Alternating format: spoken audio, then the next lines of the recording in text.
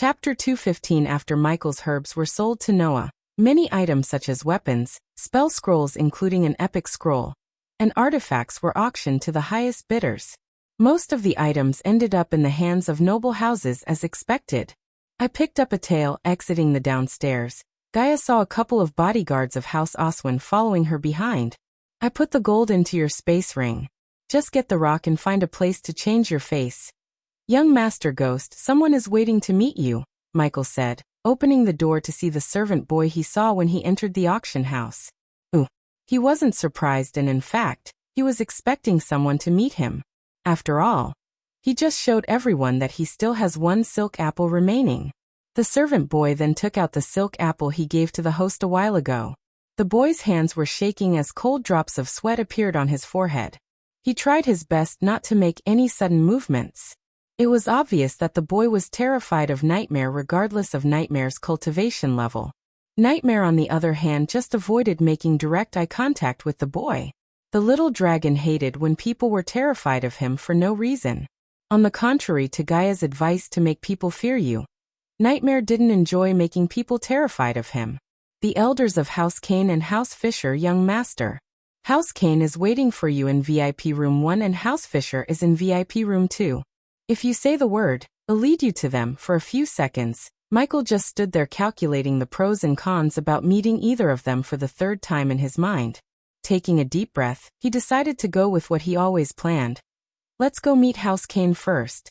That being said, the servant boy began to walk towards the rooms at the far end of the second floor. While he was following the boy, one of the oak doors slammed open as a group of middle-aged as well as old men stormed out of the room. Their black hair with strands of gray hair was neatly combed to the back, while some of them sported a ponytail. Michael could smell a faint fragrance of lavender, and weirdly, the smell of hair gel. All of them wore a brown long coat with a silver embodiment of a panther on their chest. On their backs hung long golden spears that kept radiating an extremely low-frequency whistling sound. I want that bitch alive. We have to make an example out of her. I've already sent the men tailing her. The moment she steps out of the auction manor premise, we'll get her. In their anger, they failed to notice Michael walking past them. House Oswin, Michael thought. He noticed that all of these men were at the core strengthening stage. If Gaia was to get into trouble with them, unless she could perform a miracle, she would be captured and probably tortured to death. Good thing, she had the mask to change her face wherever she wanted. All she had to do was find the lattice restroom, change her face, put on new clothes, and walk out of the room as a new girl. They're really pissed, Nightmare commented, staring at the disappearing figures. Gradually the sound of their boots hitting the wooden floor lessened. The servant boy didn't dare to comment on the scene, as he silently led Michael to a door that had a beautifully calligraphed number 1 was drawn on. The door was just opposite of the door that had number 2 drawn on. Young Master, the boy halted his steps, gesturing at Michael to enter the room. Keep it. Michael retrieved a pouch with a few gold coins in it before throwing the pouch to the boy. Just the clinking sound of the gold coins was enough to make the nervous boy smile in excitement. Thank you, young master. The boy grinned ear to ear as Michael entered the room after giving a gentle pat on the boy's shoulder. When he entered VIP room number 1, he was welcomed by 3 elders who had the looks of an old man in his early or mid-60s. A wide fake smile was plastered on their faces. Behind those 3 elders stood 7 bulky bodyguards. The bodyguards were armed to the teeth as Michael couldn't see a part in their body that hadn't been covered by metal. Anyone with a little battle experience could tell this much armor would restrict movement speed, especially since the wearer was just at the core formation level. A naked eye could only see 10 people in the room, but Michael could see with his environmental scanning on top of his eyes. His scanning revealed that there are 5 more level 10 core formation beings hiding in the dark corners of the room, as well as above him. Nightmare also noticed these hidden beings. System, you know the drill. If something goes wrong, buy a teleportation scroll and activate it. The host means buy 2 teleportation scrolls, right? One to teleport the host to subordinate Gaia and another one for teleport the both of you out of here. She can change her face and get out of here, he telepathically said to the system. Master Ghost, it's nice to finally meet a gifted youngster like you. Walter Kane of House Kane, the old man with a scar across his left eye, greeted Michael with a wide smile. This is Edison and Martin, my fellow elders of House Kane. He repeated the words, House Kane, with a sense of pride and glory. Edison and Martin looked like typical old men in their 60s. Nothing special about them except for the shiny letter K embroidered on their chest. Michael shook each elder's hand firmly as they gestured at him towards the sofa. Nice dragon, Elder Edison said, staring at Nightmare. His greediness could be seen in his eyes, yet the greediness quickly disappeared when his eyes fell on Michael. Yeah, got him from Nether Realm. So, elders, although it's nice to see figures such as yourselves of a proud house, I can sense there's something you wish to talk about. Not a person beating around the bush, huh? I like it. Elder Martin chuckled approvingly towards Michael's attitude of straightly getting into the business. We do have something we wish to talk to you about.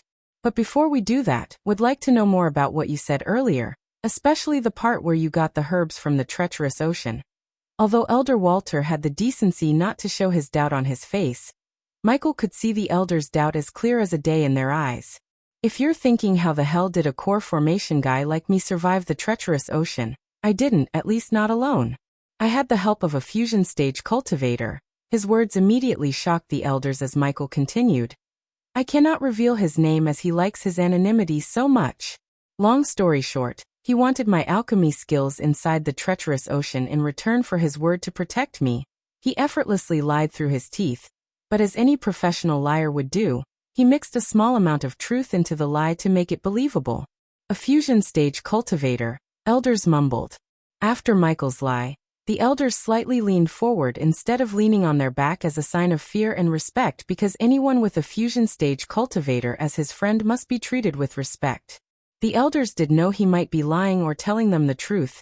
Either way, they didn't want to get on the wrong side of this young man. If they did, the majority of House Kane would sacrifice them to avoid a conflict with a fusion stage cultivator. After all, these elders were not part of the main Kane family. However, it didn't mean these elders were expendable and powerless. On the contrary, these elders held quite a lot of power through connections and favors inside the family. It's just that this power wouldn't save them if they were to become a reason for a conflict with a fusion stage cultivator. How else could I get out of the treacherous ocean alive? Michael chuckled to lighten up the mood. The elders and the bodyguards also laughed with Michael. I wonder if the house fisher will also have doubts about my adventure into the treacherous ocean, he asked, playing with Nightmare by gently rubbing the little dragon's head. Well, we can find out when we meet them next door. Nightmare's words caused the elders' smiles to vanish from their faces in a blink of an eye. They are waiting for you? Elder Walter asked, leaning forward. His usually calm face now seemed tensed. Yeah, but I chose to meet House Kane first. So elders, why am I here? After the elders realized that the house fisher might be looking to meet him for the same reason they did, they chose not to waste any more time asking irrelevant questions. We want to buy the silk apple and any herbs you still have. If you have any, Elder Walter said after Elder Martin. I do have 2 more silk apples and a few more herbs. I'll give them to you, but I don't want gold coins. His answer didn't put a smile on their faces. Instead, it made the elders frown. What do you want? Elder Walter asked. I want to be House Kane's friend. As you elders know, my growth is already making me quite a few enemies. I prefer to have more friends in powerful places rather than enemies. Surprisingly, Elder Walter grinned hearing Michael's words. In his old mind, he already decided to gamble on Ghost's future. Looking at Ghost's cultivation level at a young age, he was positive that Ghost would break into the half-immortal stage, or even immortal stage. If House Kane were to ally with him from this stage, it would be House Kane who would make a powerful ally. Besides, allying with Ghost first would prevent House Fisher from gaining an ally like Ghost. Chapter 216. Just by meeting House Kane first instead of House Fisher, Michael may have pissed off the elders of House Fisher. After what he witnessed in the auction, House Fisher didn't seem like a family that plays by the rules and accepts a fair defeat. It was kinda obvious that if he beat Alex in the upcoming tournament, he would get into the bad side of House Fisher. Think of this as a mutually beneficial relationship. Although I might not look like someone who could help the great House Kane, I think you elders know my potential. The elders were surprised to see him speak what's in their minds. If anyone else tried to become their friends by trading these herbs, The elders might not have accepted the deal, but when it comes to Ghost, they immediately decided to accept the deal. Don't worry, Master Ghost. House Kane always protects their friends and you are one of them. Elder Walter stood up, reaching out his hand for a handshake. With a grin on his face, Michael shook his hand again. He then took the silk apples and herbs. We have a bright future ahead, Michael said, handing over the herbs to Elder Walter. In return, Elder Walter flicked his wrist as two 6-feet-tall silver banners with a huge K embroidered on the middle appeared beside Michael. Keep one to yourself and place one in your sect. The banner will let everyone know that you and your sect are under the protection of House Kane. This banner thing worked in favor for both Michael and House Kane. As Elder Walter said, it would protect Michael and the sect, but it also symbolizes House Kane's relationship with Michael. These elders were definitely playing the long game by offering the banner, as well as gambling on Michael's bright future. After taking over the world to himself, he might consider giving House Kane a chunk of it because of this deal. He would neither forget nor forgive his enemies, but at the same time, he would also remember his allies. All right, elders, I'll see myself out. There's no fun in letting you out of this room alone. Come on, I want to see their faces when they realize you chose House Kane over House Fisher. Haha, Elder Martin laughed out loud. He put his hand around Michael's shoulder like they were best friends. Michael didn't mind it. If he were to be seen with the elders of House Kane in a place like this, people would spread the word that he's a friend of House Kane faster. Considering he would leave for the southern continent soon, he had to make sure his sect and the herbal garden stayed safe while he was away. Coupled with the existence of Soul Refiner at Sunrise Sect and House Kane banner, no one would dare to attack them. However, contrary to their expectation, when they opened the door, they saw the door to the VIP room 2 is wide open. There was no one inside the room. Shit, bastards ran away to save themselves the shame, leaving the elders of House Kane. Michael followed the nobles to Varig's room. What took you so long? Gaia was waiting for him outside, which seemed to be Vargas' room. She was wearing new clothes and her Elia face. So everything's okay? Yeah, those old fucks are still waiting outside the ladies' restroom. Hee. She then tossed a space ring to Michael. Noah was here before someone from the guild came to take him away. I took the token from the ring and got our coins. Thank God. Seen with him is like asking for trouble considering the number of enemies he has, he sighed in relief. The auction blessed him with millions of gold coins and a powerful ally. But if he was to be seen with Noah, it might attract the eyes of Noah's enemies towards him. Let's get out of here. They rushed out of the auction manor before House Fisher could see Michael. Plus, he was too excited to examine the primordial rock they bought. A suitable place for a runic teleportation nearby. When he stepped out of the auction house, it was already dark. The howling sound of the wind indicated to them there's a blizzard coming. Lines of carriages were waiting outside the street blanketed in snow for the nobles. Are we teleporting? Nightmare asked, looking at the weather. Oh shit, Gaia sighed, following Michael behind. When they reached a dark alley near the auction house, she saw a golden light appear from Michael's hand before disappearing into the wall. Before she could say anything, she felt the familiar vibration as she closed her eyes. When she opened her eyes, she was welcomed by Michael's darkroom in Abyssal. I need to lie down, Nightmare stuttered as he flew towards the bed to lie down while Gaia took some deep breath, controlling the urge to throw up. As the two were fighting with the urge to throw up, Michael took out the primordial rock from his space ring. It looked no different than a normal rock on a street. You cost me 155,000 gold coins. It better be worth it, Gaia said. System, do your thing. He willed the system as the rock began to tremble. Gaia walked closer to the rock to see it's radiating a faint whistling sound as well as a dim light. Extracting demon soul. 10% completed. 11% completed. Estimated time for completion is 2 days. You never told me what's so special about this rock? There's a soul of a demon inside. Yeah, what? It took a second before she realized what he just said. A demon? What the fuck are you doing? Stop it. She tried to take the stone away from Michael's hands, but he just stopped her from doing so by wrapping his one arm over her waist. Don't worry, he whispered into her ear, sending a chill running through her spine. Getting tightly held like this froze her body and mind. They had been kissing, cuddling, and hugging for quite a long time, yet every time felt like a first time to her. Do you know anything about demons? He pulled her perfectly structured body even closer to him.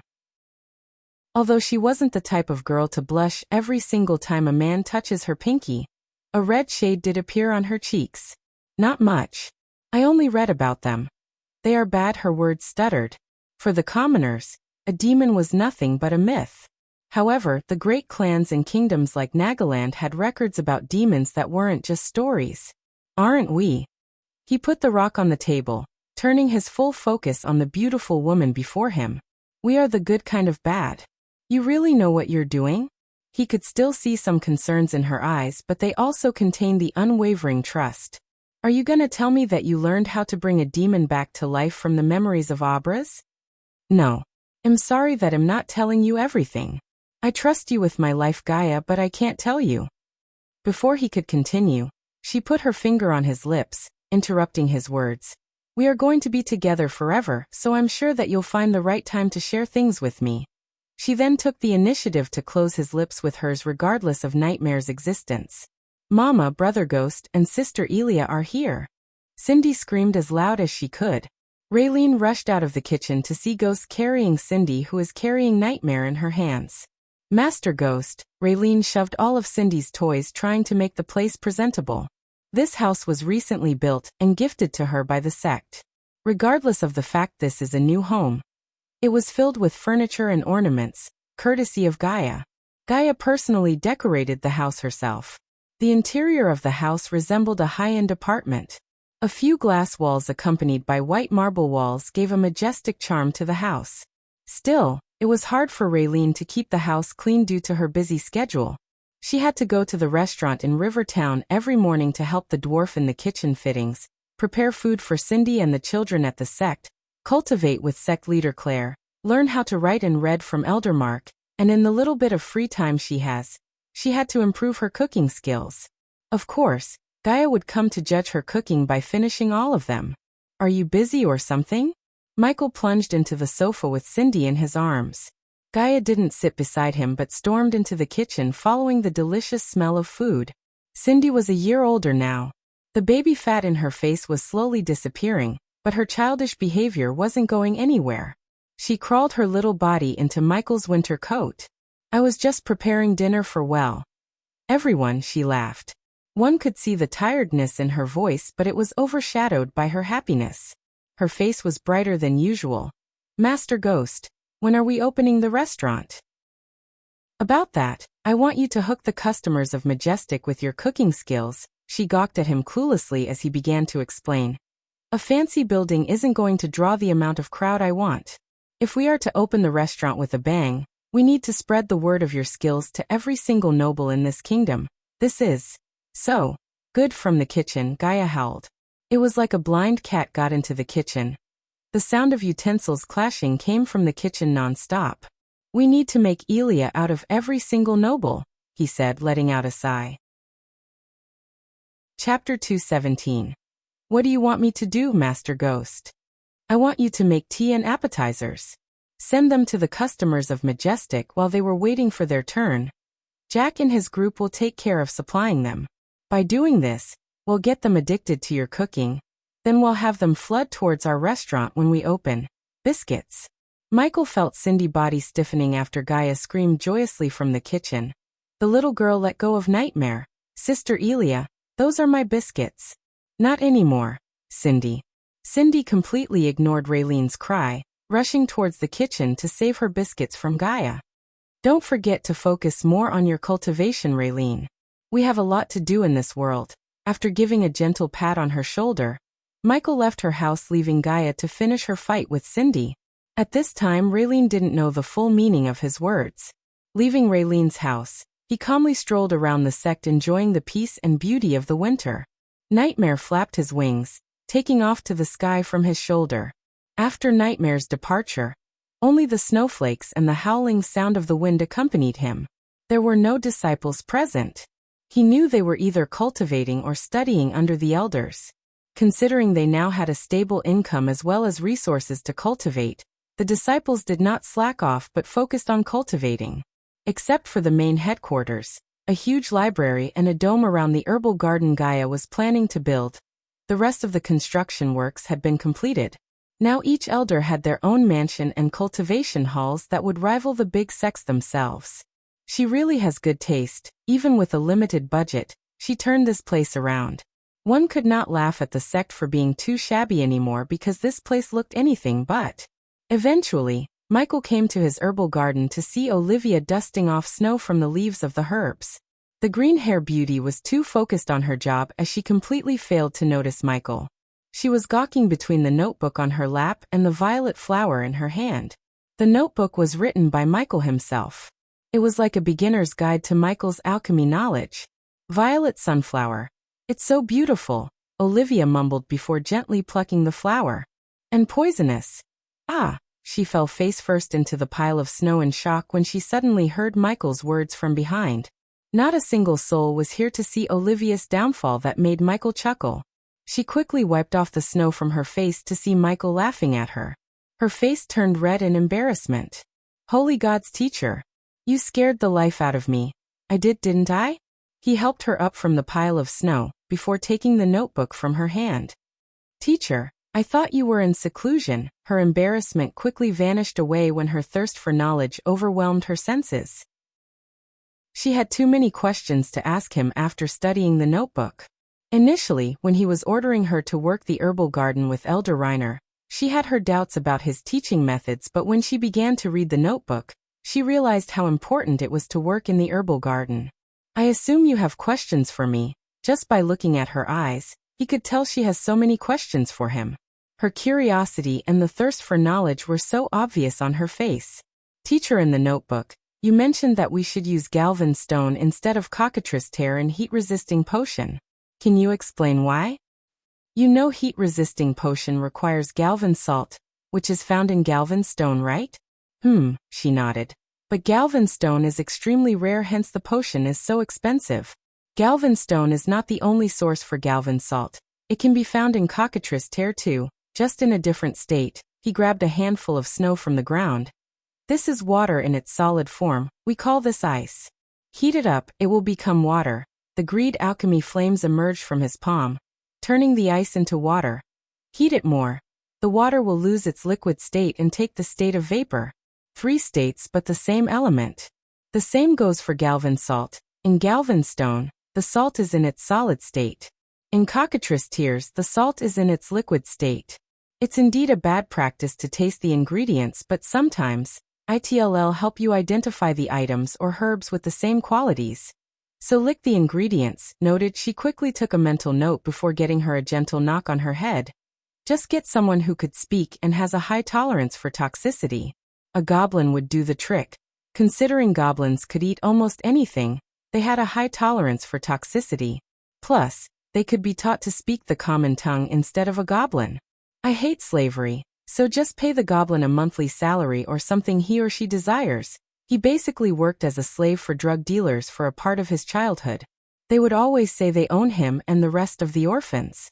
This made him hate the idea of owning another human being. Back on Earth, slavery was almost abolished except for a few dark shitty parts of the earth. But in this world, although slavery was a crime punishable by harsh sentences, one could not say it's completely abolished. There was always someone secretly trading slaves for nobles for their sick pleasures. The law against slavery was only for people of the northern continents, which were Elon and Azair. Slavery was completely legal in the northern continents if the slaves are from the southern continent, also known as Midras. Michael only saw the glimpse of the slave trading between the northern and southern continents through what happened to Arius' brothers. What they did to those brothers was beyond cruel. It gave Michael the idea of what they would do to the southern girls. Sooner or later Michael knew he would need an army to face the great clans, and a promise to abolish slavery would get him the support of thousands of slaves across this world. If they could help him take over this world, he would end slavery once and for all. He was not naive to think that he could end slavery single-handedly without having real control over this world. For now, all he could do was not be the master of any slaves. Although he would have to sacrifice or bend some of his moral codes in the path to conquer this world, he would always try his best not to become the things he hates. Let's talk and walk. He continued to stroll around the herbal garden, answering her questions one by one. After answering every question she had, he understood which part she must focus more on. He gave her a short lecture as well as another notebook containing more questions and assignments for her to do while he was away. Teacher, are you going into seclusion again? With this speed of cultivation, you're going to become the youngest core strengthening stage cultivator in Elon, she said, grinning ear to ear. Even with the little time she spent with him, she got years worth of knowledge from him. Oh, teacher forgot to ask, are you competing in the alchemy tournament? How many fucking tournaments are there? He thought. When is that? A few months after the championship tournament. It will be like the championship tournament for alchemists. Unlike the championship tournament, there are no age or cultivation restrictions. Who is going to judge the tournament? Michael wasn't planning to be one of the competitors, but to be one of the judges. It would be more badass to judge the alchemists all over the world rather than competing in the tournament. What's the use of being a 5-star alchemist if he has to compete with low-star alchemists? Her face brightened seeing that her teacher is considering joining the tournament. She wants to see him compete and win the trophy, with her being his helper of course. Will Gabriel be there to judge? Michael asked. Yes, of course, teacher. It will be a great honor for you to show your skills in front of him and other legends in alchemy. Show my skills? Michael chuckled as Olivia gawked at him, having zero clues about why he was laughing. If Gabriel will be there as a judge, so should I. It will be a good place to show who the real #1 alchemist of Elon continent is. Chapter 218. Leaving Olivia in one of the ghost houses that they built newly, Michael went straight towards Claire's home. From the outside, the mansion looked very elegant. It had been built with oak wood and had blue stone decorations. Large, triangular windows let in plenty of light, and have been added to the house in a very symmetric way. The mansion was equipped with a modern kitchen and one large cultivation room and bathroom. It also had a spacious living room, 5 bedrooms, a small dining room, and a small storage room. The building was shaped like a short U. The 2 extensions were linked by a covered patio. The second floor was smaller than the first, which allowed for a roof garden on one side of the house. This floor had a different style than the floor below. The roof was high, triangular, and layered, and was covered with gray wood shingles. 2 small chimneys sit at the side of the house. Large, skylight windows let in plenty of light to the rooms below the roof. The house itself was surrounded by a modest garden, covered mostly in grass, a few flower patches, and a small pond. The garden was completely blanketed by the snow while the pond seemed like a glass floor. Brother Ghost, 2 male disciples who were standing outside the entrance, greeted Michael when they saw him. I had no time for hiring professional bodyguards. Michael turned back to see Gaia gracefully walking towards him. There were still some biscuit crumbs around her cherry red lips and her gray winter fur coat. Let Daniel and Ricky pick suitable candidates. I'll send them the message. Ricky and Daniel were guarding the restaurant as well as helping the dwarf with some finishing touches to the restaurant. They were now like Michael's representatives in River Town. Stepping into the house, the howling sound of the wind finally came to a stop. The interior of the house was elegant with fancy sofas from this world, chandeliers, flower vases, and bookshelves. Sect leader Claire, Michael called out, standing in the hall. He could sense 2 life signs in the house. One was at the roof while the other was at the cultivation room. Ghost? Coming, Claire's gentle voice sounded from the second floor. A few minutes after, the beautiful blonde walked down the stairs with a smile. This was the first time Michael had seen her truly smile with joy. There was always a tinge of sadness deep within her eyes, but now the sadness was replaced by a fit of anger and motivation. Her cultivation stage surprised him a bit because in a few months, she had reached the body strengthening stage. Of course, the elders and Claire must thank Michael because he was constantly supplying them with potions and pills, so they could cultivate faster than usual. Sit down, make yourselves at home. She gestured at them towards the sofa as Michael and Gaia plunged into the sofa.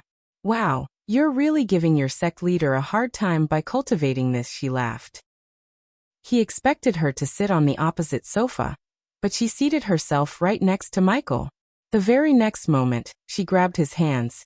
I never thanked you for saving my grandpa. The ability of Claire to create tears really surprised Michael. In a blink of an eye, Tears began to roll out of her eyes. I'm not like before yet I can hold back the tears. If it wasn't for you. Her voice trailed off. I did what I had to do as the guardian of the sect. No need to thank me, sect leader Claire. Just thank us by leading the sect to the golden days, Gaia said. A burst of a chuckle came out of her.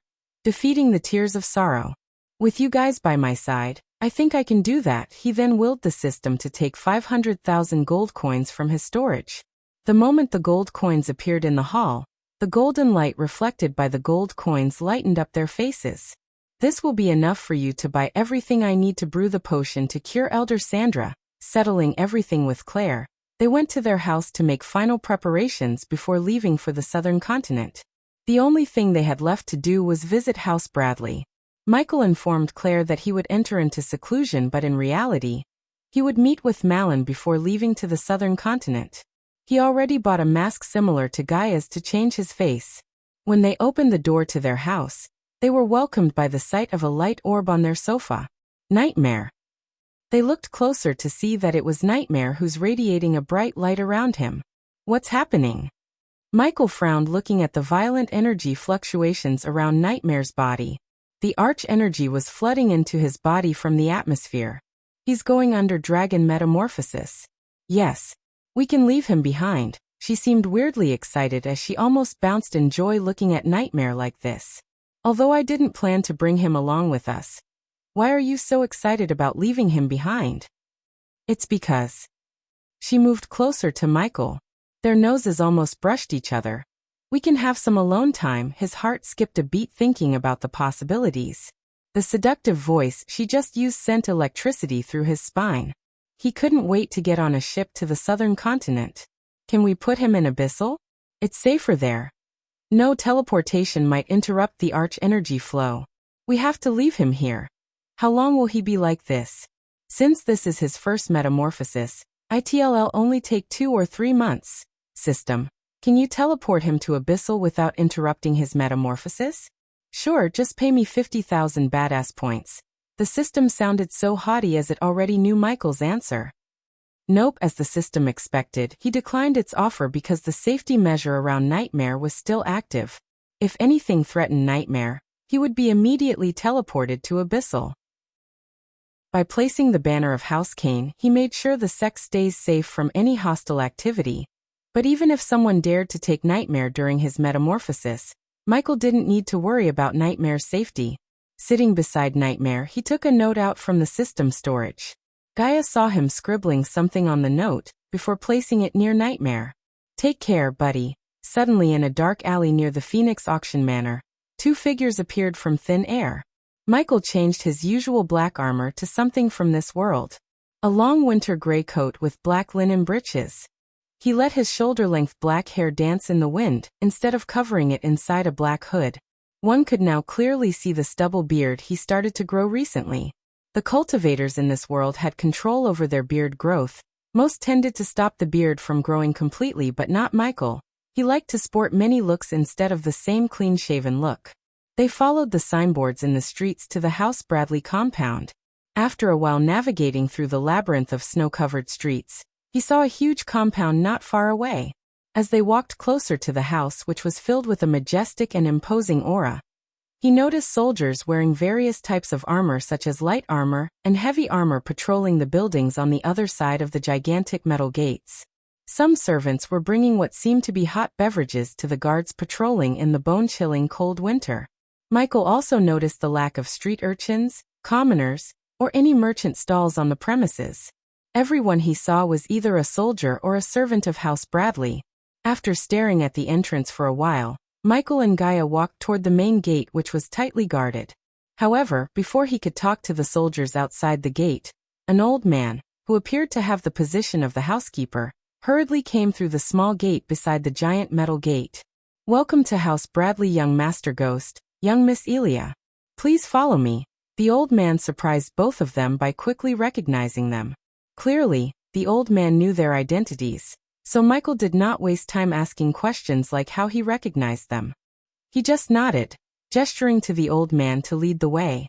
After entering through the small gate that the old man came through, a pretty female servant hurriedly walked out from one corner. After which, she gently said a few words to them before leading the way from in front.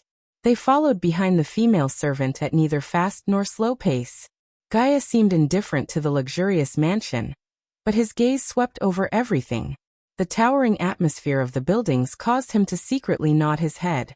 Walking on a small path that was paved by rough grayish stone fragments, his eyes suddenly narrowed slightly.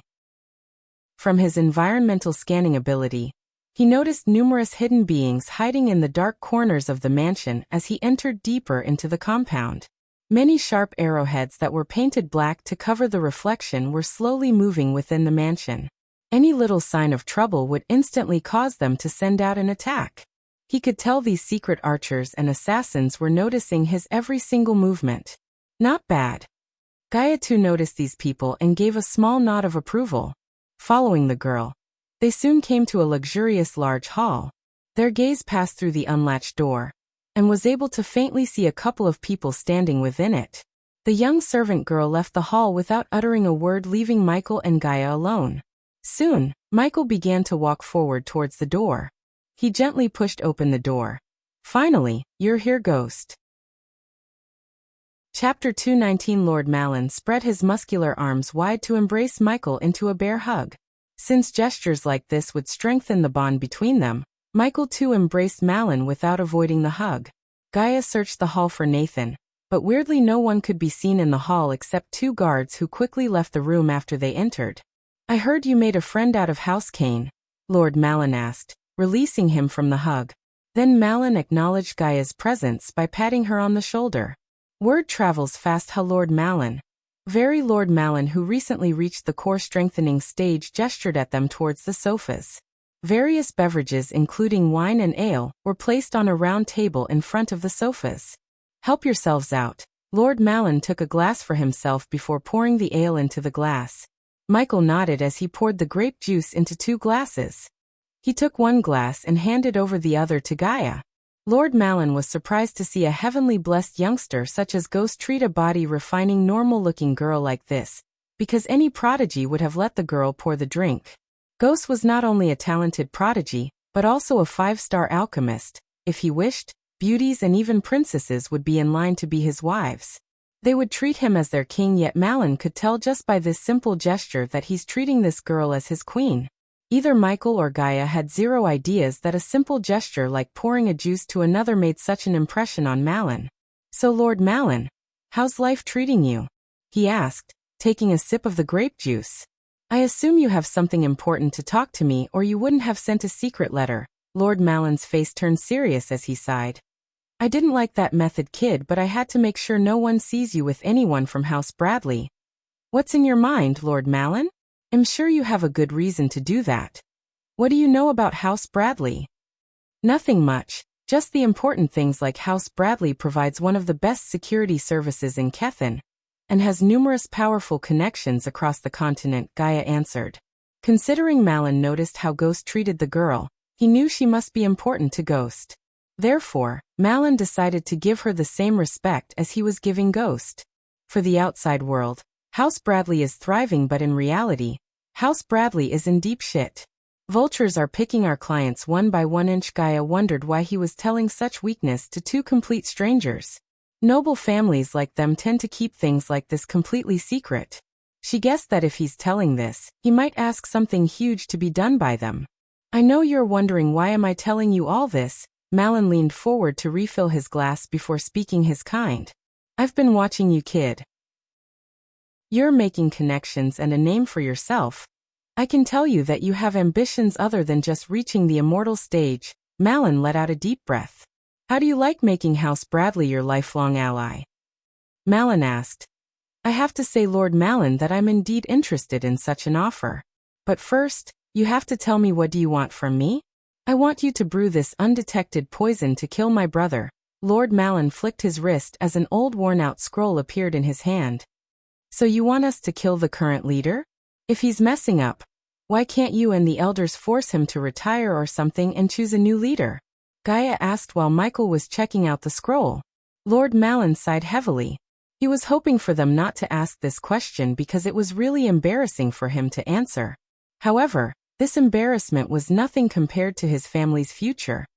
It's because my brother has found a loophole to hand over the leader position to someone else. Nathan? Gaia asked. I wish. Apparently, Nathan has no interest in becoming the leader. All he wants is to become an alchemist like you. Michael did not show any expression on his face. Then who does he want to be the next leader? The whore he's fucking. A wave of anger emerged in Malin's eyes. He continued to curse with gritted teeth. He's planning to marry that whore. It stinks, but it happens. Gaia knew the feeling too well. His father married Zanala's mother after Gaia's mother died. Ever since he married her, Nagaland has been declining. Once a superpower, now became a kingdom with most debts to settle. If killing her father would save her kingdom, she would do it in a heartbeat. Therefore, she sympathized with Malin, who is trying to save his family from being destroyed by the mistakes of a single person. Lord Malin, why kill your brother when you can kill her? Michael asked him. Say again? The whore's him, not her. Both Gaia and Michael couldn't help raising their brows in surprise while Malin's eyes twitched in embarrassment. Even though it was nothing to be ashamed of, this world didn't tolerate or take in lightly to same-sex relationships. The churches of various gods were strongly against same-sex marriages, but there weren't any laws against them. Marrying a man whore, that's new. Gaia had traveled almost everywhere in Elon and Azare, yet this was the first time she heard that a head of a noble family is thinking about marrying someone of the same gender. Now she could understand more why Malin wants to kill his own brother. If word got out of this marriage and he actually married him, she was positive that House Bradley is good as dead. On one side, the churches would use all of their power to make life harder for House Bradley, while the other rival families would use this to poach clients from House Bradley. What's stopping you from killing him, Lord Malin? Unlike Gaia, Michael was indifferent about who's fucking whom. We suspect that man whore might have some connections with one of our rival families. If we killed him, they might release some scandalous documents or something that shouldn't be released. We cannot afford to take this risk. But if my brother were to die a natural death before he goes through with his marriage plan, he'll become the next family head and use all of the Bradley family resources to finally put an end to this fiasco. Natural death, that's where this potion comes, huh? This is indeed a very complex potion that can't be brewed by anyone other than a 5-star alchemist. Lord Malin seemed like he already knew this. But there's a problem with this poison, Lord Malin. Although it's colorless as water, one with an acute sense of smell could smell the poison. Are you willing to take the risk? I mean, if you get caught, you'll be ended as a traitor. Lord Malin rubbed his forehead, trying to make a decision. If you give me the ingredients, I can prove it to you. After a few minutes of pondering, Malin waved as a bunch of various ingredients appeared on the table. He wanted to check whether Ghost's statement about the poison was true or not. Seeing Ghost did not right out of the bat refuse to brew the poison, Lord Malin could heave a sigh of relief. Michael ignored the badass points notification sound in his mind and focused on brewing the poison. Malin heard about Ghost's alchemy skills, but seeing Ghost brew the poison with his own eyes still stunned him. In his eyes, Ghost looked like he's breezing through the process, showing no difficulties on his face despite the fact that this poison is one of the most complex potions to brew. Here you go, take a whiff, Michael said, pouring the colorless liquid into a glass vial. He then handed over the poison to Malin. It stinks. Gaia twitched her nose as, among the three of them, she got the most acute sense of smell. When Malin brought the vial closer to him, he began to smell the nauseating smell. It was faint, but it was there. Malin realized the meaning of Michael's words. He knew that if he used this to poison his brother, he would definitely detect the poison's presence. You know you cannot use this, Lord Malin. Fortunately, I know something that could do the trick. Your brother won't suspect a thing. Before Malin could react to his statement, another glass vial with a colorless liquid appeared in Michael's hands. This was the same poison Michael was using in his spiders to poison his enemies if he desired to. However, Michael did not remove the arch-energy radiation from the poison in his hand, because it would freak out Malin, and even lead to his own downfall. It's my own recipe. This poison is 10 times more lethal than the poison in your hand. Plus, it's odorless and disappears from the body in a matter of seconds, so even if a 6-star healer came to check the body, they will find nothing. Chapter 220. Lord Malin finally saw the dark side of Ghost. The usual cool smile disappeared, and was replaced with a cold murderous look.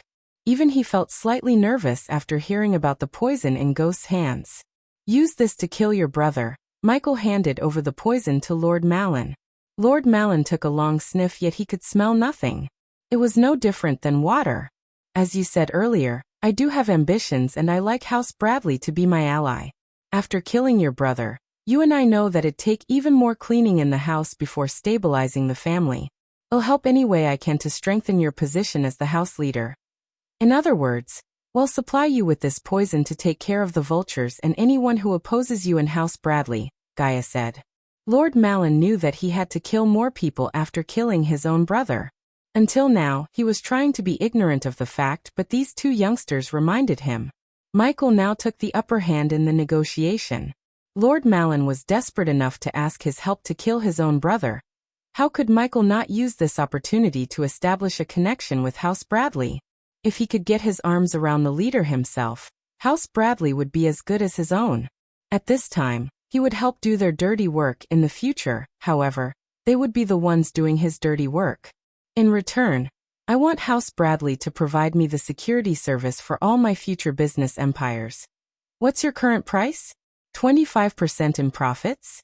Well, give you 10%, Gaia finished Michael's sentence. Malin very well knew that the moment he revealed his desperation, they gained the upper hand. Yet this deal did sound like a good one to regain House Bradley's power. He heard about the Majestic and the restaurant Ghost was building. It didn't take a genius to realize the revenue of 50 Majestic stores. If House Bradley were to protect everything Ghost builds, 10% of the profits would be in millions per month. Just imagining it tempted Malin, overcoming the reluctance of killing many people on his way to the throne. Don't you have a single problem with my plan? Lord Malin couldn't help asking. The last time he saw Ghost, he was with Nathan and they seemed like good friends. If you're asking me if I have a problem with killing Nathan's father, I don't. You approached me with a good deal and I took it. It's how this world works, Lord Malin. We have to grab the opportunities that come in our way, because they don't come often. Finally, Michael left the House Bradley compound, leaving Malin with the poison to kill his brother. How he poisons his brother didn't bother Michael. So what happens to your no killing innocent rule? While walking through the snow-covered street, Gaia asked, do you really think Malin's brother is innocent? Besides, even if he is, we cannot conquer this world without directly or indirectly killing a few innocents. I'm not stupid or naive to think we can get everything we want without sacrificing a few innocents or bending some of our moral codes. His words made Gaia arch her brows. She gently placed her hand on his shoulder. You are playing Lucifer, human, you're not him.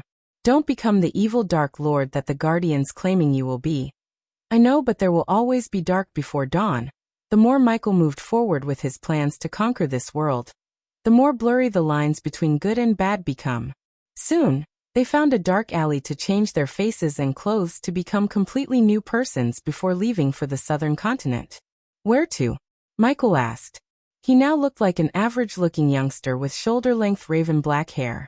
As the majority of the youngsters in this world, he sported the clean-shaven look instead of his current stubble-beard look. His gray long-sleeved, leather jacket covered him too well below his knees, and was half buttoned up slightly off-center. The sleeves of his jacket were quite narrow and reached down to well below his hands. They were decorated with a decorative band almost at the edges. The jacket had a wide V-neck which revealed part of the stylish black shirt worn below it, and was worn with a dark rope belt, which was held together by a big belt buckle. The rope belt was mostly decorative, but did serve its purpose. His black pants were simple and quite narrow and reached down to his soft leather boots. The boots were made from pretty unusual leather, but were otherwise an ordinary design. Gaia, on the other hand, changed her hair from golden to dark brown, and put the hair into a long ponytail instead of letting her hair free as she usually did. She wore the exact same clothes as Michael, except she wore a breast holder underneath her shirt. To Kingdom Dreadle, as she said, they took off from Icefair towards Kingdom Dreadle. Regardless of night and day, they continuously fly towards Kingdom Dreadle, taking only a few breaks for Gaia to munch on the food she brought. She was a girl who would share everything with Michael except her biscuits. However, Michael would steal some of her biscuits just to make her mad, which would eventually lead him to taste her cherry lips in the mid-air. It took them 2 weeks to reach the capital of Drattle. The city immediately reminded Michael of the city of Venice. "Welcome to Bay City," Gaia said, looking at the city on the horizon. Michael could see depots, huge ships that he only saw in fantasy movies like Pirates of the Caribbean, and buildings built in water.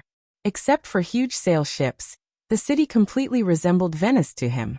He couldn't see a city wall around the city nor any guards. "What are looking at? Bay City has no entree fees. Fuckers milk the people by other taxes like a trading tax."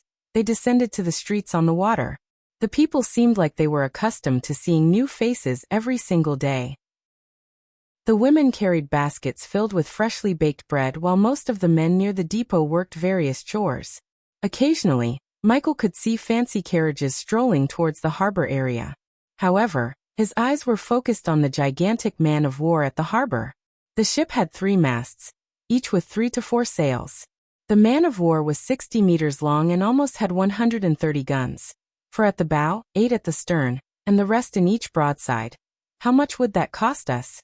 She was familiar with his desire to buy fancy things like this. 100 million gold coins minimum.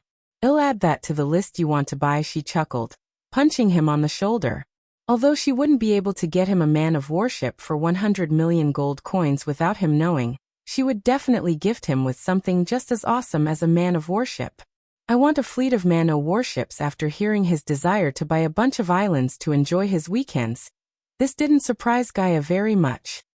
He began to walk towards the harbor, taking his gaze away from the man of war on the horizon. "Upgrade your inventor trait to star level 6, and the host will be able to build ships that makes this man of war looks like a fishing boat." The system's voice made him halt his steps. "Why are you smiling?" Gaia noticed the sudden wide grin on his face. "We should find ourselves a loyal 5-star blacksmith. Didn't you say Jack could become a blacksmith? He's loyal. Why don't we kidnap him and make him work for us? I mean the other us?" She wanted to kidnap Jack to Abyssal. But Michael knew this was not the right time to make a move on Jack. First, he wanted to see what it was like to be in the southern continent. If Lady Luck was on his side, he might be able to bring an army of gladiators to Abyssal. "We can talk about that after we came back from southern continent. What do you think we'll find in Kingdom Gisel?" Kingdom Gisel was the place the system showed him to go to find the source of Nightcrawler's artifact. "I don't know, but we'll find out soon enough," he said, walking through the crowd in the depot area. Soon after they crossed the depot area, they entered the harbor area where he saw ships of all sizes docked. For the first time, he noticed groups of soldiers in metal armors at the far side of the harbor. On their side of the harbor, all the ships docked in were military ships that had cannons, mortars, and a few weapons Michael had no idea about. "Ships to Kingdom Breedia. We have ships going to the Azer continent. Come to me to buy your tickets. 3 places available on a ship to the southern continent." Michael turned his gaze away from the military harbor side to see a group of youngsters shouting at the crowd in front of them as loud as they could. "What are we waiting for? Let's go." Chapter 221. Michael and Gaia approached the young boy who was shouting to get people on board a ship to the southern continent. "Greeting, young sir and young lady. Are you thinking about visiting the beautiful southern continent?" The boy quickly asked Michael and Gaia. You could say that the boy's face brightened up to see potential customers. "Then you come to the right place. I have 3 tickets to onboard Captain Lars' majestic warship, Striker. Let me tell you this, you'll find no safer ship to travel than the Striker," the boy said, placing his hand on the chest. He sounded so truthful, but Gaia knew he would say anything to sell the tickets. "How much is a ticket?" "Just 100 gold coins. If you buy 2, it'll be 180 gold coins. You should buy them quickly, young sir. There aren't any other ships going to southern continent in this weather." Michael looked at Gaia as she nodded. The young boy grinned ear to ear. After he handed over the pouch containing 180 gold coins, the young boy just weighed it using his bare hands before putting it into his space ring. They were surprised to see a space ring in a young boy who wore nothing but ragged tunics that had several holes in them. Again, they understood that this young boy might be working for someone influential and powerful around this part of the city. Otherwise, he couldn't have afforded to keep his space ring intact with his hand. "Follow me, young sir, young lady." Instead of giving the tickets, the young boy gestured at them to follow him behind. Customers coming through, Surprisingly, they followed the young boy to the military side of the harbor where Michael saw armed soldiers patrolling. However, they didn't stop them but let them through, asking no questions. Soon, they came before a galleon. The ship had a broad hull and a carved keel and figurehead of a sea dragon. The ship could easily reach the length of 50 m, and was armed with 30 cannons. If Michael was to compare this ship to something he had previously seen, he would say this ship looks like the Black Pearl. Here you go. The young boy took out 2 silver coins from his space ring. He tossed each of the coins to Michael and Gaia. No spell casting on the ship, the young boy warned before running to sell the remaining ticket. You sure we can use arch energy in the southern continent? Gaia asked again. This was the 3rd time she had asked the same question since they left Icefair. However, he was unable to give her anything except a simple answer of yes. The system required him to actually reach the location where the arch energy would be cut off from their bodies before offering him the solution. Since the system assured him that he could afford the solution it would tell him, he wasn't afraid of reaching the southern continent, but rather he was excited. Ask this question again and I'll kick your snake, but let's see who's kicking whose butt. He had a bad feeling seeing her evil laughter, yet he threw his arm around her neck before pinching her rosy cheek. The wooden plank creaked as they walked. When they reached the upper deck of the ship, they were welcomed by the sight of the ship's crew preparing to leave the harbor. They took a second to notice Michael and Gaia before returning to their duties. They didn't wear any kind of armor or uniform but wore open shirts and linen trousers. The commonality between all of them was the cutlasses hanging on their waists and the smell of the sea. Move your asses, maggots. I need Striker cleaned and prepared fair. Leave in the arbor soon as possible. Snap to it, lads. On a platform above the deck, a muscular man with a feather hat shouted at the crew standing near the rudder. In Michael's eyes, he looked like a typical pirate with a long dirty beard, a rum bottle in one hand, and an eye patch. Do ye ave the tickets? A skinny crew member with greasy blonde hair approached Michael and Gaia. Yeah, they showed the coins given to them by the young kid. ARR, mates, we ave guests, cultivatin guests. This one here looks like a genius o' some kind. Lass looks fine too. Why don't you get the fuck out of my face and send someone else to show us where we'll be staying? The crews were stunned to see a gentle-looking girl speak the way she did. Har, I like that there one. The captain leaped from the rudder and landed right before them like he was trained in the circus. Ye be welcome aboard, cultivators. The captain tried to imitate a noble bow sarcastically. The captain likes them, the crew laughed. Where we be going, your cultivation be as jolly as shite. The captain stared at them from top to bottom before taking a long sip of his rum. Jolly equals good. I be Captain Lars and this here old matey o' mine be called Striker. Do what I say and when I say and yell reach southern continent alive. Try to use your fancy spells there. I'll personally throw ye into the sea. Lars let out a burst of arch energy to reveal his core strengthening stage level 7 cultivation level.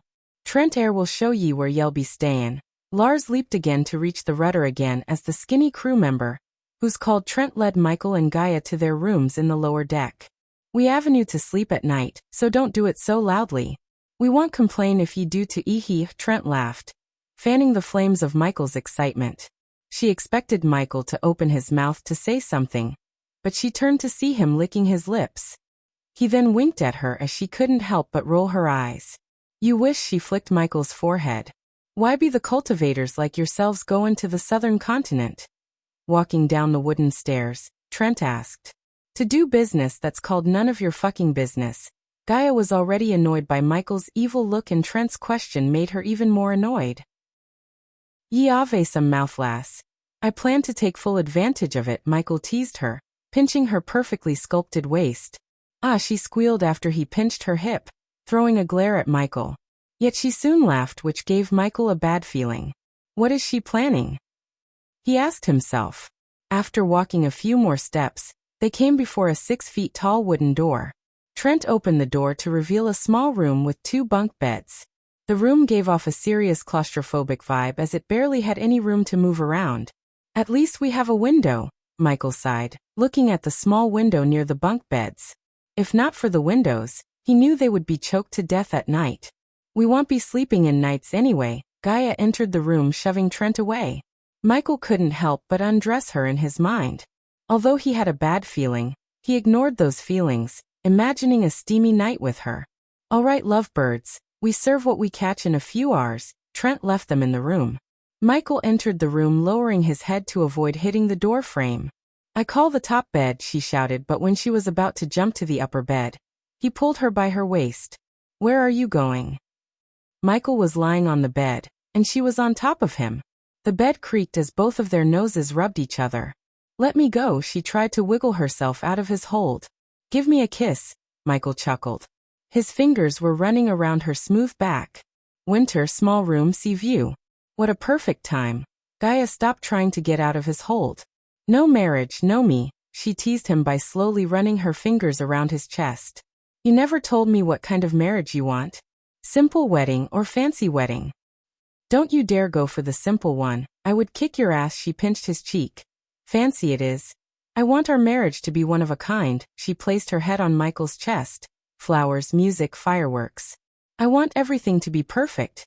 Everything will be more than perfect for my more than hot wife. The word wife made her blush and at the same time, put a beautiful smile on her face. Michael knew behind all that tough lady shell is a soft, beautiful girl hiding. Only in situations like this could he see that soft girl. If anyone asked if he plans to marry someone on Earth, his answer would have been a big no. However, now he couldn't wait to tie the knot. With her by his side, it felt magical. He couldn't even imagine a life without her. The same thing goes for her too. She wanted to be with him forever. Even if the entire world was against him, she would stand in front of him, not behind or beside. She would stand in front of him, shielding him from the world. Michael very well knew that this is just a calm before the upcoming storm. Therefore, he decided to enjoy every second of these peaceful moments. At this moment, no one except one knew the fate of the southern continent is going to be changed forever. As Michael thought, this chapter is just the calm before the storm. Get ready to come on a bumpy roller coaster ride from the Chapter 222. What are you thinking, Lars? It's not like this is your first time. Captain Lars was sitting in his captain's room, which was located directly under the rudder platform. He was talking to a glimmering gemstone at the center of his table. The table was a mess as other than the glimmering gem. One could see various maps, papers, and metal pieces that seemed to have come from a broken cutlass. They do not seem like nobody cultivators. I don't want to get into trouble with them pesky guardians. Especially when I'm thinking about retiring from everything. Lars leaned back on his chair, taking a long sip from the rum bottle in his hand. The blue gemstone glimmered brightly. Don't worry, Lars. I investigated them. They are nobodies. They have no connections with guardians. Besides, you know my deal with them. I give them information and in return, they will turn a blind eye to my hobby. A thick voice of a male appeared from the gemstone. Lars began to rub his greasy beard before removing his hat to reveal his bald head. He put the hat on the table with a sigh. Then we make the transaction after we cross the void line. Don't approach us before. Am not risk and striker take any damage if that their scurvy dog decided to throw some fancy-ass spells. We are not amateurs, Lars. Just give us a sign when you want to make the transaction. Hey, forgot to mention, watch over for pirates. I heard they are attacking merchants' ships quite often now. Let them come, I'll show them what this bad lad could do. Lars snickered as the gemstone began to lose its shine, and eventually dimmed out completely. Somewhere else in the ocean, something gigantic was moving in the dark depths of the ocean. It was so deep in the ocean that no mortal could venture into it without exploding due to the high pressure. The deepest depth of the ocean only had glowing anemones for a light source. The moving object emitted unearthly vibrations that sent ripples across the deep ocean. One could vaguely see the structure of a warship thanks to the glowing anemones. Captain, that stinkin' striker be in this here way. Inside a darkroom in the gigantic object, a voice said. What good us attacking another ship would do? Another voice sounded tired and uninterested in attacking a ship. It's what we do, Captain. We be gentlemen o' fortune. Who knows how long we'll sleep this here time? So we must make the most out o' this. Gentlemen o' fortune equals pirates. I'm not the captain, Wiley. The captain be long dead, the voice said. Ye was the quartermaster when the captain died. That there makes ye the captain now. So do your captainly duty, Captain. All right, send the word, fare the men to prepare. Well, attack the striker when I give the order. The crew should use some fun before entering the long slumber. I want you to take me right here, right now. Gaia was slowly undressing, speaking in a seductive manner. She took off her winter coat, revealing the shirt she was wearing within. Michael dashed at her and lifted her off the ground to fasten the undressing process. Wake the fuck up, human. Suddenly Michael's body stopped moving as he heard a voice. The Gaia in her hand slowly disappeared into the light. He opened his eyes to realize that it was just a dream, a sweet dream. Couldn't you have waited just a little bit longer? I was just undressing you in my dream. Fucking pervert. She began to beat his chest like a drum, but she was careful not to fall into his hold again. There's nothing perverted about it, you're my girl, he laughed. And why are you waking up in the middle of the night? Go cultivate. He grabbed onto his blanket without any intention to give up.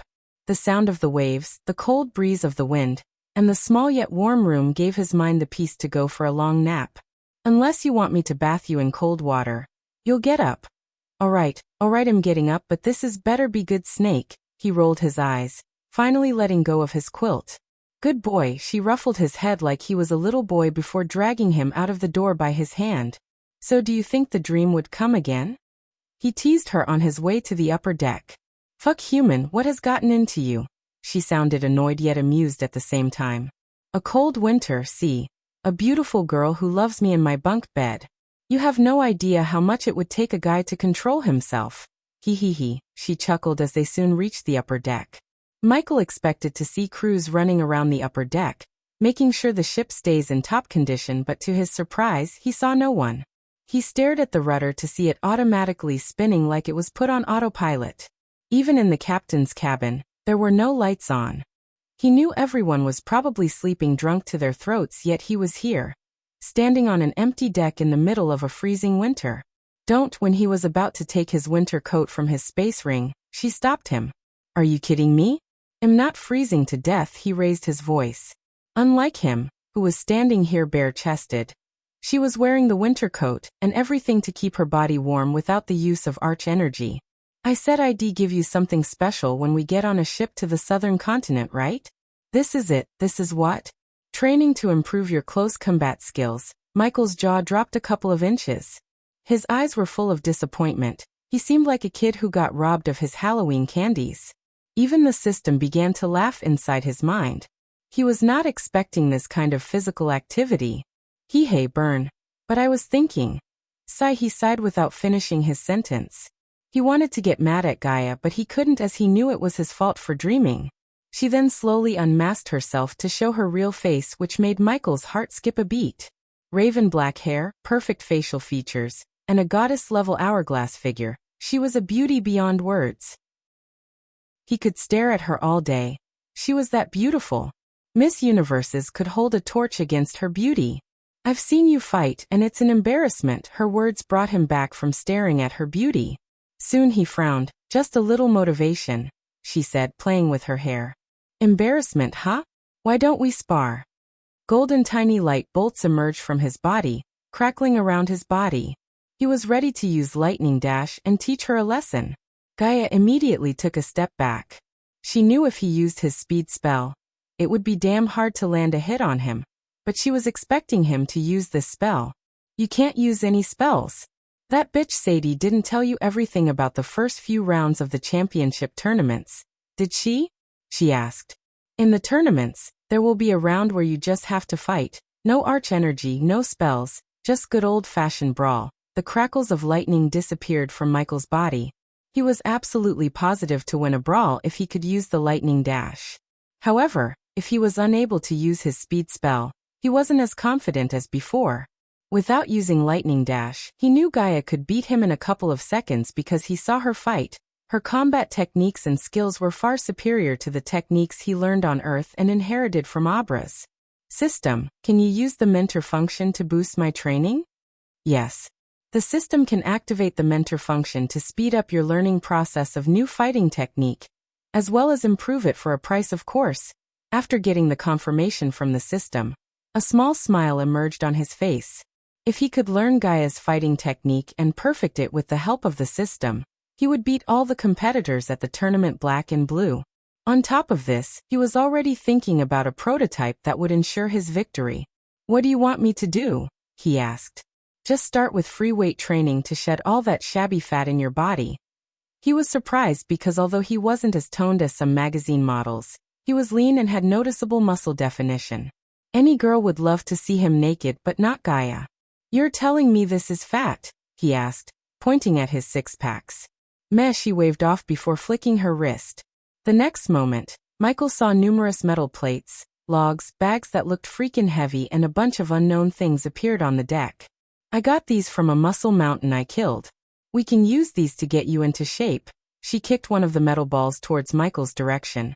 "Remember, you can't use arch energy or any of your freaky things. Do this and I'll bunk with you every night after the training." Done. Michael did not need any motivation other than this. It was a damn good deal if anyone asked him. Chapter 223. Come on, move your ass. Ah fuck. On the upper deck, Michael was carrying a 300 kilograms log on his shoulder and walking from one end of the ship to another through the knee-high snow on the floor. All of his muscles were screaming as even in the cold weather, he was sweating like he was walking in the desert. Despite his suffering, she was hitting him with a stick every time he slowed down. One could see zigzags of red lines on his fair back. During his training, she was a completely different woman. After training, although he would drink a healing potion to heal himself, she would massage his back, pour him coffee and care for him like a perfect wife. Her care for him during the daytime was absolutely worth all this pain in his mind. "You're such a bitch," yet Michael couldn't help cursing when she attacked him with a stick again. "What did you call me?" She was laughing, yet she put on a mad face just to make him walk faster to avoid getting hit by her. She didn't love or take any pleasure in hitting him. It was part of training before she could actually teach him the secret fighting technique she inherited from her mother. Gaia's mother's father created this technique himself, while Gaia's mother fused a few other techniques, and Gaia was trying to perfect the fighting technique. Before the tournament began, she wanted to teach him the fighting technique, so he could beat all the fighters in the tournament. After walking the 50th time carrying the 300 kilograms log, he finally completed the set. He was exhausted as he wanted to immediately lie down on the snow, yet he had a lot of other workouts to do. "Good, let's work on your kick." She lifted his right leg. He adjusted his body not to fall down while his left leg was on her shoulder. "Leg work is vital to what'll teach you soon. Now lift it higher." She was lifting his leg higher and higher to the point he began to feel excruciating pain between his legs. "Keep it still for 30 minutes. It has been a week since he started his first training. This was the second most painful week he ever had. The first one was when he was training with Spectre back on Earth.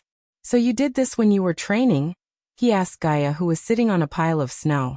"I'm not a puny human, so no, I didn't." She retrieved her snacks from the space ring. She had enough snacks to feed an entire family of 5 for a whole month. "You know, you should learn how to cook," Michael said while trying his best to keep his leg higher. "Why is thought?" Words barely escape her biscuit-filled mouth. "As if yo no, hob. To cook. For your information, I do know how to cook," Michael proudly said, putting his trust in the system. If push comes to shove, he would become a star chef himself. After all, personally cooking was more romantic than buying from a restaurant. "Really?" She swallowed everything in her mouth, gawking at him in surprise.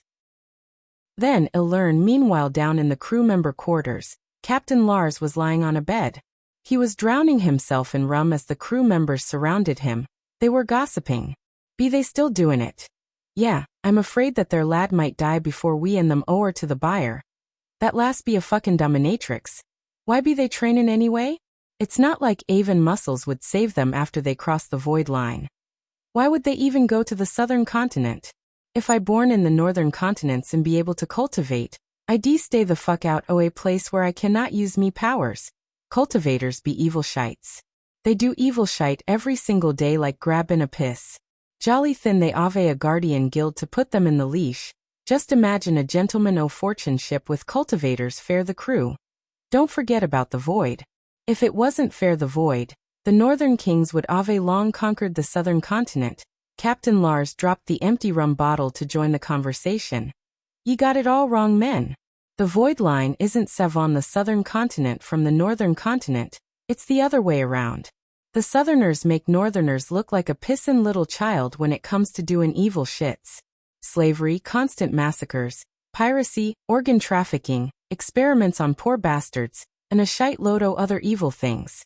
Oh, I forgot about the corruption. If ye ave gold coins, ye can do anythin' and bribe anyone. Them senators be just pirates livin' on the land. Speakin' o' gentlemen o' fortune, Cap'n, I heard some powerful kingdoms in the continent puttin' to the sky a naval unit to clean up the pirates. Licky aft on Pirate Cove said other continents might call these pirate destroyers for a few moments. The crew quarters went into silence mode. Another reason fair me to retire. Am too old to deal with new shits, Lars sighed. Cap'n, what about us? After sellin' the 2 cultivators, we'll split the gold and go our separate way. I'm plannin' to join a pirate crew. I always wanted to be a pirate. I'm going to the Pirate Cove and drink to death. I just want to travel. The crew started to discuss their future endeavors after selling Michael and Gaia to the one who called the buyer. The cultivators would lose their connection with arch energy or any kind of energy after crossing the void line, and become mortals like them. These crew would use this to sell them to the buyer. Neither the crew nor the Lars knew what would happen to those they sell, but they didn't care for them as much as they did for the gold coins. Meanwhile, in Penn Town, Noah's house was lit up brighter than usual. The house sparkled with various colored light stones. The house was decorated as the house was on Earth during Christmas time. The house was filled with laughter and happiness. Diana was sitting on the far end of the oak table, looking at her family and the countless delicacies on the table. A giant teddy bear-shaped cake took most of the space, while on the top of the number, one could see the number 22 made of sparkling material. The table was occupied by all the Winston family members, but it was the 2 sitting on Diana's left side, and the one sitting on her right side at the table that got the most attention. The one sitting on Diana's left was a young girl in her mid-20s. She had raven black hair, a perfect jawline that made her extremely beautiful.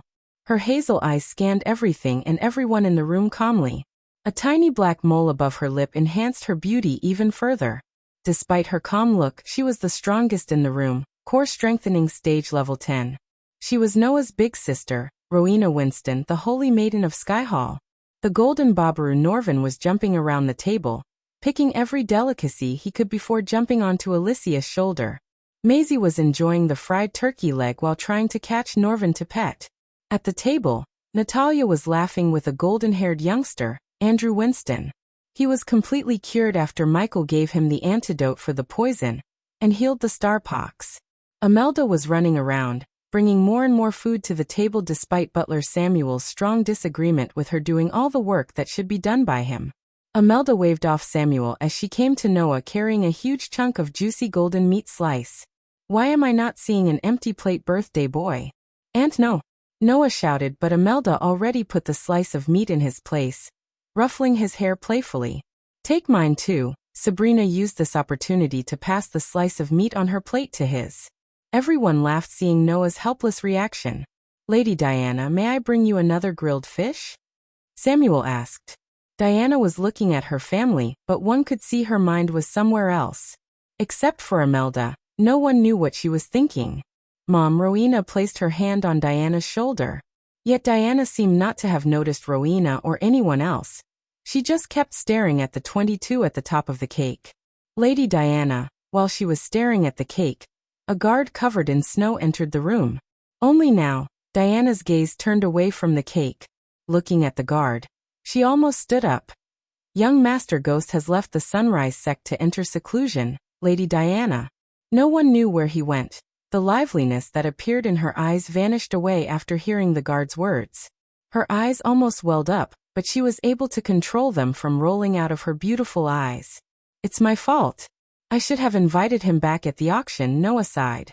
It was either wait for him or save a village from a rogue cultivator, Noah. I think you made the right choice, Alicia said. Her voice contained a tingle of coldness. It's unfortunate. I wanted to thank him for saving me, Andrew shook his head. And I wanted to save him for saving Mom and Sabi. Didn't you say he was at core formation level 3 when he's here? I wonder what kind of cultivation method he's using to break through this fast. Andrew spoke while many family members gasped in surprise. His cultivation speed was compared to Rowena herself. Did you search everywhere? Diana raised her voice. This day wasn't only Noah's birthday but also her other son, Dean's, also known as Ghost by the world. She wanted to see her son again on his birthday. Yet the disappointment was turning into pointless anger inside her. Chapter 224. It's no one's fault. Imelda raised her voice and turned her gaze towards the guard standing in the doorway. Kim, take the day off. The guards left the dining hall after bowing in her direction. The joyous laughter vanished away as silence occupied the hall. Is it true, young Master Noah, that young Master Ghost is a friend of House Kane? I heard from our spies that he has seen with Elder Walter at the auction house. Samuel changed the topic to make the hall lively again. A few sounds of gasps could be heard in the hall. Most of the family members knew how hard it is to establish a connection with any of the noble families in royal land, let alone becoming a friend of House Kane, one of the most powerful families in royal land. Then he made an enemy out of House Fisher and probably House Oswin too. Alicia snickered. Every pair of eyes landed on her, expecting an explanation for her statement. Diana's heart skipped a beat hearing her son has made an enemy out of two powerful families. If Noah pissed off any of the noble families, he had his family and guardians to protect him, but her other son had to face them alone. This made her motherly feelings to protect her son erupt in her heart. 2 decades ago, she utterly failed as a mother. She wanted to redeem herself, yet she wouldn't be able with Sky Hall in her way. Until Sky Hall exists, her son would always be in danger, unless she never reveals the fact that Ghost is her own son. Neither her family nor Ghost was strong enough to take on the Sky Hall. She knew this, and this was the only thing keeping her from reuniting with her son. I heard he and the daughter of the second Oswin brother have some bad blood between them. Hence, he made an enemy out of House Oswin. What's her name? Andrews asked. Selena Oswin. Since he has reached the core formation stage, he would either fight Selena or her fiancé, Alex Fisher. By allying with House Kane, the rival family of House Fisher, he is already on the bad side of House Fisher. Unless he loses to either of them, he would be in trouble with those families, Alicia explained. Do you think either of them can defeat him in the championship tournament? Natalia asked. Although Alicia didn't want to believe it, she thought either Selena or Alex would be able to defeat Ghost. In her mind, only Noah could defeat him among the same generation as Ghost. No. I saw each of them fight. They can't defeat him, said Noah, recalling the time when he fought with Ghost against the core formation beats inside the Nether Realm. If it wasn't for the stupid rule that guilds cannot compete in the championship tournaments, Brother Noah would have defeated him. Maisie said as many of the family members nodded in agreement. Rowena saw the uncertainty in Noah's eyes for the first time. Rowena trained with her little brother, and she could tell that even though Noah was at the body strengthening stage level 10, he could beat anyone below core formation level 5, yet he seemed uncertain about defeating a core formation level 3 cultivator. Diana heaved a sigh of relief, thanking the rules preventing the Guardian Guild from competing in the tournaments. The last thing she wanted was her two sons fighting each other. If they were to face Sky Hall in the future, her children must stand together rather than against each other. Noah, do you think you can defeat him if you fought him in the tournament? Rowena calmly asked. I'm not sure. I have a feeling that he hasn't shown the full extent of his power to the world yet. The tournament will be a good place to study him. If that's the case, I'm sure the Guardian Guild is already putting up a file on him. Places like the Guardian Guild don't like to deal with the unknown. What about Sky Hall? Sabrina asked while Rowena took a sip from her wine glass. Unless one reaches the fusion stage, Sky Hall wouldn't care.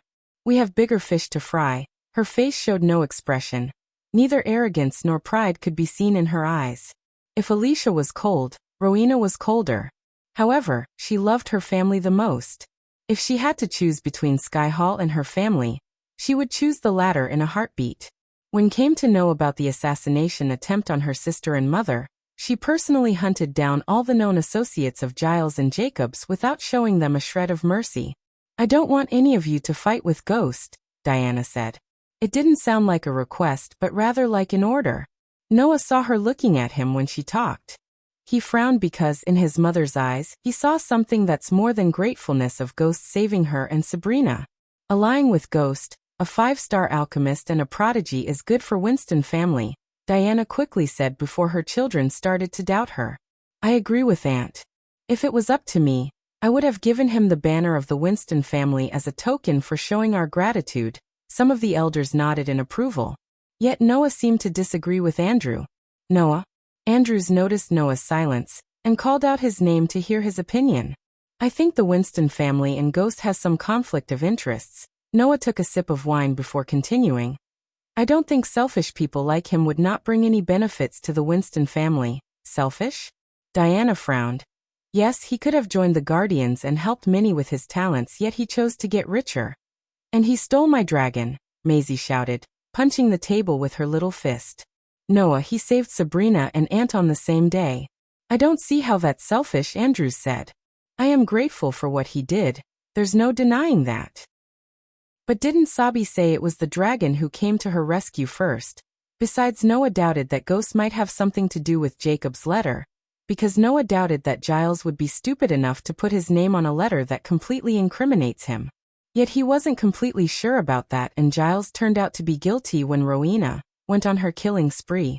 Although Giles escaped, Noah knew it was only a matter of time before he found him. Of course he came to save the dragon and ended up saving Sabrina, Alicia said.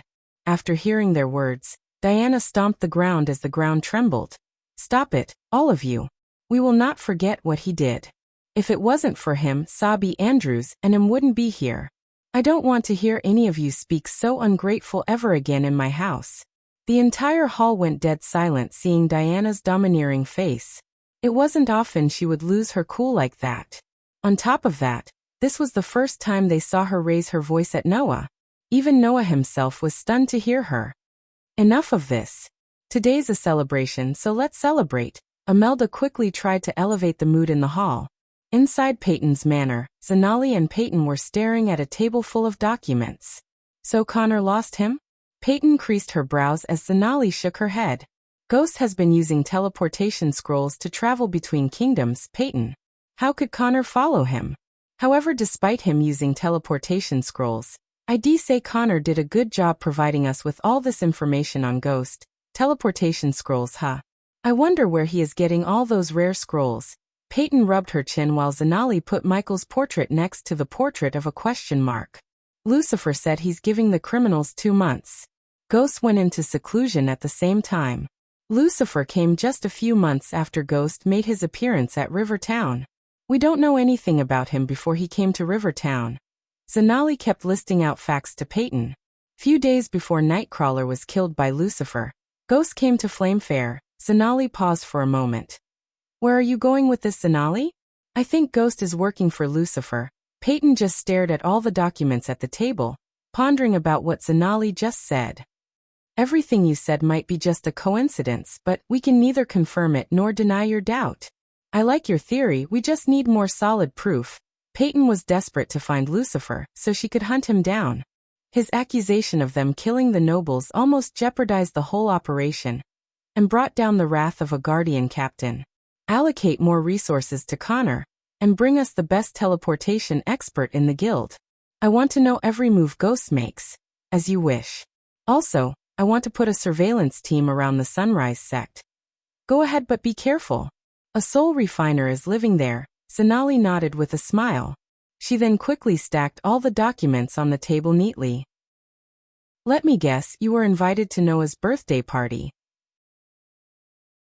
Chapter 225. The forest surrounding the Sunrise sect was large, thick, and archaic. Its canopy was ruled by monstrous linden, purple cottonwood, and gigantic chestnut. The occasional beam of light that made its way through the canopy allowed bright shrubs to cultivate the rich grounds below. Coiling climbing plants grasped many trees, and a medley of flowers, which blossomed brightly, protruded from the otherwise colorless view. A variety of sounds, belonging mostly to vermin, filled the air and were out of sync with the trickling sounds of a gentle river stream. Hiding within the thick forest, Connors was watching at a construction site a few hundred meters away. He was wearing full white clothes to blend in with the snow in the forest. At the construction site, he could see several black uniformed disciples helping the construction workers. Just by looking at the construction site and the tons of wood, marble stones, and glasses they were bringing in, he could tell they were building not just a house but a huge mansion. The dwarf engineering was a dead giveaway, showing the intricate design of the mansion. "Where are you, Ghost?" Connors mumbled. It has been a month since he was allocated more resources to gather more information about Ghost. Considering Ghost disappeared using a teleportation scroll a month ago, he couldn't follow him. Therefore, he was surveying the sect and his underlings were surveying Ghost's restaurant in River Town. Whoosh! A shadow brought extra darkness to the forest as Connors looked upwards to see Ghost's pet dragon hovering over the sky, before flying towards the construction site. This was the third time he had seen the dragon, yet it always freaked him out regardless of its body-strengthening cultivation level. It wasn't a full-grown dragon yet. The dragon was almost 3 m long, almost the size of a full-grown horse. Bright scarlet-red eyes sat well within the dragon's rounded, scaled skull, which gave the creature a frightening-looking appearance. The dragon had crimson-red shiny scales that made the dragon look more majestic and noble. 2 small crystal growths sat atop its head, just above its thin, curved ears. Its nose was short and had 2 wide, slitted nostrils, and there were crystal growths on its chin. Several razor-sharp teeth poked out from the side of its mouth, and gave a preview of the terror hiding inside. A wide neck ran down from its head, and into a slender body. The top was covered in wide scales and a row of small tendrils runs down its spine. The dragon's belly was covered in radiant gray scales and shinier than the rest of its body. 4 slender limbs carried its body, and allowed the creature to stand sturdy and elegantly. The most iconic feature of the dragon was its colossal wings that grew starting from just above its shoulders and ended at the end of its shoulder blades. The wings were bladed in structure. The skin of the wings seems to glow as if made from the fire itself, and armor-like scales grow on top of the wings' primary bones. Its graceful tail ended in a sharp, arrowhead-shaped tip, and was covered in the same scarlet-red scales as its body. "How's the work going?" The dragon's voice sent a chill running through Connor's spine, yet at the same time, it kindled his hunting spirit. He wanted to hunt down this creature, and put its head on his wall. It would definitely increase his status among the other Guardian trainees in Operation Dawn.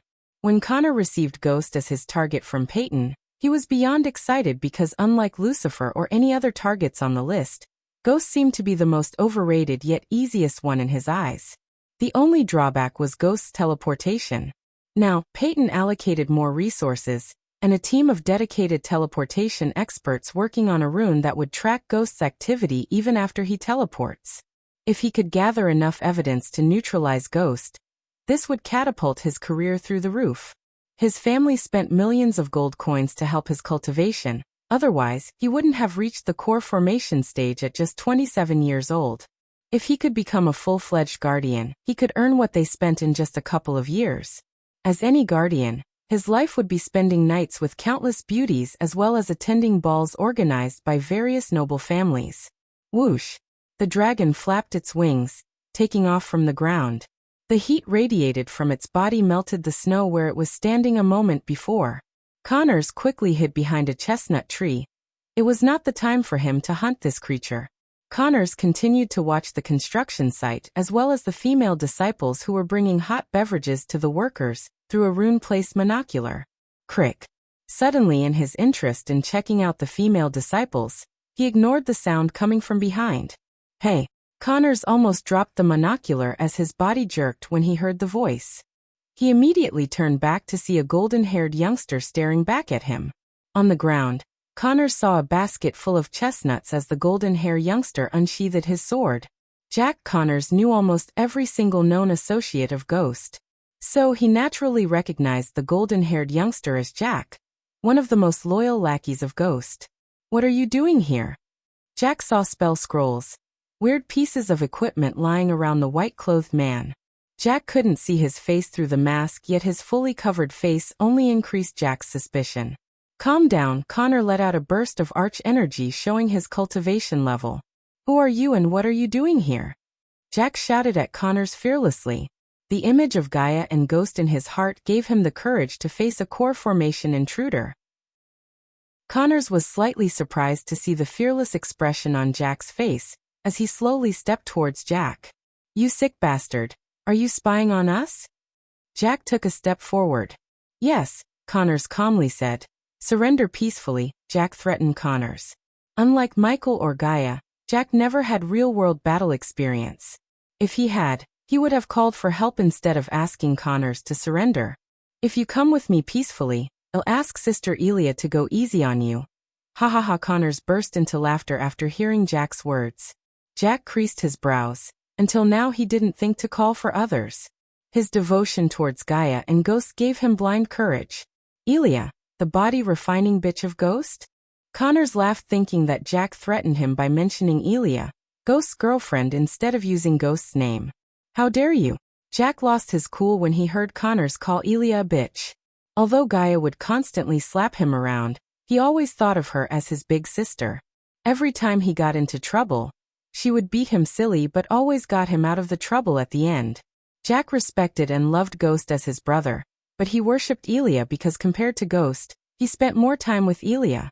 Even when all of his friends were against him for loving Nyla, Elia supported him, saying he should listen to his heart rather than to others. She was his big sister he never had. Jack leaped at Connors, raising his sword. He tried to use what he learned from Ghost in sword mastery. Void Step. Connors cast the spell as Jack saw him vanish into thin air. The very next moment after he saw the intruder vanish, he felt a sharp pain in his chest. Pulch. Jack coughed a mouthful of warm blood. He looked down to see a sharp dagger sticking out of his chest. Jack tried to take out a healing potion from his ring, but before he could access the ring, he felt another excruciating sharp pain in his chest. Jack's body lost the strength to stand straight as he stumbled down on the ground. He crawled through the snow towards a tree. Connors appeared beside Jack before kicking Jack in the gut. The kick sent Jack flying into a tree. He coughed up more blood as his vision began to blur. He barely saw the white-masked figure squatting in front of him. Sister Elia. Cough. Cough. Will. Pulch. Jack wanted to scream in pain, but all he heard was a chuckle from the masked figure. Placing his hand on Jack's shoulder, Connors slowly thrust his dagger deeper into Jack's heart. Come. For you. Cough. The words barely escaped Jack's mouth. It was too late for Jack to realize that he should have called for help. Even in his last moments, he believed his sister Elia would come out of nowhere and save him. He refused to believe that he was dying. The snow below him turned red from the blood coming out of his wounds. You were in the wrong place at the wrong time, Connors said, removing Jack's bloody hand from his chest. In his last moments, Jack felt the embroidered symbol on the masked figure's chest. Connors saw Jack close his eyes, but he could swear that he saw a tiny smile on the corner of Jack's bloody mouth. Since his place was uncovered by Jack, and probably someone could soon come looking for Jack, Connors immediately gathered all of his equipment, preparing to leave the place. Although he was dying, he didn't worry about his family because he knew Ghost and Sister Elia would look after them and avenge his death. An image of him getting slapped around by Gaia appeared in Jack's mind before everything turned into darkness. Chapter 226. It's been 33 days since we left the Draddle, Michael said, watching the cloudy night sky. Today was a rest day from his hellish training. He wanted to spend the day with Gaia peacefully, but she was unusually silent. She was standing on the edge of the ship, staring at the direction they came from. What is it? Michael came to her side to accompany her and staring at the dark sea. I'm feeling something I've never felt before, she said. Her voice was quieter than usual. It might be seasickness, Michael just shrugged. Surprisingly, she didn't laugh or give a reaction at all. She just kept staring at the horizon. I can't describe this feeling. It's like someone's desperately calling me. Do you think something could have happened at the sect? He shook his head. He made sure that his sect stays safe before leaving. But even after everything he did, it's far beyond his control if something still happened. For now, he wanted to get the artifact related to Nightcrawler's artifact as soon as possible. After that, he would revive the demon soul waiting back at the abyssal. Instead of using words, Michael just wrapped his hand around her shoulder. She gently kissed his arm before resting her head on his shoulder. Having him beside her made her feel better. In a few more hours, we'll cross the void line. On top of her words, he could already feel the density of the arch energy gradually decreasing in the atmosphere. He took a long breath. After crossing the void line, it was up to the system to save their bacon. The system will scan the atmosphere to create a solution in an hour. The system reassured Michael. The further they moved towards the invincible void line, the force of the wind increased significantly. His long gray long coat fluttered back in the wind along with his raven-black hair. Approximately 2 hours later, Michael noticed a significant decrease in the snowfall. In the distant sky above the horizon, he could see a couple of glimmering stars in the sky. He was staring at the welcoming sight of the cloudless sky when he noticed an object floating in the sky. The system has scanned the atmosphere and found that something extraterrestrial is consuming the arch energy in the atmosphere around the southern continent. Michael entered the system after he heard the words. Extraterrestrial? Can you identify what sort of alien we are dealing with? System's level is too low. He sighed, except the system's next words shocked him even more. But the system recommends not to go search for the extraterrestrial being, at least the host is an immortal. I thought him the only alien in this world, but it seems I was wrong. What about the solution? If it's consuming all the arch energy? His voice trailed off. Although the extraterrestrial being is consuming the arch energy in the atmosphere, it's not void of arch energy. No cultivator or a magical beat could use the tiny amount of arch energy in the atmosphere, but you can. He finished the system's words. Yes. So get ready to give the system 40,000 badass points to enable the energy extractor function. System version 3.0 host, Michael cultivation level, core formation stage level 3 experience points, 5,000/400,000 badass points, 92,000 skills and spells. Wind Blast, LVL2 Responsive Shield, LVL3 Environment Scanning, LVL2 Ignitia, LVL2 Lightning Dash, LVL2 Energy Devolver, LVL1 Death Range, LVL2 Techniques, Swords of Destiny, 90% Mastery Ring of Fire, 59% Mastery Serpent Maga, 80% Mastery Occupation. Core Disciple of Sunrise Sect, the Guardian of Sunrise Sect, Lord Lucifer of the Abyssal Status. Healthy Goals. Control the world, rebuild the Order of Death. Utility function. Banker, LVL3 ratio, 1,000 gold coins, 10 badass points, runic teleportation wealth, 11 million gold. Special trait. 5-star alchemist, 3-star inventor. Subordinates. Gaia, warrior, loyalty level 100%. Raylene, 5-star chef, loyalty level 98%. Arya, assassin, loyalty level 29%. Base of operation. Sunrise Sect, the Abyssal 40,000. Geez, he sighed in his mind before asking more about this function. So if I pay what you ask and enable the function, can I use my full cultivation power in the southern continent? No. You will be able to use your cultivation power 3 hours a day. Your chosen subordinate can use their cultivation power for 2 hours a day. You know what? I'm not even surprised. He knew there must be a catch when it comes to systems offers. Despite the time limit restriction, he had no other choice than enabling the function for 40,000 badass points. Stop pondering too much, host. It's not like you have any choice, the system snickered. I have to stop upgrading. You sound more and more like an asshole, Michael said in an irritated voice after he heard the system's words filled with arrogance.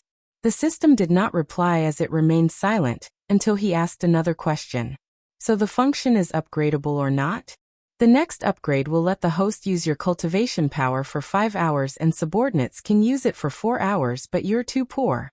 Get me 200,000 badass points and then we'll talk. The system sounded more like Gaia. He could only deal one Gaia at a time, so he remained calm despite the system's tone. Alright, I'll buy the function. Wonderful. Was it so hard? You're being a jerk, because I have to depend on you more to survive in the southern continent, aren't you? Hee. Michael was stunned for a moment to hear the system giggle.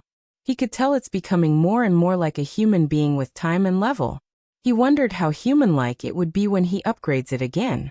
A few moments after, the badass points decreased from 90,000 to 50,000. The system has successfully enabled the energy extractor function. The host can now choose a subordinate to share the energy extractor function with. Do I really have to spell the name? It's Gaia. Leave the system and place your hand on subordinate's forehead. Rather than Michael exiting the system, he was thrown out of the system as everything around him began to move. What an asshole of a system I have, he cursed the system in his mind.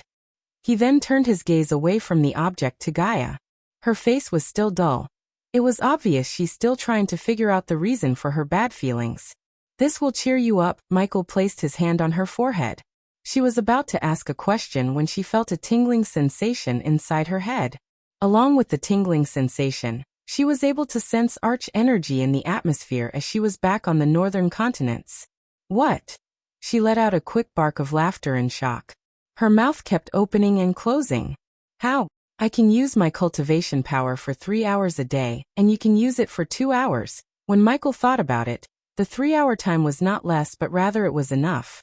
By using spells, no one in the southern continent would be his match. Hence, there wouldn't be a need for using arch energy for 3 hours. He just had to find a way to travel without flying because flying was the only thing that could require him to use arch energy for more than 3 hours. We are gonna rule the southern continent. As Michael guessed, this made Gaia forget about the bad feeling and made her bounce in joy. He couldn't help smiling looking at her laugh. We still have to deal with the utmost caution, Gaia. What we are about to do will get every major power including the top heads of the Guardian Guild. They might not come looking for us in the southern continent as it would be equal to suicide. They will use every bit of their resources to watch our every step. Can't we just conquer the whole southern continent 3 hours a day? She rubbed her hands together. Her eyes sparkled regardless of Michael's statement. We will conquer the southern continent, but I won't rush it. I don't think we can rule an entire continent just because we can use our cultivation power. As a princess, you know more about ruling than me. Yeah, you're right, she took a deep breath controlling her excitement. It's not that simple. Let's just do what we always do first, Recon, he nodded. Why wage a war on a kingdom when you can just control its rulers? Said Michael with an evil grin. Michael wanted to be the shadow ruler of the southern continent by controlling every senate. According to Arya, in most of the kingdoms in the southern continent, the kingdom was ruled by the Senate instead of a king or a queen. The Senate was composed of 10 senators and 2 consuls who were elected by the senators. The 2 consuls had the most power in the Senate. They had control of the army and the treasury, the 2 of the most important bureaus. Arya also mentioned that only nobles could vote and stand as senator candidates. The more he heard about the southern continent, the more it felt like ancient Rome. The arena and the gladiators were already a dead giveaway, yet everything he heard from Arya strengthened his assumption. Ere ye be, we avenue crossed the void line fair your information. They suddenly heard the voice of Captain Lars. They turned back to see him walking towards them along with a group of his crew. In Lars' eyes, Michael saw a tinge of pity. Gaia didn't look his eyes but the cutlass in his hand. She creased her brows. What do you plan to do with that cutlass in your hand, Captain? Lars didn't answer Gaia but looked at the distant sky as everyone saw a gigantic eagle soaring through the sky towards them. The eagle carried a steel cage that had just enough space for 2 people. Lars, my friend, suddenly a voice reverberated from the sky. Chapter 227. Michael looked up to see the eagle slowly descending from the sky. The steel cage was on top of the lower part of the eagle's body, while 2 grown men were riding the eagle by standing above its shoulder. The 2 men were in their mid-30s and wearing a gold-embroidered toga. They reminded Michael of the ancient Roman noblemen. These 2 men weren't radiating 0 amount of arch energy, but the amount was negligible. If they tried to walk through a defense array, they would definitely trigger the array, however they would be considered as the weakest of the commoners back on the northern continent. Yet here they rode the eagle with a domineering attitude.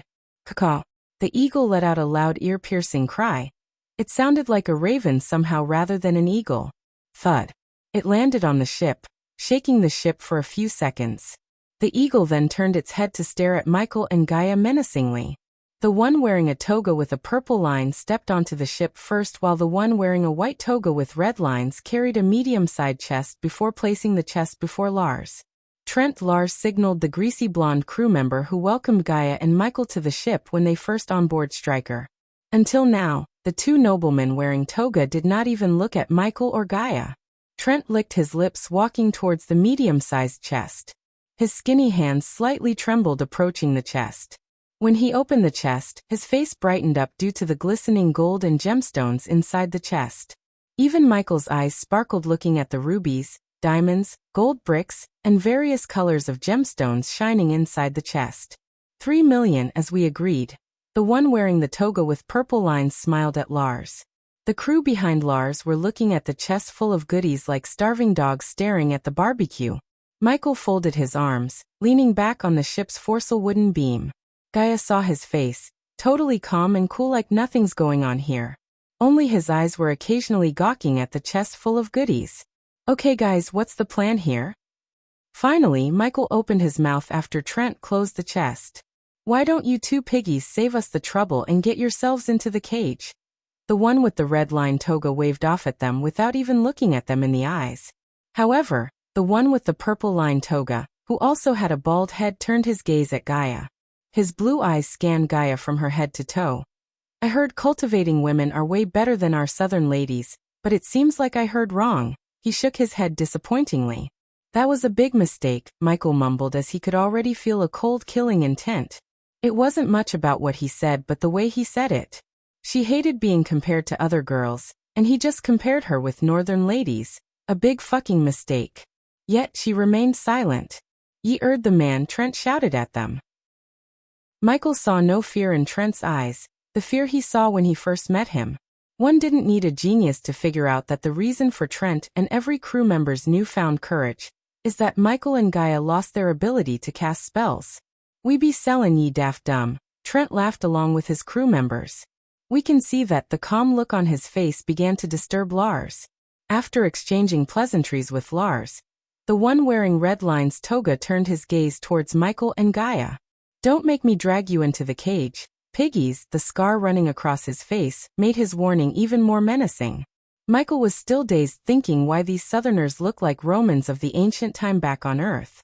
He was making connections in his head that he failed to notice the crew members, including taking their cutlasses out of their sheaths.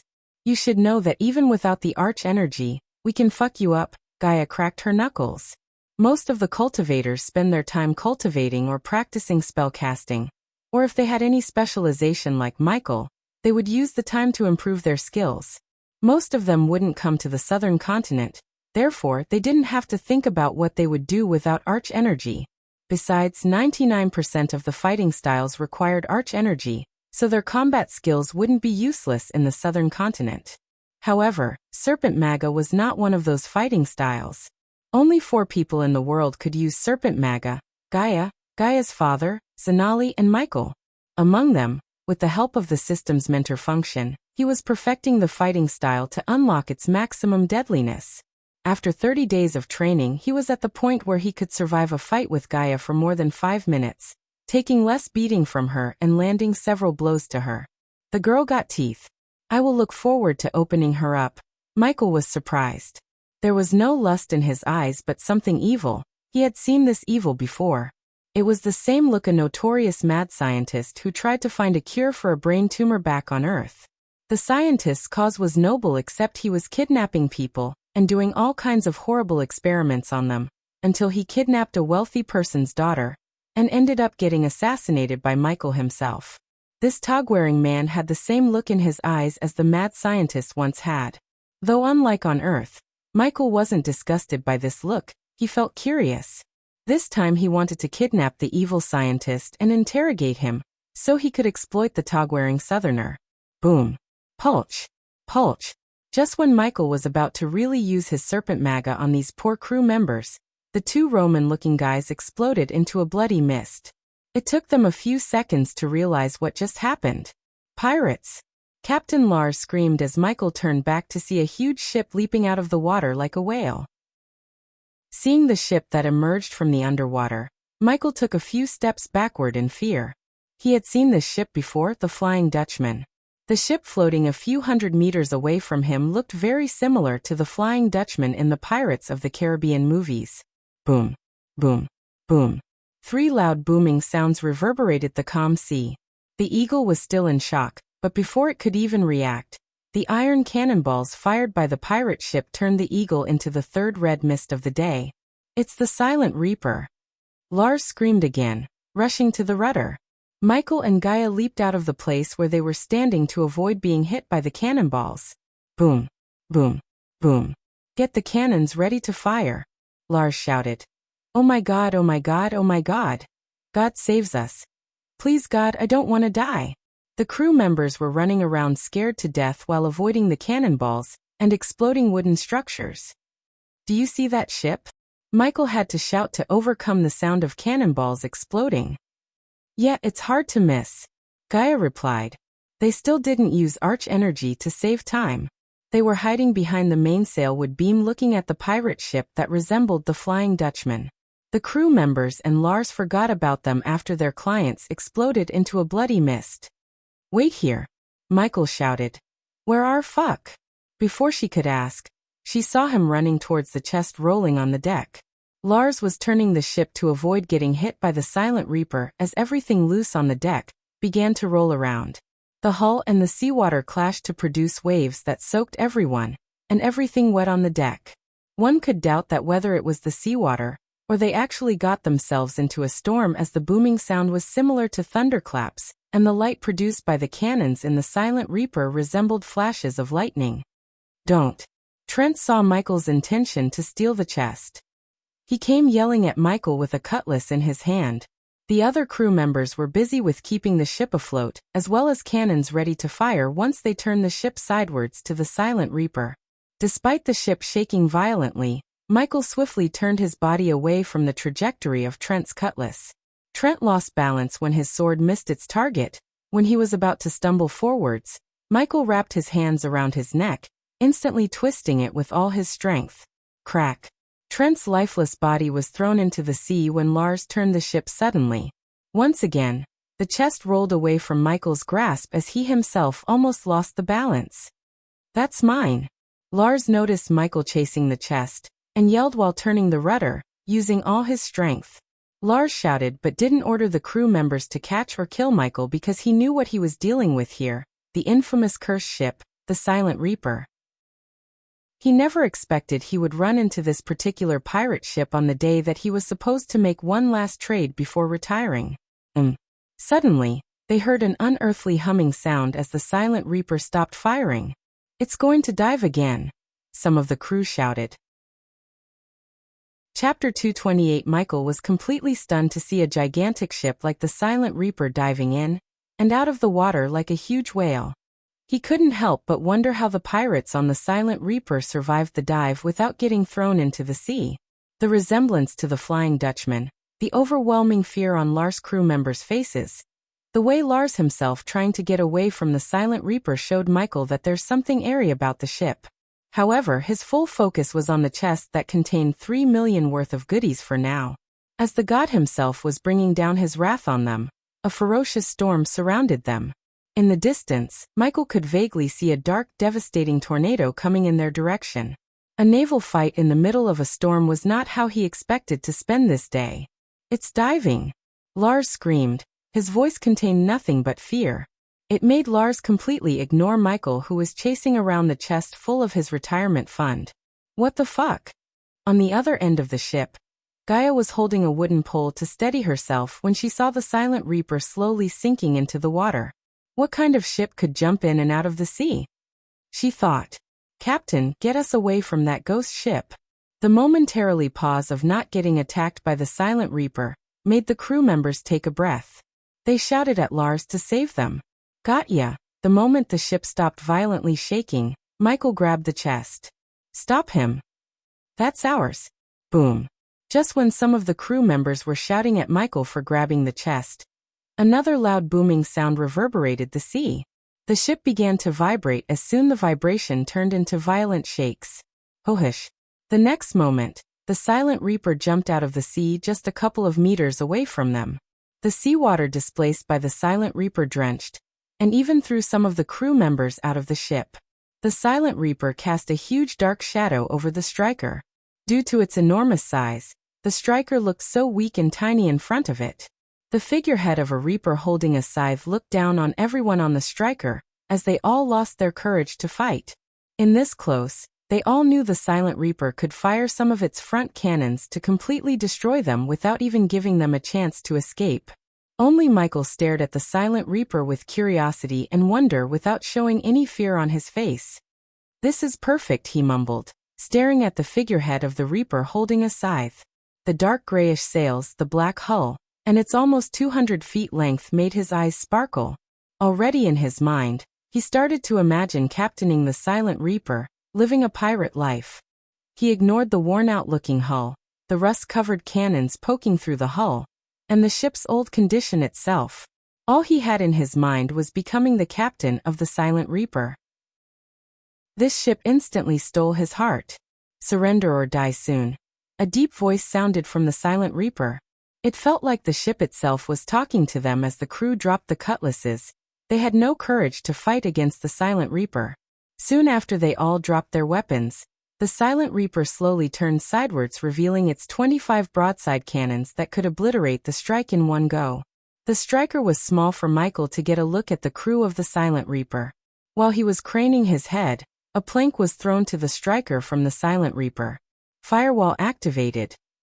Blocking telepathic attack from the Silent Reaper. Michael suddenly heard the system's warnings inside his head. The warnings made sense. The Lars crew were so quick to give up all their hope and courage. Now Michael knew why. Something from the Silent Reaper had terrified them, just like his fear toxin, except the Silent Reaper seemed to be meddling with minds telepathically. Michael quickly turned his gaze away from the ship top Gaia. There was indeed fear in her eyes, but she didn't look pale or terrified like the rest of the crew. System, can you block the Silent Reaper from playing with Gaia's mind? Subordinate Gaia has enough mental strength to fight off the telepathic signals coming from the Silent Reaper. Fuck my luck, Lars mumbled before walking the plant to the Silent Reaper.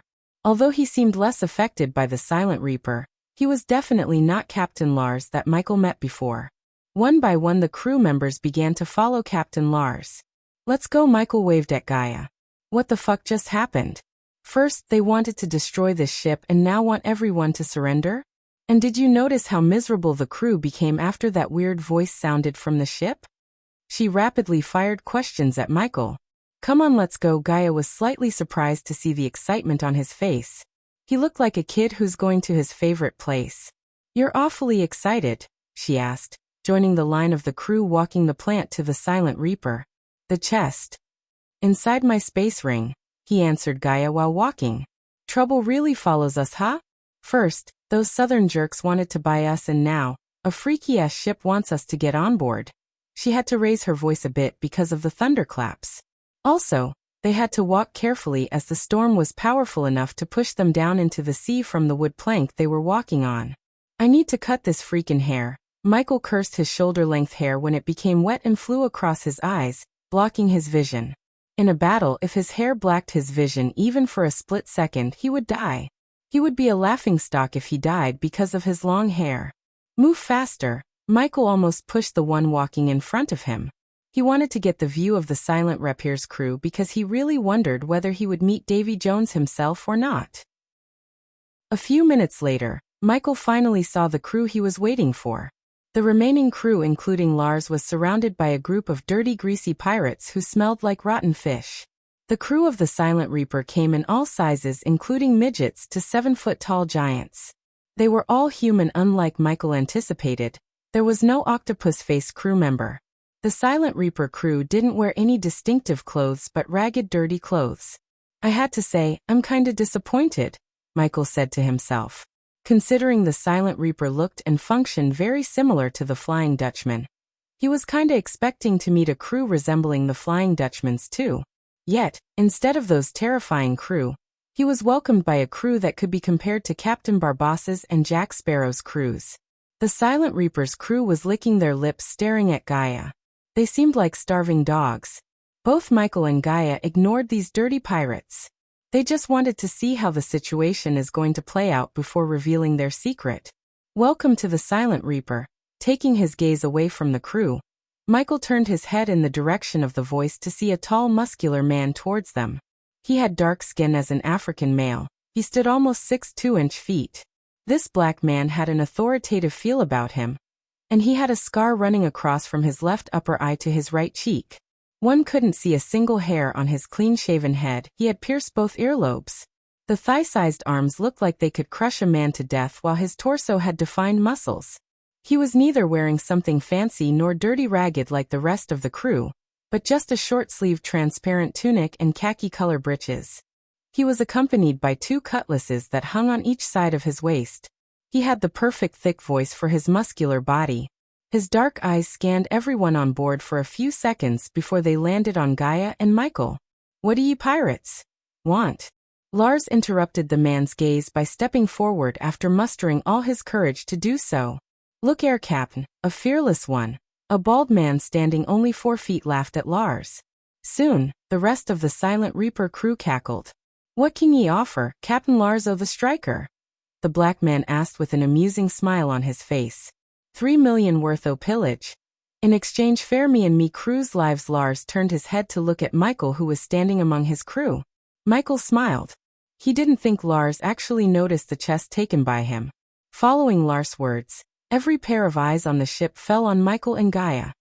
"Interestin' offerin' interestin' people," the black man said. "Ye took a lass on board. No wonder ye ended to the sky in our sight." The short man had a surprised look on his face. "Ye don't take a lass on board, they be bad luck," another one of the crew members exclaimed.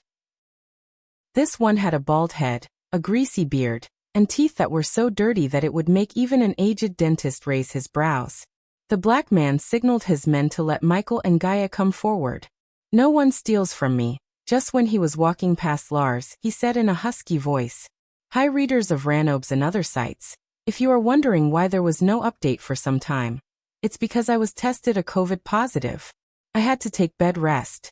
Always check Webnovel for my announcements as I explained about my condition and update schedule in Webnovel. However, now I'm 90% recovered thanks to everyone's wishes. I'll start updating regularly as I used to. Again, I'm sorry for not letting you all know about everything earlier." Chapter 229. While the Silent Reaper was engaged in a battle with the Striker, Gibson was snoring regardless of the loud cannon exploding sounds on his tiny little bed that barely had enough space to support his whole body. One could see a couple of empty rum bottles on his hairy chest. His once first body now turned flabby, fat covered most of his muscles. A particularly notable feature was his missing limb. He lost his right leg when he was serving under Her Majesty many years ago. At that time he wouldn't even have imagined a pirate life, yet here he is, sleeping in a pirate ship. Chap. He slapped his own cheek in sleep to find a peanut stuck in his bushy sideburns. The empty rum bottle on his chest reflected a round face with a softly shaped jaw, a straight nose and 2 sleepy brown eyes. His medium-length hair was all over the place, as some of the strands were running into his mouth. Boom. Boom. Boom. What now? Finally Gibson couldn't take any more of violent shakes or the loud booming sound. He picked his body from the bed before fitting the wooden leg to substitute his lack of right leg. "Even a curse couldn't cure the hangover of mine," Gibson chuckled, throwing away his empty rum bottles. He then picked a small leather drinking pouch. "Thank God," he smiled, seeing that there's still some rum left in the pouch. Pulch. On top of his hangover, the shaking ship made walking in a straight line pain in the butt. While he was stumbling forwards, a broken splinter of wood exploded from the hull and stabbed him in his shoulder. One would expect him to scream or at least flinch, but he didn't even notice the 6-inch splinter sticking out of his shoulder. "We are cursed, yet here we are, destroying who knows what," Gibson mumbled, taking a short sip from his leather pouch. None of the crew, including the current Captain Bull, knew the full extent of the curse. The curse stripped away their sense of touch, smell, pain, and touch. On top of that, the curse occasionally made the crew enter a deep slumber that could last from a couple of months to several years, and no crew of the Silent Reaper could leave the ocean. If their feet touched the ground, they would be painfully turned into ashes. He was telling the crew that the curse is also making the Silent Reaper playing with the minds of the enemy crew, but the pirates were too dumb or ignorant to listen to his theory. If the pleasure of getting drunk was stripped away by the curse, he would have taken a boat to some island and killed himself. Other than drinking rum, there was no pleasure in his life. It would be a lie if he said he didn't love the life before the curse. He loved being a pirate, more than being a soldier in the Royal Navy under Her Majesty. After the curse, the previous captain started to pillage every ship he saw, not just for gold but for more information about the curse. He believed someone could tell them how to break the curse. Although it was highly unlikely to find someone who knew about a curse put by a seafolk elder, it was better than just aimlessly roaming the ocean. Surrender or die, here it goes. Gibson halted his steps to take some deep breaths. After this, he wouldn't have time to take a breath because he would be busy interrogating the hostages. Just because he was a soldier before pirates, the pirates gave him the job of interrogating. Somehow they failed to understand the fact that he was a navigator on a Royal Navy ship. For the pirates, everyone on a Royal Navy ship was a soldier. "Pick yourself up, Gibson," Gibson said to himself before taking a long sip of rum. Stumbling through the bunk beds of his fellow pirates, he finally reached the stairs leading to the upper deck. Walking the stairs wasn't as easy as once it was for him when he had 2 human legs. Now the wooden leg made even the simplest thing like climbing the stairs a pain. 20 more to go, Gibson. Only 20 more. He looked up at the 20 steps in front of him and sighed. 19. 18 eventually, after 15 whole minutes of heavy breaths and long sips of rum, he finally made it to the upper deck. Gibson saw Captain Bull staring at a young man who seemed very out of place to Gibson. The young man looked cleaner than everyone else. He wore a long gray coat and black breeches. After many years, Gibson saw a clean guy.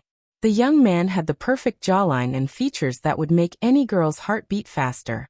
He was so handsome that he would make every prince Gibson had met pale in comparison. Even with his long coat, Gibson could see the muscles hiding within. His eyes were so focused on the youngster that he failed to notice the girl standing among the hostages. Despite being surrounded by pirates, Gibson saw no fear on the young man's face, he saw only amusement. "Right on time, Gibbs. Yeah, ye be welcome to the 7 seas o' livin' Gibbs. You 3 sheets to the wind, bastard. It's time you woke to the sky, ye old fuck." Gibson ignored his crew members' shouts as he saw the young man turn his sharp gaze towards him. Gibson felt like the sea devil himself staring straight into his soul. There was something in the young man's gaze. "Hey, race my counter-offer, Captain Bull." Gibson heard the young man speak. "Agree to serve under me or I will kill everyone here." The young man paused for a second before continuing. "One by one until you accept." Everyone including Gibson was stunned. He was surrounded by 60 pirates and one monstrous-looking Captain Bull. Ha ha ha ha. It took the pirates a couple of seconds before bursting into laughter. Even normally serious Captain Bull chuckled in amusement after the young man's words.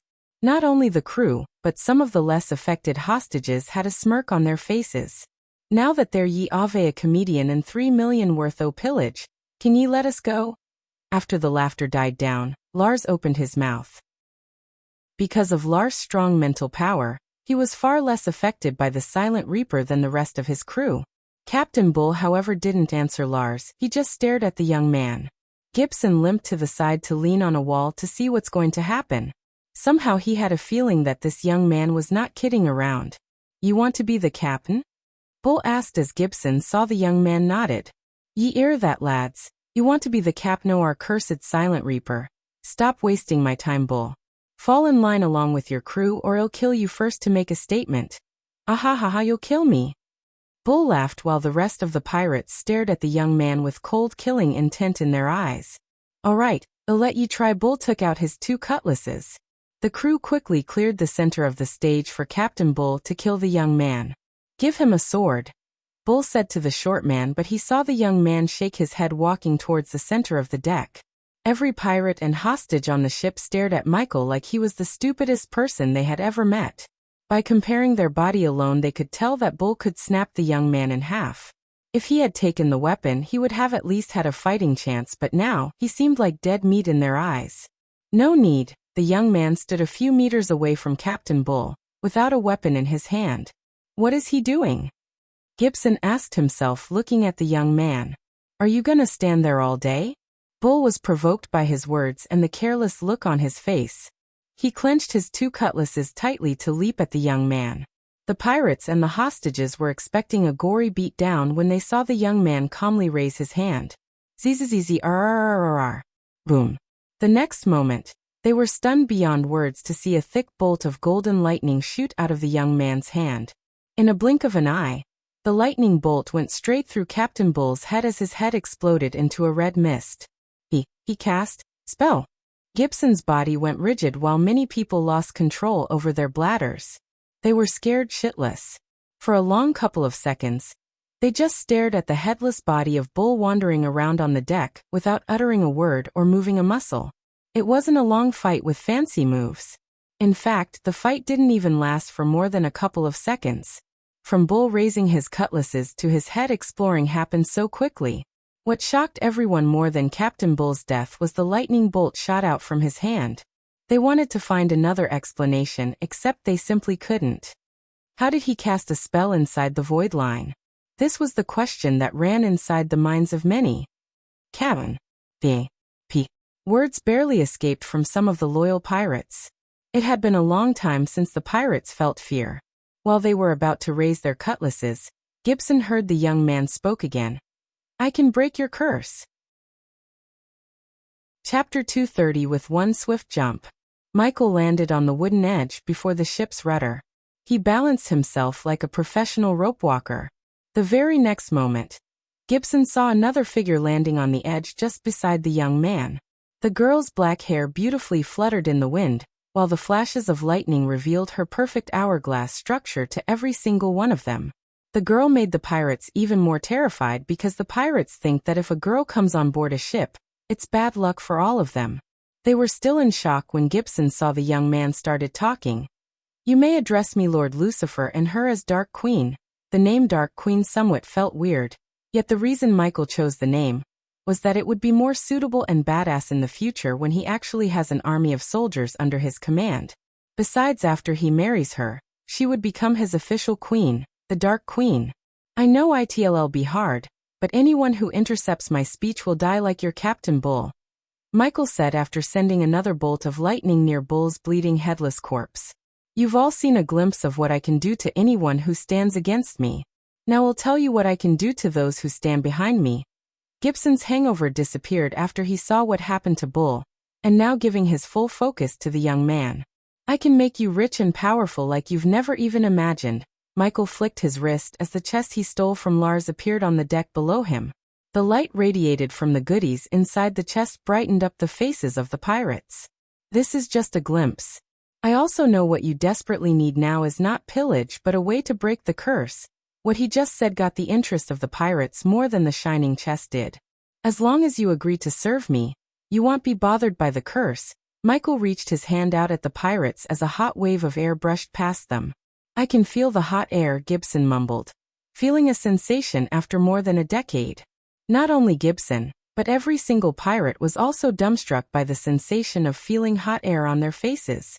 Just by looking at their faces, Gaia could tell they want this feeling to last forever. Gibson never thought a simple thing such as hot air on his face would make him this happy. This is better than booze, Gibson said to himself. It took everything in him not to speak anything aloud. He was very positive that uttering any word would get him killed. While Gibson was in a daze, he noticed Shorty, the 4-foot pirate, slowly raising his hand. Go ahead. Gaia really didn't want to laugh at Shorty, but it took so much control not to laugh. Can we go to the mainland or step on any land for that matter? Yes, you can, but all of these can happen only if you serve me loyally. I don't have any place for disloyal crew on my ship. Gibson saw a couple of pirates grin. He could tell that they already decided to join this young man's crew. If it was for their captain before Bull, they would have hesitated to jump the crew or even fought the young man for attacking their captain, because he had won all their loyalty including Gibson's. Since that captain was long dead, and the young man was claiming that he could break the curse, there was nothing to hesitate about. Plus, the 3 million worth of gold, diamonds, and gemstones didn't hurt. Now speak your mind, Michael said, folding his hands against his chest. The pirates stared at Michael for a few seconds. Their eyes were full of fear towards Michael. Yet, Shorty stepped forward, mustering his courage. If you join your crew, what's our share in pillages? Both Michael and Gaia were surprised by the pirates' question. They were expecting questions related to the curse, yet the short one asked about their share. What's your share under your late Captain Bull? Before the curse, we would share in 80-20 ratios. 80 for Captain, 20 for us. You'll get double under my command. The short pirate didn't even take a second after hearing Michael's last statement. He just awkwardly knelt down on 2 knees, pledging his loyalty. System. Michael willed the system to partially break the curse in his mind. The next moment, Gibson saw a bright light beam coming out of the young man's hand. The light beam reached Shorty as his face began to show a cocktail of emotions. Soon, Tears began to roll out of his eyes. I can feel again the air, the smell of the sea. Step aside, Shorty. Gaia waved her hand as Shorty was moved aside by a gust of wind. You have 10 seconds to decide your next move. Michael's voice was cold rather than calm. In a short time, the pirates would be the ones getting the most out of this deal. Therefore, if they hesitated even after he explained everything he could do for them, he would kill every single one of them except Shorty. Yeah, fuck it. Gibson limped towards the young man. His old instincts told him that following the young man would be the best choice he could make in his life. Gibson saw a slight smile energy on the young man's face when he stepped forward. Captain. Lord Lucifer. Following Gibson, every single pirate on the deck awkwardly bent their knees, pledging their loyalty to Michael. As before, the light beam shot out from his hand, but this time, it enveloped all the pirates in a bubble before vanishing from the sight. When the bubble disappeared, the pirates began to cry like little children. They were slapping themselves, pinching themselves as well as tasting the salt water on the deck. It was acceptable in Michael's eyes. After all, they never felt sensations like this in years. He gave them the time to enjoy the moment. Tinkering with the curse did come with a cost, as they lost the Silent Reaper's ability to terrify the hostile crews.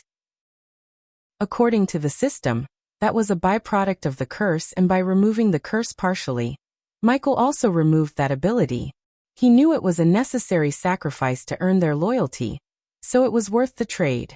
Now I have to deal with you guys. Michael turned his gaze towards Lars and his crew members who were standing still in fear and shock.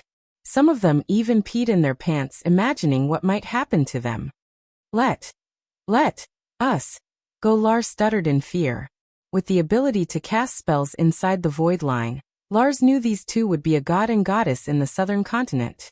No matter how powerful the Spartan army was, Lars knew a couple of spells could easily decimate them. Let you go? Ha ha ha. Michael chuckled. The pirates stood up with newfound loyalty towards Michael. You fucker wanted to sell us. Gaia's voice was cold. Tell us who your contact was and he'll kill you quickly. Lars' mouth kept opening and closing. To be honest, he only talked with the buyer through the communication stone. The two who came riding an eagle were just the subordinates of the buyer. They never told Lars their names or where they were from. You don't know. Michael could tell that Lars had no idea about the two tog-wearing southerners by looking at his eyes. Michael disappointedly shook his head before nodding at Gaia. Poison grasp, she uttered the words, pointing her finger at Lars and his men as a green mist began to form out from thin air. The green mist soon transformed into itself a giant hand. The giant hand then swooped the group from the floor. Wow, what is this? How can they cast spells? New captain and his girlfriend is awesome. Oh my god, including Gibson. Every single pirate was in awe.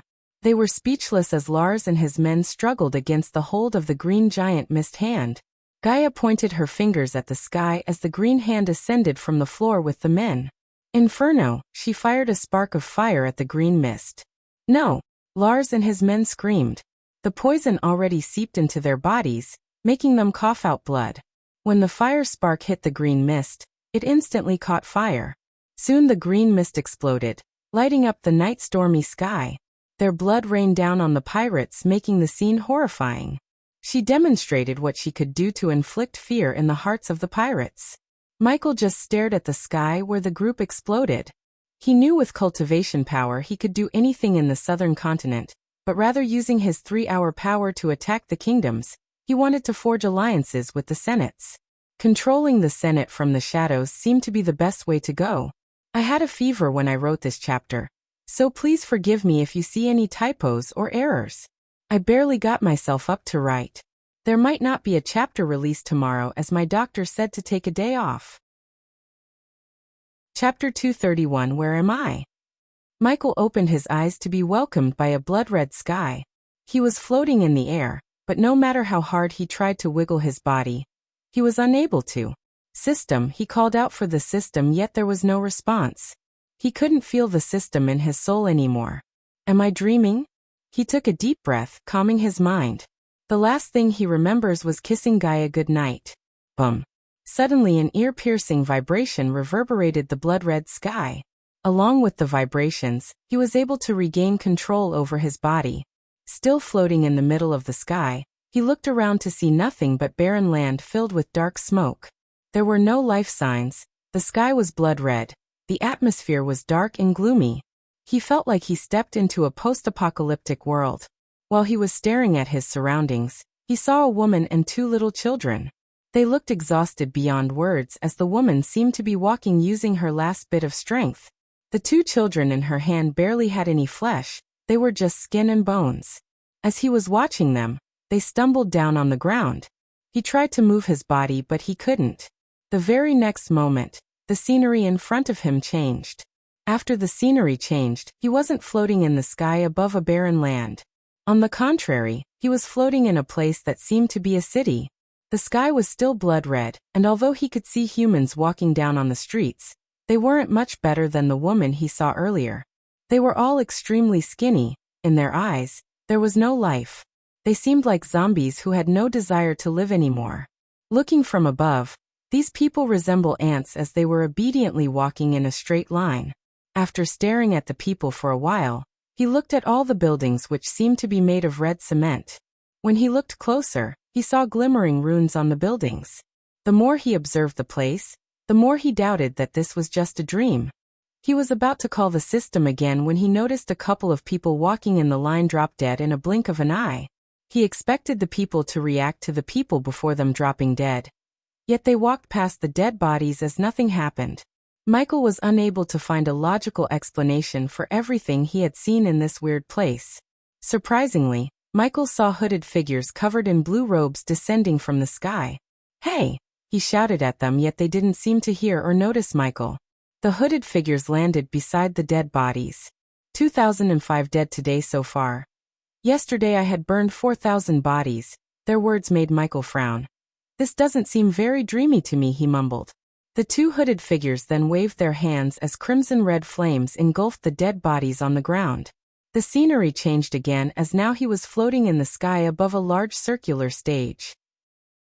The stage was occupied by more hooded figures he saw before. Children of various ages and more skinny people. Except for the hooded figures, the others were chained and brought to their knees.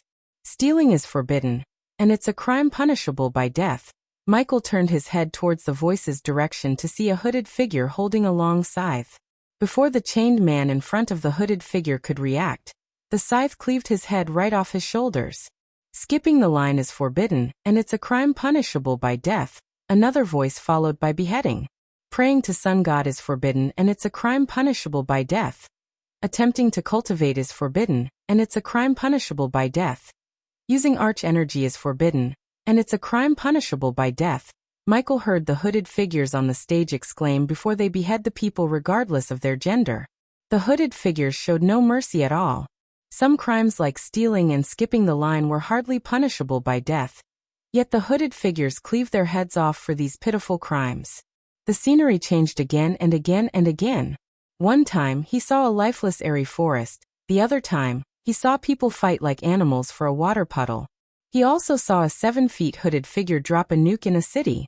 Michael lost count of the sceneries he saw. After everything he had seen, he was sure this world had already turned into hell, if it's not already the actual hell, and the hooded figures were the demons. The real question was why and how is he seeing all this? Suddenly everything around him turned dark as someone switched off the lights around him. "This is what's going to happen if you fail to conquer this world, Michael." Suddenly a gentle soothing voice reverberated in the dark space. "Who are you? And where am I?" "What you've seen is the Elon continent in 400 years from your current time." The voice didn't answer Michael's first question, but answered the latter. "The future?" Michael was stunned as the voice continued. "The events you saw are just some glimpses of the result of your failure," the voice said.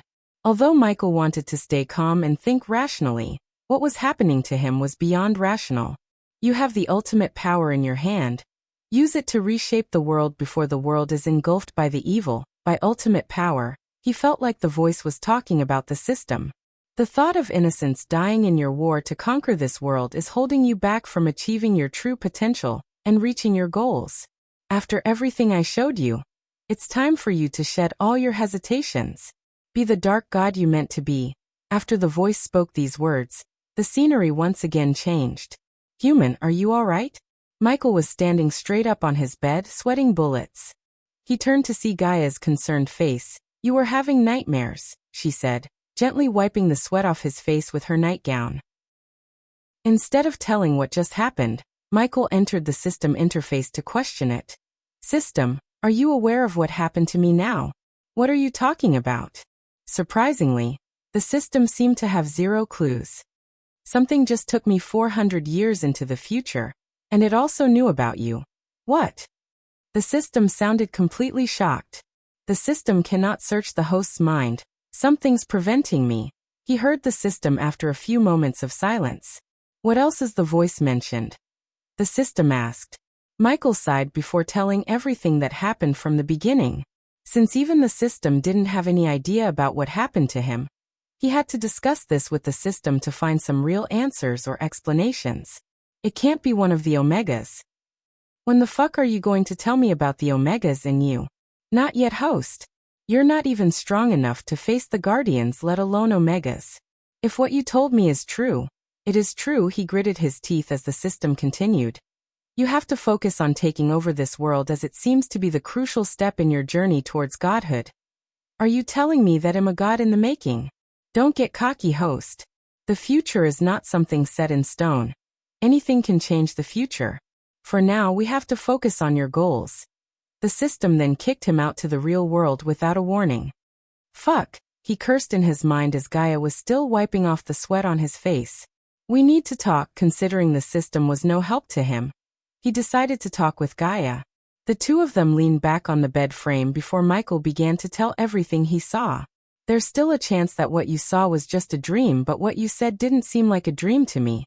After listening to Michael in silence, Gaia spoke. "What could be so powerful to show you the future? Some kind of god?" "You're awfully calm about this." Michael couldn't help but comment on her calmness. Even he was slightly freaking out. She seemed to be less affected than he was. "Since you are a freak of nature, everything linked to you is anything but normal. Getting a glimpse of the future is freaky, yet we still have the chance to prevent everything from happening." He nodded to her words. "Whatever dragged you to the future is not something we can understand or comprehend unless it allows us to. My question is, however, who were those hooded figures? The Guardians? Or something else?" Michael removed the warm quilt to leave the bed. He walked towards the windows. Just like his heart, the sea was also not calm. The storm was still ravishing the ocean violently with the company of the heavy downpour and thunderclaps. "Whoever they are, I have a feeling that we'll meet them soon," he said, looking at the dark stormy sky through the window. The flashes of lightning revealed a newly found resolution in his eyes. At this moment, Gaia could tell that something's changed within him. Chapter 232. What are you working on? Gaia entered the captain's cabin to see Michael leaning back on his chair fiddling with nuts and bolts. "I just have to calibrate a few things." He was too focused on the project as he failed to notice Gaia looking at his world over his shoulder. She could see it kinda looked like the grappling hook they were using, but instead of hooks, she saw him place multiple syringes on a gauntlet. The gauntlet was smaller than the grappling hook. "Oh, you're here," Michael finally noticed Gaia. "Give me your hand." He didn't even wait for her as he just took her right hand. With her hand on his hand, Michael grabbed the gauntlet before gently placing it around Gaia's wrist. "It's gonna sting a bit." "What?" "Ouch." She felt a sharp pain in her wrist. It was like a couple of bees stinging at the same time. She looked at the gauntlet to see the syringes plunging themselves into her wrist before completely disappearing. "Are you gone?" "Don't move," she was interjected by Michael.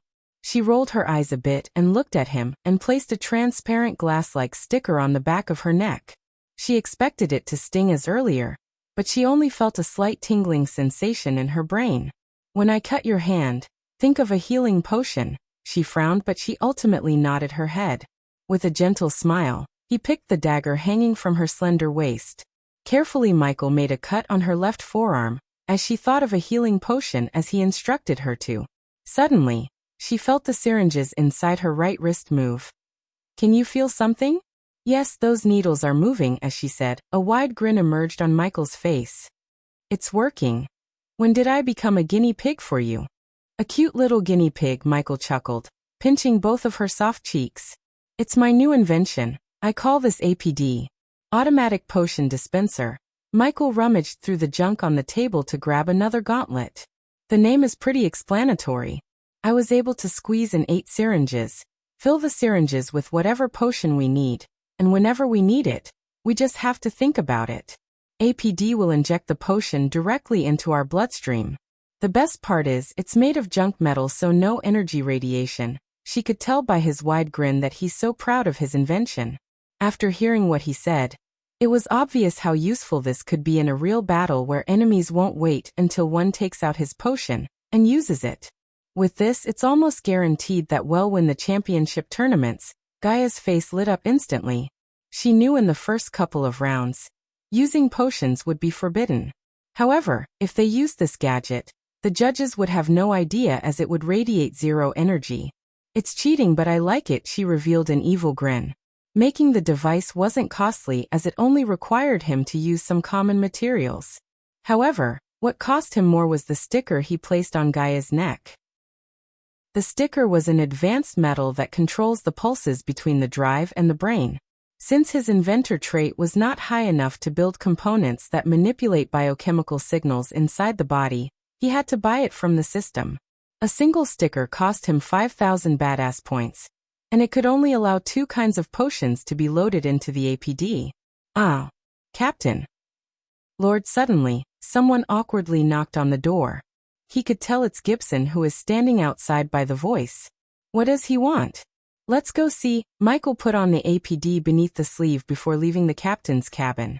When he opened the door, he saw Gibson, Shorty, and a few other pirates waiting for them. In their eyes, there was fear more than respect. The way he killed Bull was still freaking out the pirates.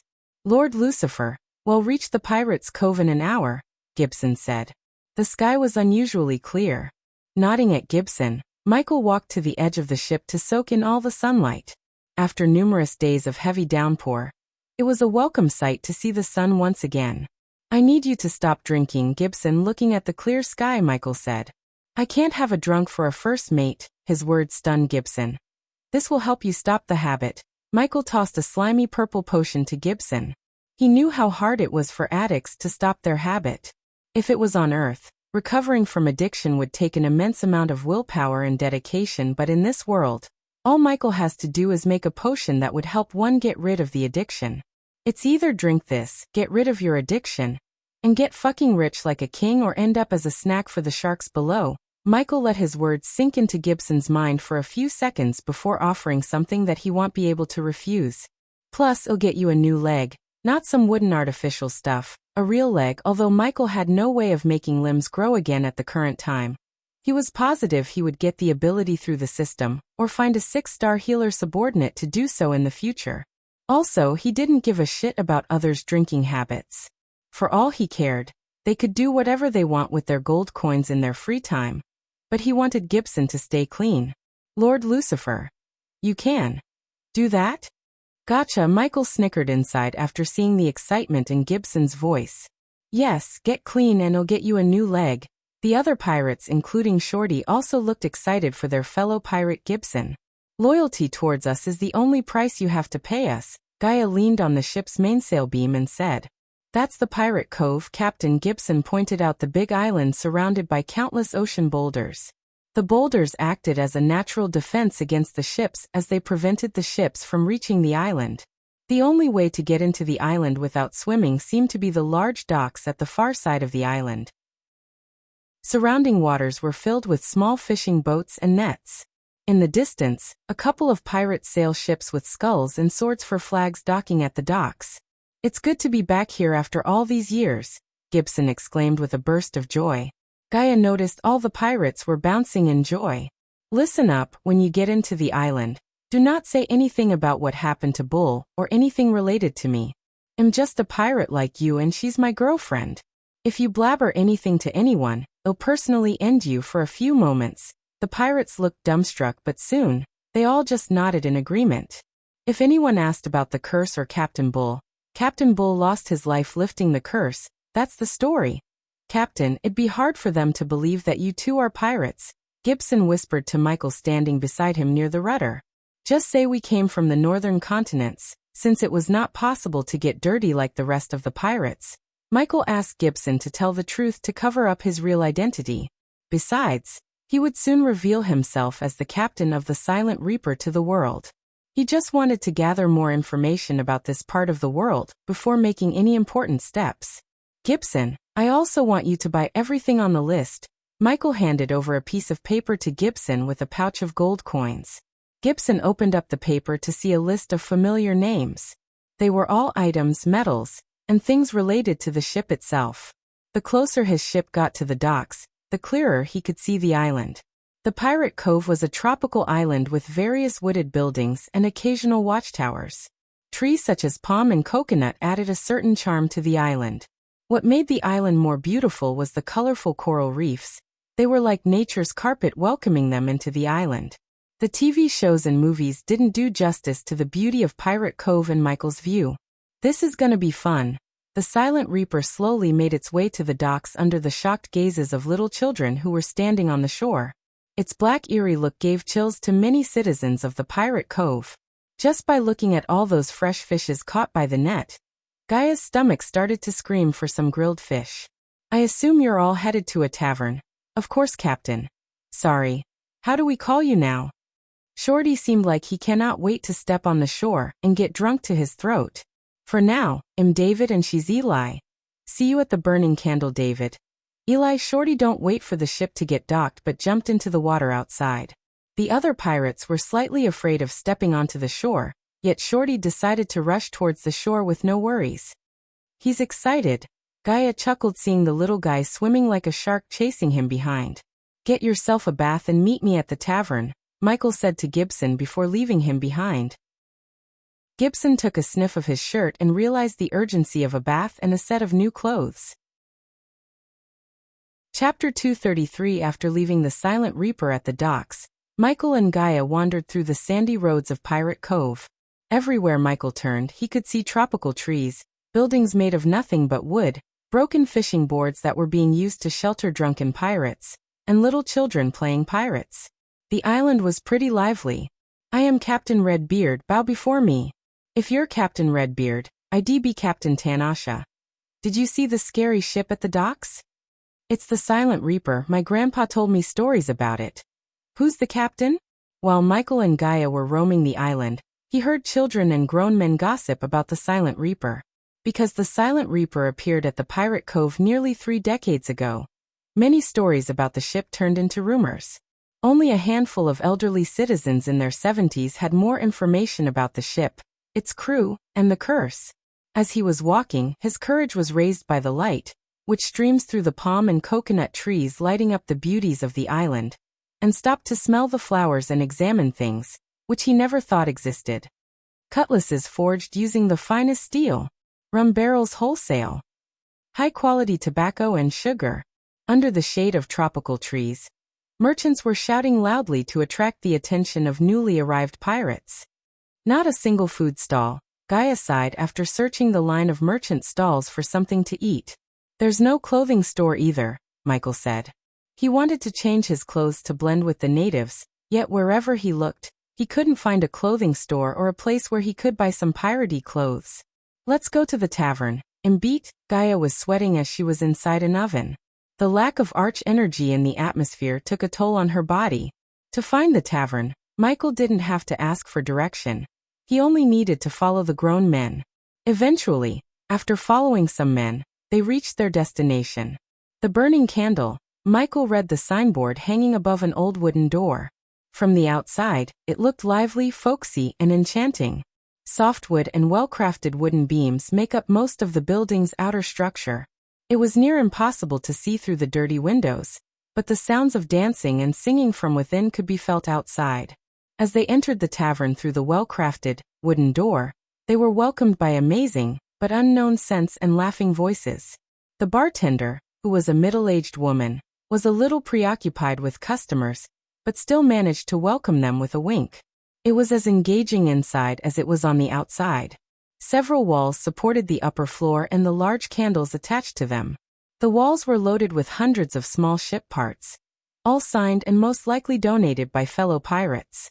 The tavern itself was packed. Pirates seemed to be the primary clientele here, which often led to exciting evenings. Several long tables were occupied by separate groups of pirates, all enjoying themselves, but they kept to themselves. Among the tables were Michael's crew, who seemed to be losing their consciousness due to the rum they were chugging non-stop. Some were even dancing on the table, while others were cheering from them by clapping and yelling. The other, smaller tables were also occupied by people who were playing games and, judging by their laughter, were either telling jokes or great, perhaps embarrassing tales. Even most of the stools at the bar were occupied, though nobody seemed to mind more company.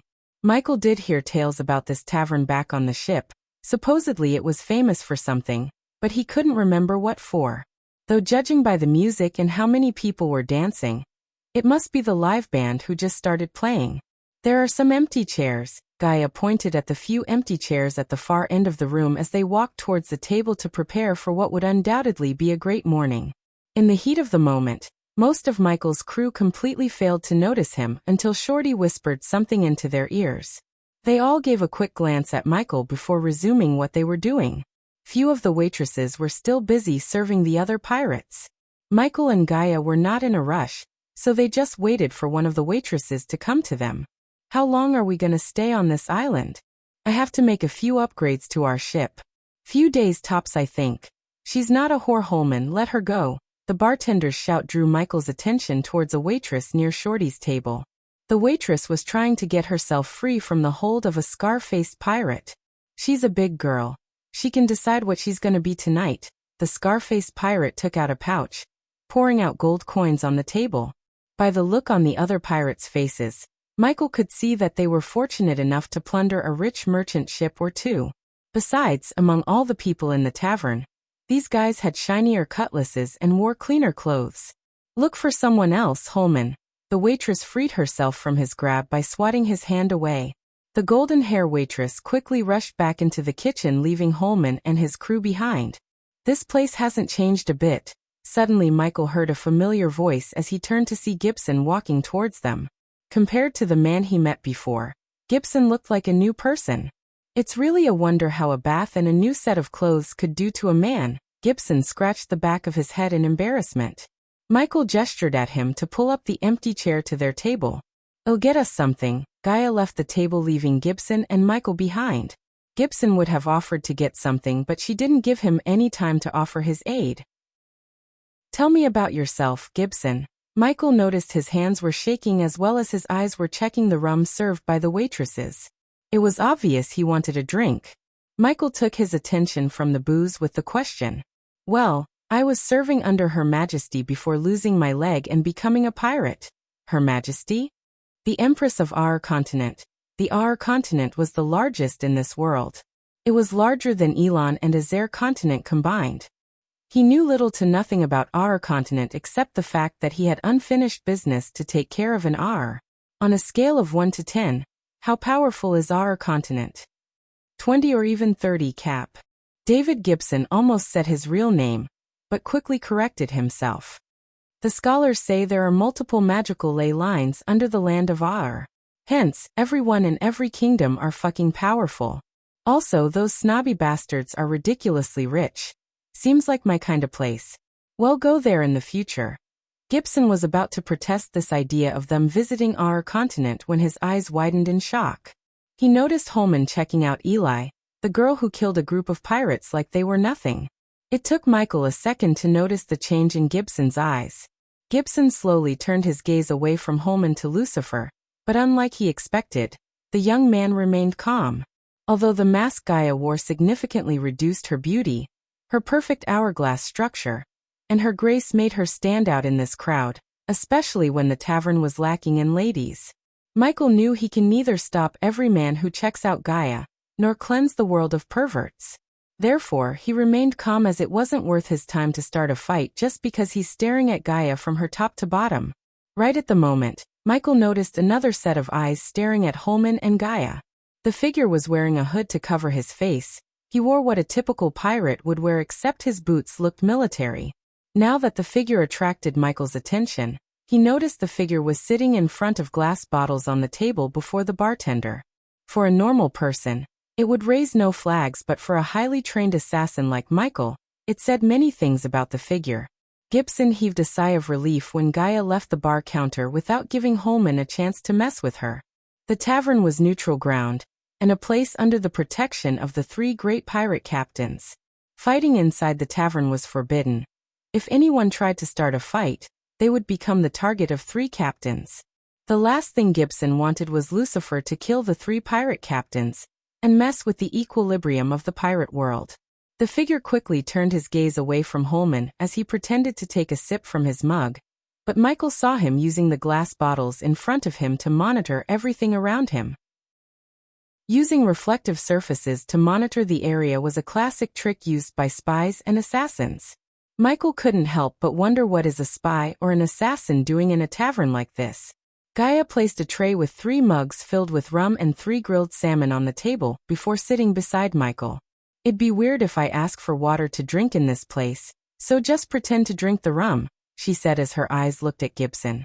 Pretend? Got it, Eli, Gibson mumbled as he reached out to touch the grilled salmon, because he thought one of the 3 plates of fish was his.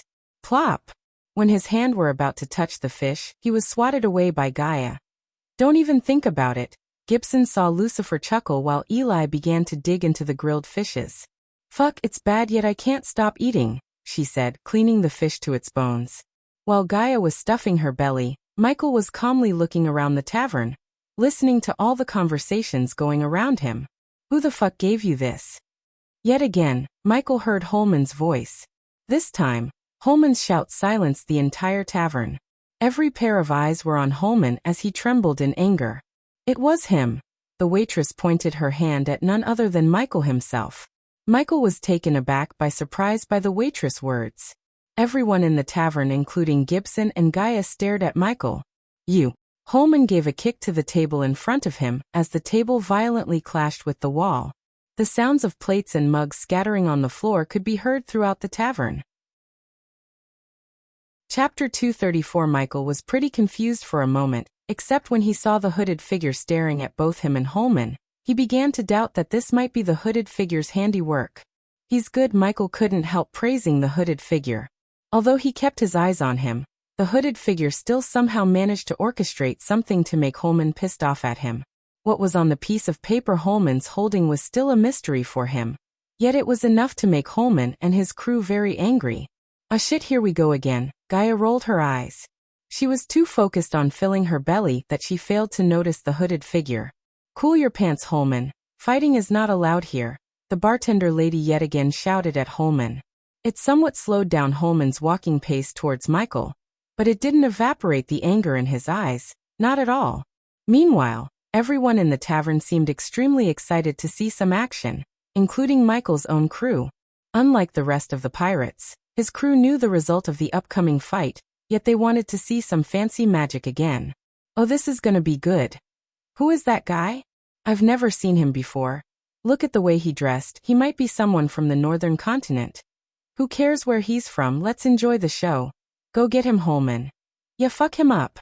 The pirates were drunk. They wanted to have some fun besides drinking, and what was happening right in front of them began to quench their thirst for blood and chaos. You and me outside. The fish is tasteless anyways. She wiped her mouth with a white cloth as Gibson just stared at her stunned because there was nothing but fish skeletons on her plate. She almost licked the plates clean, yet she seemed so disappointed. Her appetite really did shock Gibson. David, let me go talk to him, Gibson whispered to Michael, who was still leaning back on his chair as nothing happened. I like where's this going? Michael took a glance at the hooded figure sitting at the bar counter before standing up. He brushed off some of the dust on his dress as Gaia and Gibson stood up to follow him behind. In a couple of minutes, the whole lively tavern became empty as everyone went outside to see the fight. Even the bartender quickly cleaned the glasses to get outside. Is it too early to show us who we really are? Gaia asked while walking behind him towards the door. Way too early. When Michael opened the door, he was welcomed by a large crowd consisting of children, pirates, ladies, and surprisingly a couple of dogs. The crowd was standing in a circle. In the center of the circle was Holman. Michael immediately got all the attention when he stepped outside. I don't know who set you up, but I'm gonna find out. Holman removed his shirt, showing his scar-filled torso. He was flexing his muscles, kicking the sandy mud on the ground and snarling his teeth at Michael. All of his gestures really made Michael wonder what the hell was on that piece of paper that made Holman so mad. Michael stared at the crowd, searching for the hooded figure. It took Michael a couple of seconds to find the figure standing on a balcony of the building next to the tavern. The balcony had drying clothes that helped the hooded figure hide behind. "I don't know what's on the paper, but I had nothing to do with it," Michael calmly said while the crowd opened up to make way for him to the center of the circle. "Let me be the judge of it." Holman, however, did not listen to Michael. He seemed like he wouldn't back off without a fight. Fight! Fight! Fight! Fight! The pirates lost their patience as they began to chant the word fight over and over again. Right at the moment, Michael was standing just a couple of meters away from Holman. Gibson and Gaia were standing right behind Michael, while Michael's crew stared at the scene with a rum bottle in their hands. "Who wants to bet?" Shorty shouted at the people, taking out a pouch of coins. "Place your bets and win 5 times the coins." Shorty used the pirate's drunk status to his advantage. "Hell yeah, 50 coins on Holman, 100 on Holman. 5 times, you bastards.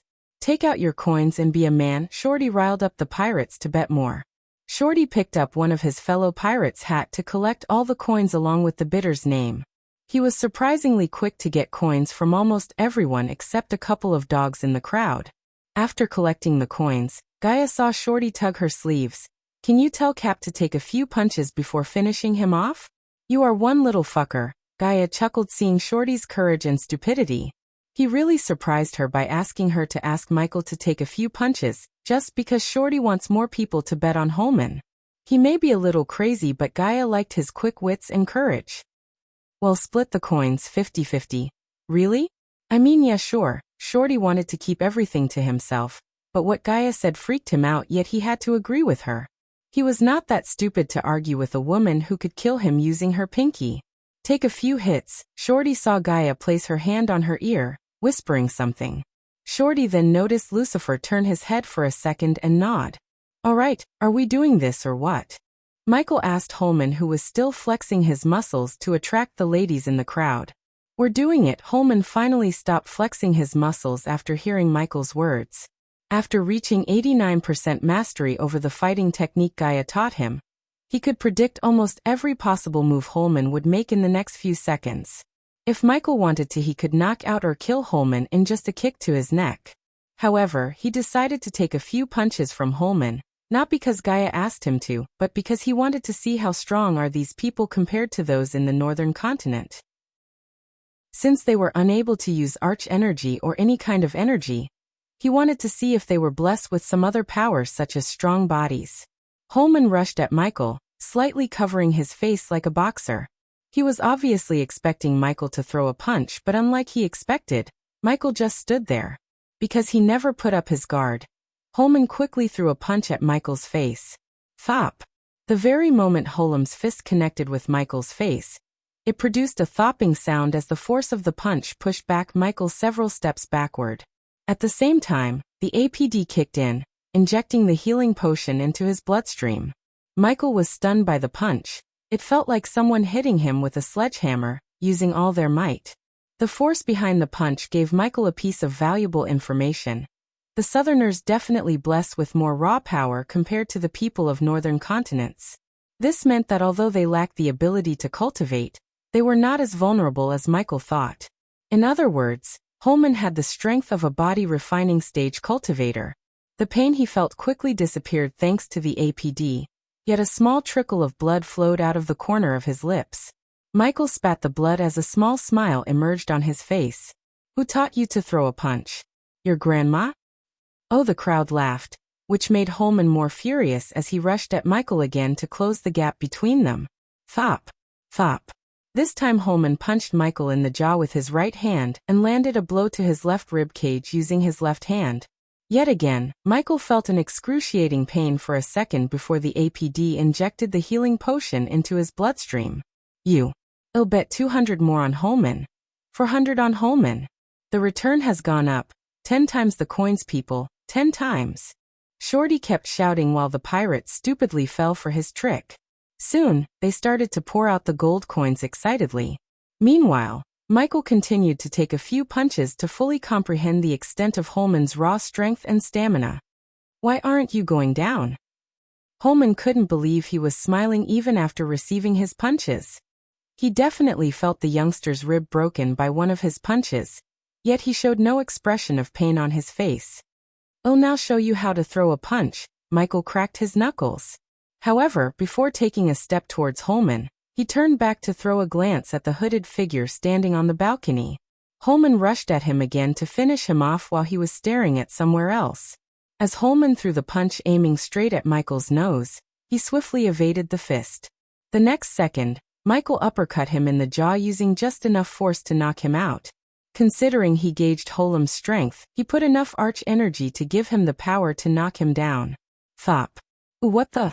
The moment Michael's fist met Holman's jaw, he was immediately knocked out by the force. His body hit the sand, producing a thud sound as the onlookers were made speechless. "Get up."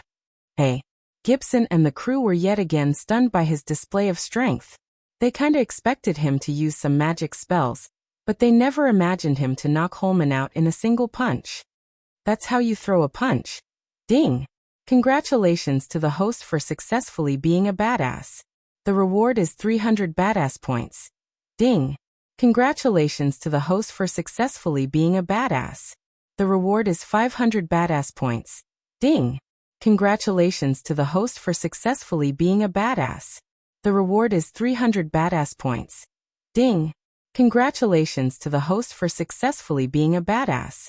The reward is 600 badass points. Sweet, Michael grinned. When he killed Captain Lars and his men, he never received experience points. Considering they were not cultivators, it didn't surprise him. He was only kinda disappointed. However, now after receiving almost 3,000 badass points just by knocking out Holman, he began to feel the excitement rising inside him. Chapter 235. Is he dead? It can't be. Hey, get your ass up. Fuck me, I just placed 500 coins on him. My coins. Stand up. The pirates began to splash whatever booze was in their hand on Holman's unconscious body, except no matter what they threw at Holman, he wasn't waking up. Get him. Suddenly, one of Holman's friends yelled orders at the others, pointing his finger at Michael. There were a total of 7 men in their early 30s who rushed at Michael to avenge Holman. See? Keep your mouth shut. Just when Gibson was about to call him captain and ruin their disguises, Gaia elbowed Gibson in the ribcage to shut him up. She then quickly gave a glance at the rest of the crew to stay still. 6 of Holman's friends surrounded Michael, while one knelt down to check on Holman. 7 versus 1, the odds are against you boys, said Michael calmly. You stupid. We're gonna mop the floor with you. Let's teach him a lesson. Holman's friends taunted Michael. Considering they were pretty drunk, they seemed to forget how he knocked out their friend Holman with a single punch. Just looking at their footwork and hand movements told him that they don't know any special fighting technique. Let's do this. Michael just raised his finger to call them up as 2 of Holman's friends rushed at him from the front while one moved from Michael's behind. The distance between the 2 coming from the front was approximately 4 meters, while the one trying to attack him from behind was only 2 meters. Therefore, he had to deal with the closest one before dealing with the others. When a fist came closer to him, he just stepped forward and then sideways as the guy lost his balance due to missing the punch.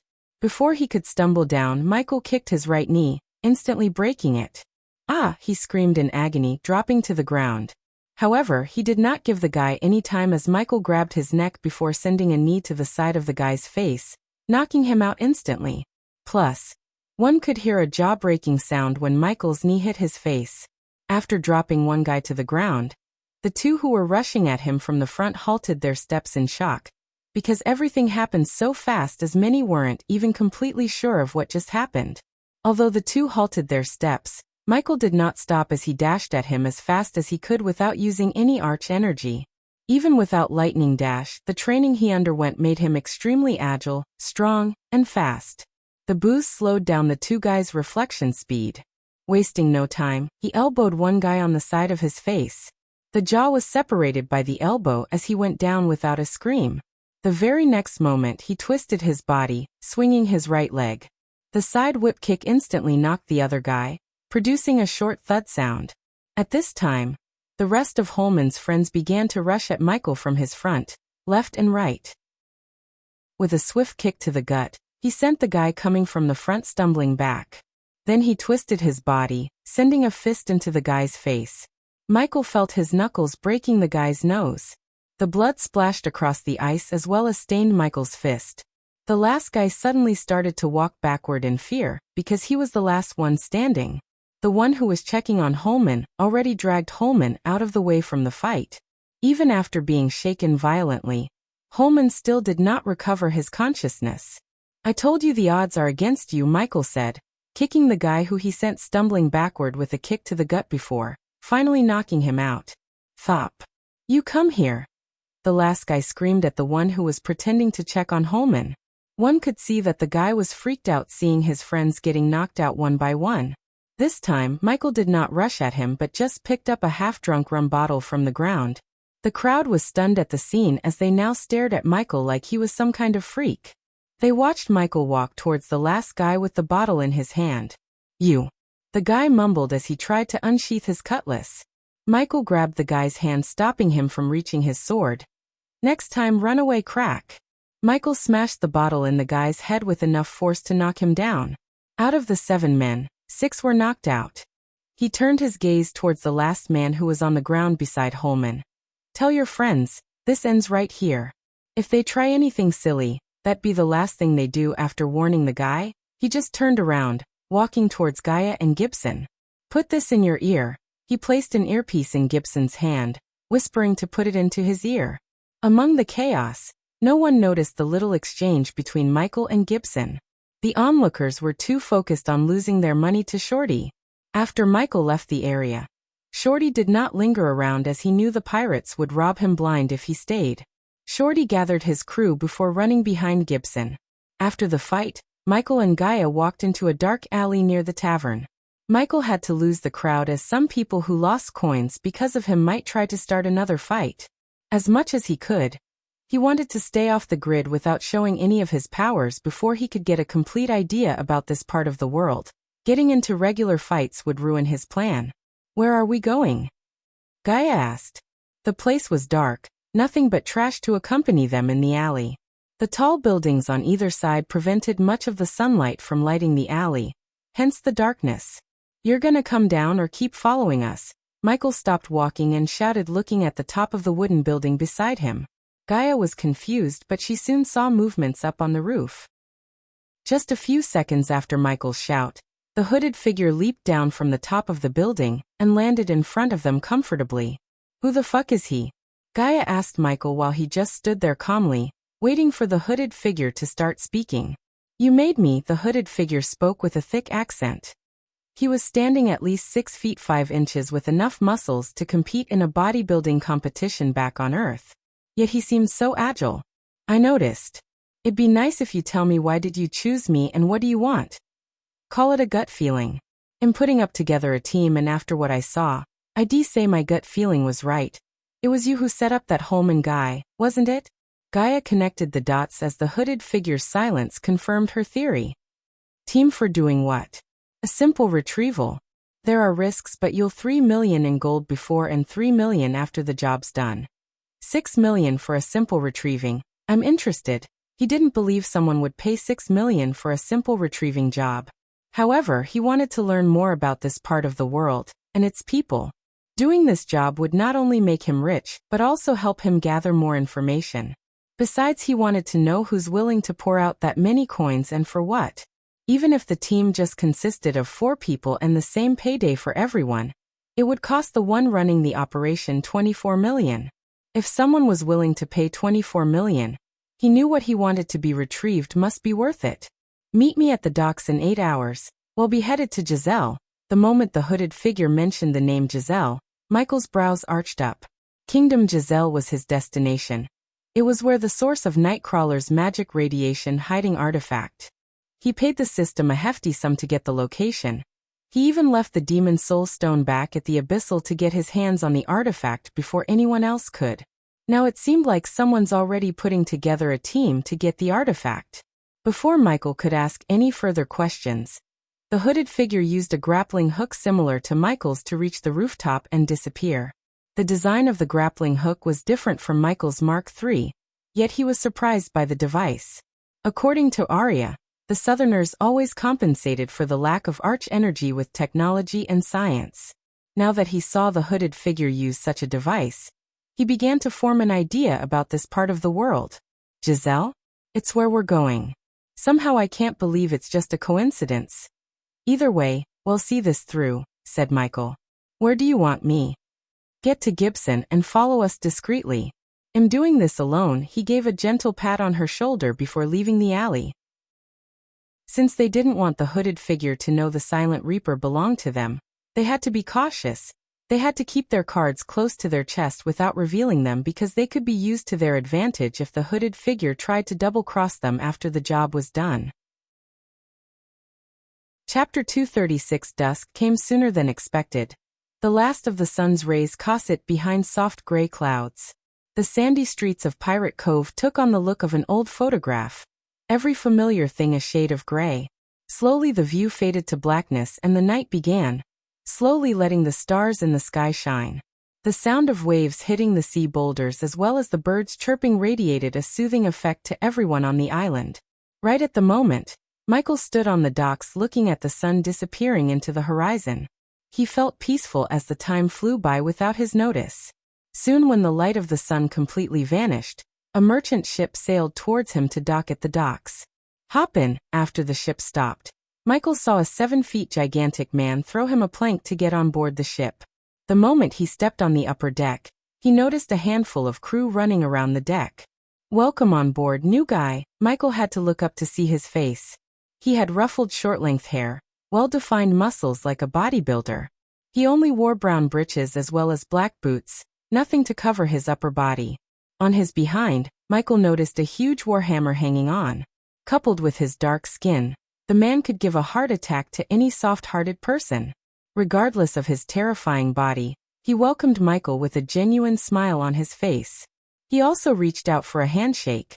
"How are you doing?" Michael shook his hand with a smile. "Hey gang, move your asses over here. The new guy's here," he shouted with his thick voice. Soon after his shout, a group of people walked out from the captain's cabin.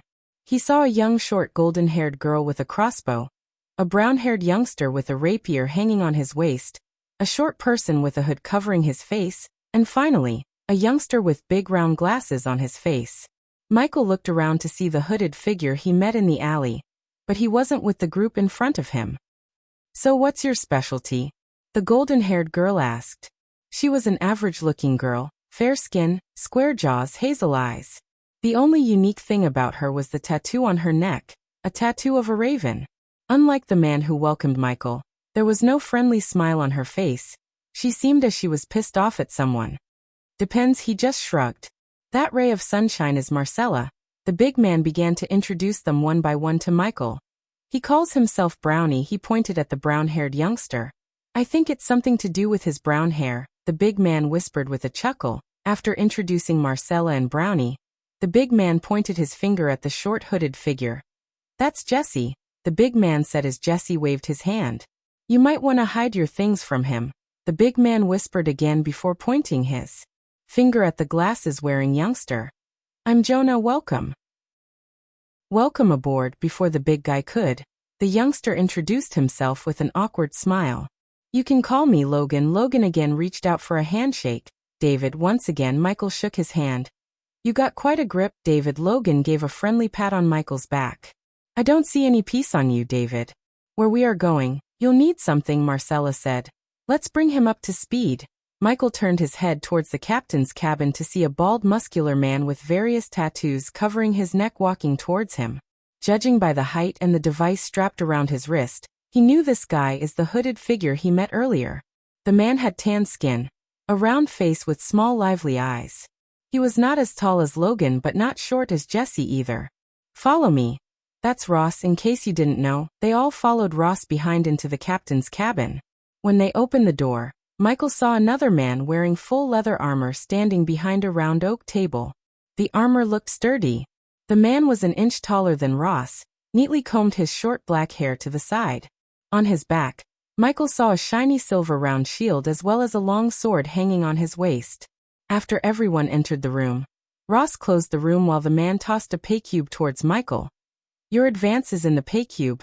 You can cash in any of the banks in Southern Continent. Alright, I assume you're all acquainted, so let's start the briefing. What happened to Rowan? And we don't know anything about this guy. Marcella's words slightly annoyed Michael, but he let Ross handle her. Rowan went to the island with the recon team, and the less we know about each other is best. Quit whining, Marcella. David seems capable to me. Logan still had a smile plastered across his face, yet he sounded like he doesn't like Marcella very much. In Michael's eyes, the two of them were polar opposites. Logan seemed like a nice friendly guy while Marcella seemed like a typical cold-hearted bitch. David, you know where we are going exactly? The man in armor asked Michael. Ross said we're going to the Giselle Kingdom for a simple retrieval job. But I know it might not be that simple, considering the payday. So bring me up to speed. The man nodded and continued, placing his finger on the map on the table. Michael saw he was pointing at a small island near the Kingdom Giselle. Harford Isle, now known as the Zombie Island.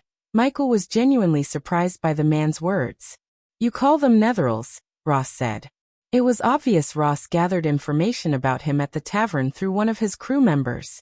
However, by the look of Ross, it was evident that the crew members kept their mouths shut about Michael using arch energy inside the void line.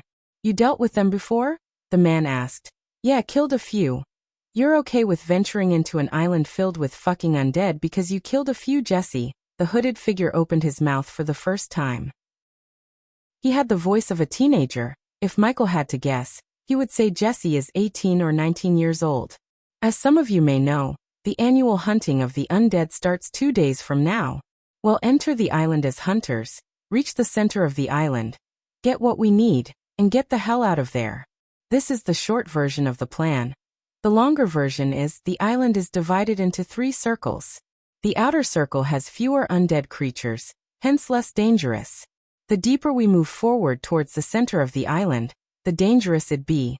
After we get through the outer circle, we'll meet the recon team here. Ross pointed at the river on the map. The recon team went there with professional builders. If everything went according to the plan, there'd be a ship waiting for us. How did the recon team enter the island before the hunting season begins? Logan asked, looking at Ross and the man in armor. Let's just say my employer called in some favors, said the man in the armor. Moving on. After we get on the boat, we'll travel straight to the center of the island where we believe the undead are building a temple. Except for Marcella and the man in armor, everyone else was stunned by Ross' words. Back in Abyssal, Delar was using rituals and a mysterious book to control the Netherals to do his bidding. If what Ross said was correct, someone on this island or something was controlling the Netherals just like Delar. Undead building a temple? Are you kidding us right now? The last time I heard, undead can't think for themselves. Logan threw his hands in the air, refusing to believe Ross' words. The normal undead can't, but the alphas can. Marcella said as Ross and the man in armor nodded. Alphas? Michael asked as he wanted to know more about the alphas that Marcella was talking about. New breed of undead. We believe something in the island is mutating the undead. The alphas are the completely mutated ones. Ross was intercepted by the man in armor when he was going to finish his sentence. As for what's mutating the undead, it's no one's concern. The others might have no idea, but Michael knew what might be mutating them. The same artifact he's looking for. What about the terrain of the island? Logan asked. The island is a rainforest. Hope you've all brought umbrellas, people, Ross joked. Everyone looked gloomy except Michael. The rainforest would give him the advantage to double-cross them and disappear after getting his hands on the artifact. Plus, he firmly believed that most of these people would die before reaching the artifact because he already injected himself with the vaccine for Netheral Bite. He had to buy a few herbs from the system, but with the help of his alchemy knowledge and ample amount of Netheral samples, he was able to make the vaccine. Rain and forest, the two things I hate the most. Logan rubbed his temples. If you need any last-minute supply or a weapon, go get them now. Well, leave the docks in 1 hour. Michael was the first to leave the room after Ross' words. He had to retrieve the Doombringer and the Mark III grappling hook from his space ring without anyone noticing. Chapter 237. I thought you were a sword kinda guy. When Michael stepped onto the upper deck, Logan came to him with a surprised look on his face.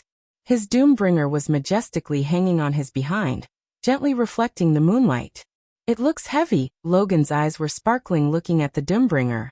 Michael could tell Logan's craving to hold the warhammer in his hand. It is. Michael took the Doombringer from his behind and twisted the handle stylishly. Because he was not using any arch energy, the weight of the Doombringer made his biceps flex out. After his intense training, his body became toned and each muscle in his body had a definite definition. Can I hold it? Logan looked like a big 7-foot baby staring at a candy. Sure, Michael chuckled as he handed over the Doombringer to Logan. The big Logan was excitedly smiling, but when he grabbed the handle of Doombringer, his smile disappeared. Dang it, it's so freaking heavy. Michael was slightly surprised to see a muscle mountain like Logan struggling to lift the Doombringer without using all of his strength. The weight training plus the serpent-style fighting technique changed his body from the molecular level, making him stronger and faster than most people. This was the reason why Gaia was able to break wood logs like they were eggshells. She was damn strong. Now that he had undergone the training with the help of the system, he was stronger and faster than Gaia herself, and on a different level compared to anyone in the southern continent. You're stronger than you look, David, Logan said, putting down the Doombringer on the floor by its head. Work on your weightlifting, big boy. Michael gave a friendly pat on Logan's shoulder with a chuckle. All right, guys, we're leaving. Ross stood at the helm, preparing to leave the docks. After hearing his shout, the ship's crew began to unravel the sails. The ship slowly started to move as they all felt a sudden jerk.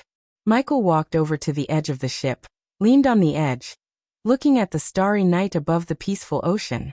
So what do you think about the team, David? Logan leaned on the wooden railing beside him. No clue. What's your take? You know what, I'm glad you're here because you're the most normal person on the ship. Michael looked over his shoulder back at the team, and couldn't help but agree with Logan. Brownie was muttering something under his breath while Jesse, the hooded figure checking the crates, lined up near the mainsail pole. On the far end of the ship, Jonah appeared to be occupied with the starry night. Although Marcella seemed normal, Michael knew she would be the last person to talk to in the entire ship.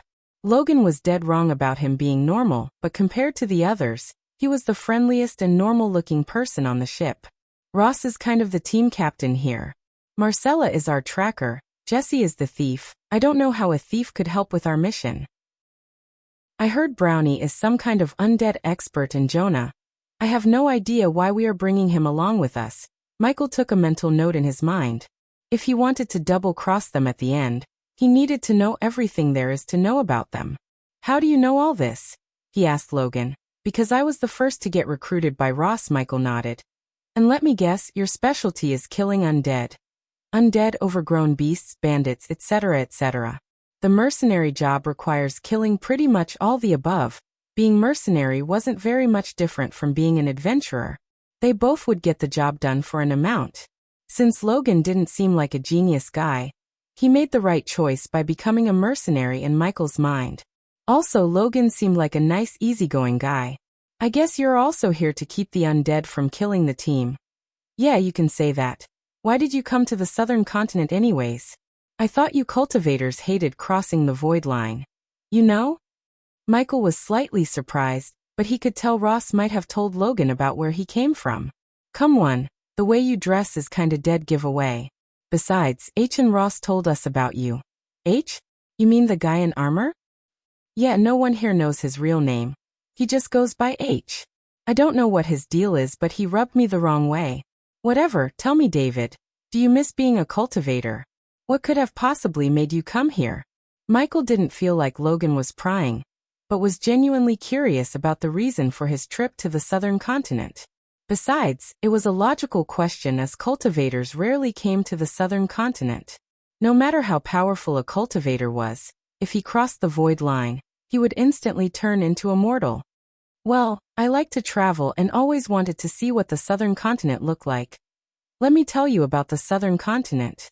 It's like a shiny apple that is rotten in its core. The southern continent is infested with slavery, racism, war, hunger, plague, and all the evil shit you can think of. Trust me, your place would seem like heaven after you spend a few weeks in any of the southern kingdoms. He saw Logan's smile disappear from his face for the first time. He always looked like a jolly guy, yet when he talked about the southern continent, he looked gloomy. As a mercenary, I saw my share of evil shits. This world has gone to hell, David. All we can do is ride out the wave, you know what I'm saying? It gonna sound corny, but Logan, you can still clean this world, if you follow the right person. For a moment Logan stared at Michael. Now Logan shook his head. After getting paid for this job, I'm gonna put down my hammer, buy a land, house and live the rest of my life in the most beautiful place in this world, Aston Village. Michael was disappointed to hear him, but he couldn't blame the guy for thinking to settle down. If Logan showed any signs to continue being a mercenary, Michael would have paid him to work under him. He knew forcing Logan to work under him was just a waste of time, so he decided to let Logan do whatever he wanted. Besides, it was unlikely for all of the team to survive on the island. He fought Netherals and he knew how strong and deadly they could be. If the artifact was making the Netherals kinda smart, they might use the rainforest to their advantage. And if they did, it would be extremely hard for the team to kill Netherals. Where is this Aston Village? Giselle Kingdom. Since you like to travel, I'd be thrilled to give you a tour of our humble village after the mission. What do you think about that? Sure thing. Wonderful. Logan gave a friendly pat on Michael's back with a wide grin on his face. Everything's connected to Giselle, Michael thought to himself. Michael already decided to conquer the Giselle Kingdom first. By conquering, he wanted to control the Senate or most of the senators. He had no time or desire to play the king for now. His goal was to form two armies, a naval army using the pirates and a military using gladiators and the slaves of the southern continent. I got to take a leak. Logan rubbed his belly before leaving the place. Gaia, do you have eyes on the ship? He established a connection to Gaia through his earpiece. Yep, we're perfectly blended with the darkness and following your ship. Michael looked around slowly, except he couldn't see the Silent Reaper or any other ships following them. I can't see you, which means others can't too. It'd be tricky after the sunrise. Don't worry about us, we know their destination, so we'll make it to the island faster than you are and wait for you there, said Gaia. After exchanging a few words with Gaia, Michael cut the connection before someone could notice him moving his mouth. Marcella was always looking at everyone as she was spying on them. She seemed particularly suspicious of Michael for some reason. Michael noticed this, but he chose not to make any moves on Marcella because if everything went according to his plan, she wouldn't be a problem and most probably the undead would take care of her. Thud. Suddenly Michael heard a loud thud sound coming from one of the crates lined up near the mainsail pole. Marcella immediately raised her crossbows as the others who heard the sound turned their gazes at the crates. Captain, did you hear that? It's coming from one of those crates. What do you mean crates? I loaded them. There's nothing but food in those crates. Michael noticed Ross leaving the helm while Marcella loaded a bolt into her crossbow, ready to fire at whatever was making the sound. Let me out. This time it was not a thud sound, but a voice of a young girl came from the crates. What's going on here? Michael saw H, the man in armor, coming out of the captain's cabin after the commotion. He looked at Marcella and then at Ross. Someone's in there, Marcella coldly said. I'm coming out of this bloody crate. Chapter 238. The crew members quickly unsheathed their cutlasses to attack the intruder as soon as she came out of the crate. Pretty much everyone had their weapon in their hand except Michael and Ross. Michael really didn't think that whoever was inside the crate posed a threat, hence he still seemed calm. On the contrary, Ross' face had shock and confusion plastered on it. Don't attack, Ross declared. His voice contained a tinge of anger as well as anxiety. Since Ross was the captain, the crew nodded as they slowly stepped back a few steps from the crates. Marcella, though, still kept her crossbow aimed at the crates. Soon afterward, the top of the wooden crate slowly opened as a young girl in her late teens stood up from the crate. The girl had black hair, a beautiful oval face, round lively blue eyes, and smooth silky skin. Although the girl wasn't a kingdom-toppling beauty or something like that, she would attract many youngsters' attention. Maria, what the hell are you doing here?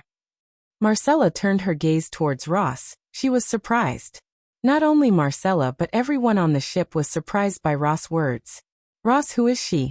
H asked with a deep frown on his face. His voice was not as friendly as before. The girl just stared at Ross' face, expecting him to answer the question instead of introducing herself. She's my daughter and she's leaving. Ross tried to grab her by her elbow, but she swatted away Ross' hands before he could touch her. Daughter. Ross has a daughter? What is she doing on the ship? The sudden appearance of Ross' daughter made the crew gossip as the silent atmosphere of the ship disappeared. How did she get into the crates? Jesse, the thief, opened his mouth, directing the question at Ross himself. Maria, whatever the reason you have for being here, I don't care. You need to leave. His words were like that of the father, caring yet strict. I'm not going anywhere. I'm coming with you to the undead island. Whether you like it or not. The girl folded her arms against her chest, refusing to listen to Ross. For a few moments, no one could hear a sound except for the sound of waves hitting the ship's hull. Everyone was stunned listening to the girl. Many wouldn't dare to look in the way of the undead island. Yet Maria was trying to go to the island for some reason. Come over here this time. Ross didn't let her swat his arms away as he grabbed her by her elbow. Everyone saw Ross dragging the girl to a corner of the ship, away from prying eyes and ears. You, Marcella, called out one of the crew members staring at Ross and Maria. Her shout immediately brought back the crew member to his senses. Ha! What was supposed to be in those crates? Marcella asked. Ah shit. The crew member cursed as some of the crew members began to sweat bullets. Seeing their reaction to her question, Michael's curiosity piqued. Food, we were keeping 2 days' worth of ration in those crates. Right after the crew members answered, even Michael's calm expression changed. The ship at least contained 50 people including the team. If they didn't have food to fill those bellies, they would be in big trouble before even reaching the island itself. A big person like Logan would have to eat an ample amount of food to sustain his body, except that they seem to be lacking food. Tell me you keep extra rations somewhere here. Marcella gritted her teeth. The crew member was shivering and walking backward in fear. We. Do her anger somewhat lowered down by his answer. It could only feed everyone for a day. Another crew member said. They were short on rations as the journey to the island would take 2 days. If the wind was on their side rather than against them. Maria had already compromised the mission by throwing away their food. Even Michael had to eat if he didn't want to use precious arch energy to sustain his body. H and Ross were busy talking to Maria while the rest of them looked at each other's gloomy faces. You idiots! Marcella lost her temper. She yelled at the crew members. What were you doing when she was throwing away the food? How about I throw your useless asses off the ship? Calm down, no one's thrown anyone off the ship. Logan interfered before the situation escalated into a fight. We'll just have to manage with the ration we have and try to dash. Try to do what? You want us to fish or magically create food for all of us, Marcella rebuked. If we could divide the ration into dash. Shut up, glasses. When Jonah tried to offer a solution, she shut him up with a shout. She was really pissing off Michael. Instead of thinking of a solution to their problem, she kept throwing temper tantrums. In other words, she was being an A-grade bitch. Jonah, go and figure out how we should divide the rations, Brownie said, giving a friendly pat on Jonah's shoulder. If anyone has prior experience of fishing, get to work. I assume you keep fishing equipment in the ship. Yeah, we do. On top of being an expert on the undead, Brownie seemed like a guy with good leadership skills. After the crew members ran to the lower decks, Marcella returned to her quarters uttering no words. Do you know how to fish on a running ship, David? Logan asked, rubbing his temple. Nope, how about you? I was kinda hoping you would lend me some fish, Logan chuckled. Regardless of their current situation. What were you thinking, Maria? The undead island is not a place you would go to despise your father. I'm going because of you. To fix your mess. Ross was stunned as she continued. I told you not to do anything when you found the weed in my locker, but what did you do? Interrogated Johnny like he's some kind of criminal, and informed him to the academy she was shivering in anger at her father. If it wasn't for people standing nearby, she would have shouted to vent her anger. Every time you enter into my life, you fuck up everything. Why can't you just be a normal father for once? Her voice broke at the end. I don't regret my actions, Maria.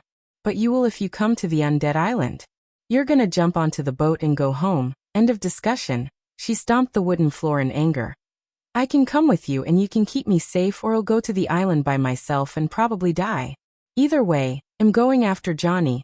After Mariah's mother died because of netheril bite, he always drowned himself in work, commanding a Spartan unit of Giselle. Maria always blamed Ross for killing her mother instead of locking her in a room, until someone finds a cure for netheril bite. Coupled with her anger and Ross' separation from Maria distorted their relationship. Johnny is not the right guy for you, Maria. He's not worth this risk. Please for once quit being stubborn. Ross begged her to reconsider going to the Undead Island, yet she seemed resolute in her decision. Since this was the hunting season, there would be many ships approaching the Undead Island in the next few days, and he knew she would be able to get into any of those ships to reach the island. He would never forgive himself if he let her go alone and die. Hence he reluctantly decided to bring her along with them. At least he would be there with her to protect her. The island already took his wife away from him. He would never let the island do the same to his daughter. You stay with me all the time. Ross took a deep breath and spoke. Do you have any idea where Johnny might be on the island? We'll be much safer with the team and they won't come looking for Johnny with us. She retrieved a map from the bag hanging on her waist. My friend took this from one of the crew members of Johnny's ship. She handed over the map to Ross. The moment he opened the map, he was stunned because the X mark on the map was the location of the artifact he's looking for.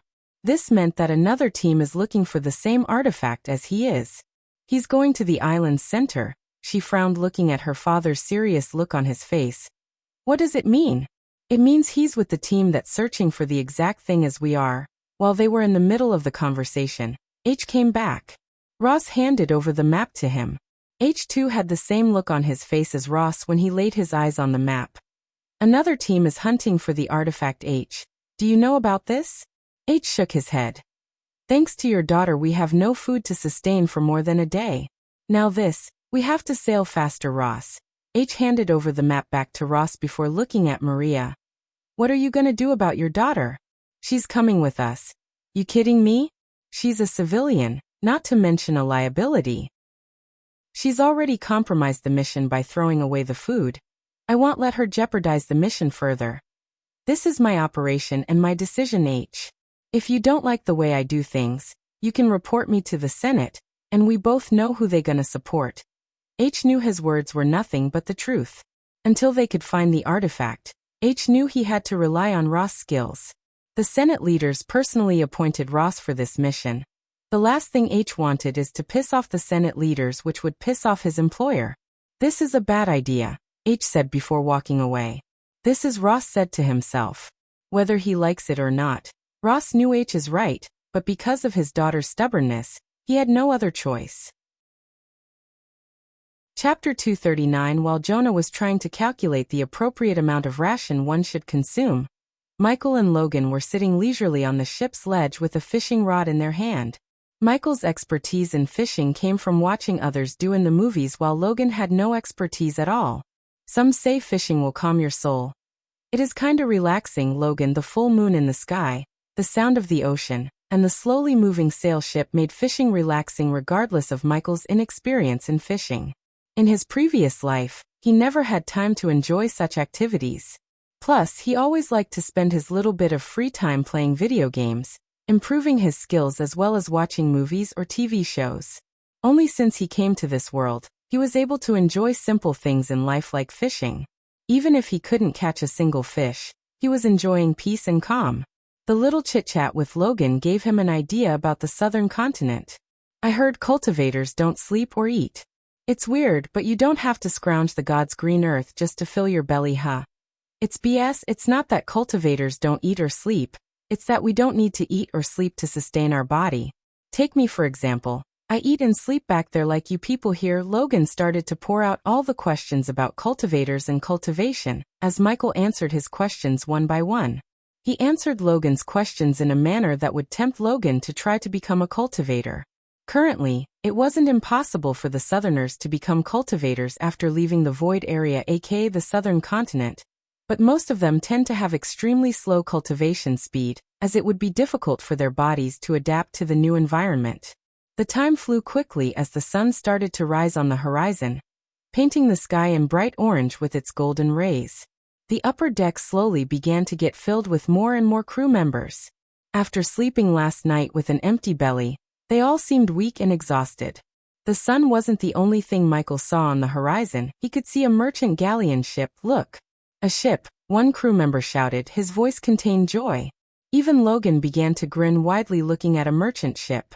Merchant ships were usually filled with rations, and they could buy rations to fix their current situation. Michael put down the fishing rod on the deck, as Ross came out of the captain's cabin with his daughter. Despite the mess she caused, Maria looked refreshed after a beauty sleep. It was obvious Ross gave his potion of ration to his daughter as any good father would do. Looking at the crew members bouncing in excitement, Ross took out his monocular to examine the merchant ship approaching them. The first thing he examined was the flag flying above the sails. The white flag had a symbol of lotus. Mail merchants. Ross recognized the ship's flag, so did H. H heaved a sigh of relief as they would be able to buy rations from the merchant ship, but Ross had black lines on his forehead. They are far away from their usual routes. Everyone had a relieved look on their faces except Ross. He knew Mail merchants and their usual routes. This area of the ocean was far away from their routes. Hence he was skeptical, unlike others. After talking to the team as well as some of the crew members, Ross realized one thing: they all blamed Maria for their situation. They were right to do so. He knew he can't keep her absolutely safe all by himself. He would need the team's support in keeping her safe after entering the island. If there was bad blood between them and Maria, keeping her safe would be a difficult task. Because of his love for Maria, he ignored all his doubts about the merchant ship. Slowly but steadily the merchant ship approached them while the crew members waved their hands at the merchant ship, calling out for help. Since Michael had no idea about the merchant ship or its routes like Ross, he too felt relieved to see the ship approaching. Although the fishing was indeed relaxing, at the end of the day he had to eat. "Oh, go get the coins." H walked back into the captain's cabin to bring the coins. The merchant ship was now only 50 meters or so away from them. Ross' tense body loosened a bit looking at the crew members on the merchant ship. They were all wearing a shirt with the Mail merchant logo embroidered on their chest. Michael was watching the ship approaching from the far end of the ship with Logan. Little by little, the merchant ship's shadow darkened the deck as the merchant ship stopped beside them. The merchant ship was perfectly aligned sidewards soon. A wooden plank dropped from the merchant ship to their ship. After the merchant ship came to a halt, Michael was able to see the faces of everyone on the ship clearly. As he looked at them, he couldn't help frowning. They all seemed tense, slightly trembling. Even the one walking the plant to them had no smile on his face, which was weird because a merchant would always typically smile. Michael stared at the old man approaching them. He was partially bald and like most of the merchants, he too had a fat belly. Looking at the sweat on the old man's face, and the way the merchant ship perfectly aligned sideways, he began to have a bad feeling about this. "Pirates!" The moment the old man stepped onto the deck he shouted. Boom, boom, boom, boom.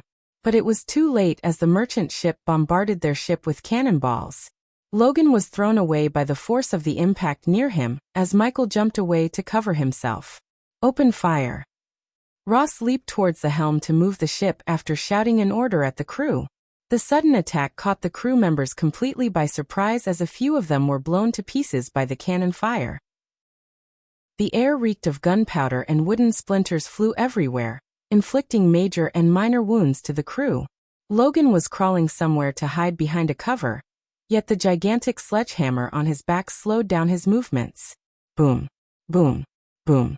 The merchant ship started their second round while Ross' crews were busy running chaotically around the deck to save their lives. "I want everything valuable on the ship." Michael heard a shout as he looked at the merchant ship to see a middle-aged man with a greasy red beard at the helm. He wore a long red coat with 2 sabers hanging on his waist. Like every pirate he met in this world, he was dirty, spoke in a thick accent, and chugging rum like water. Ha ha ha ha. Also he laughed like a maniac looking at the carnage he was causing.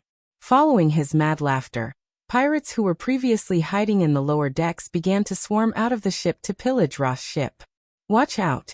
H shouted at Logan as Michael turned his gaze away from the maniac on the opposite ship to see one of the sail poles falling in the direction of Logan.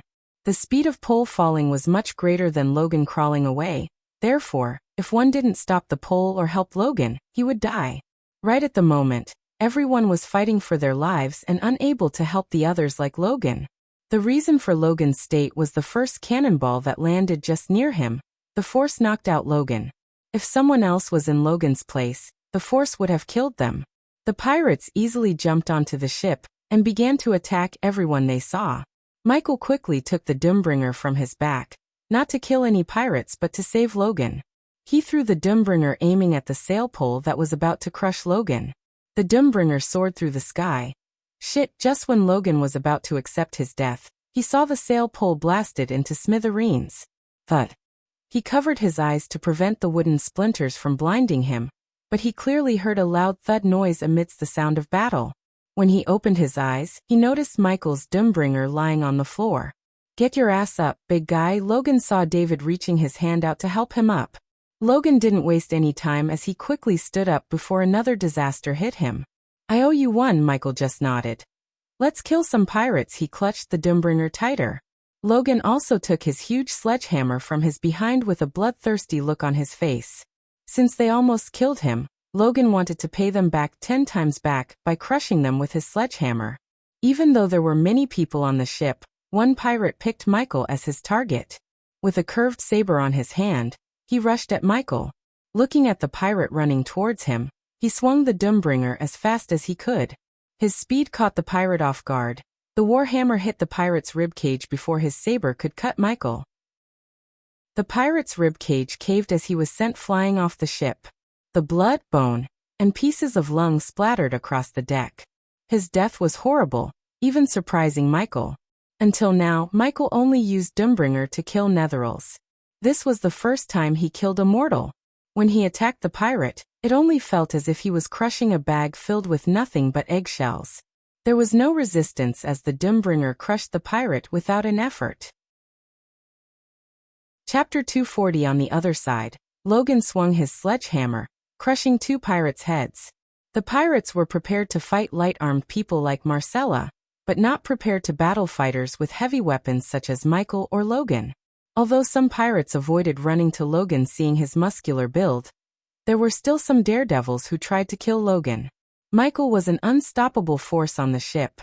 Everywhere he went, blood and bones splattered across. The busiest person on the ship was Ross as he was surrounded by 5 pirates.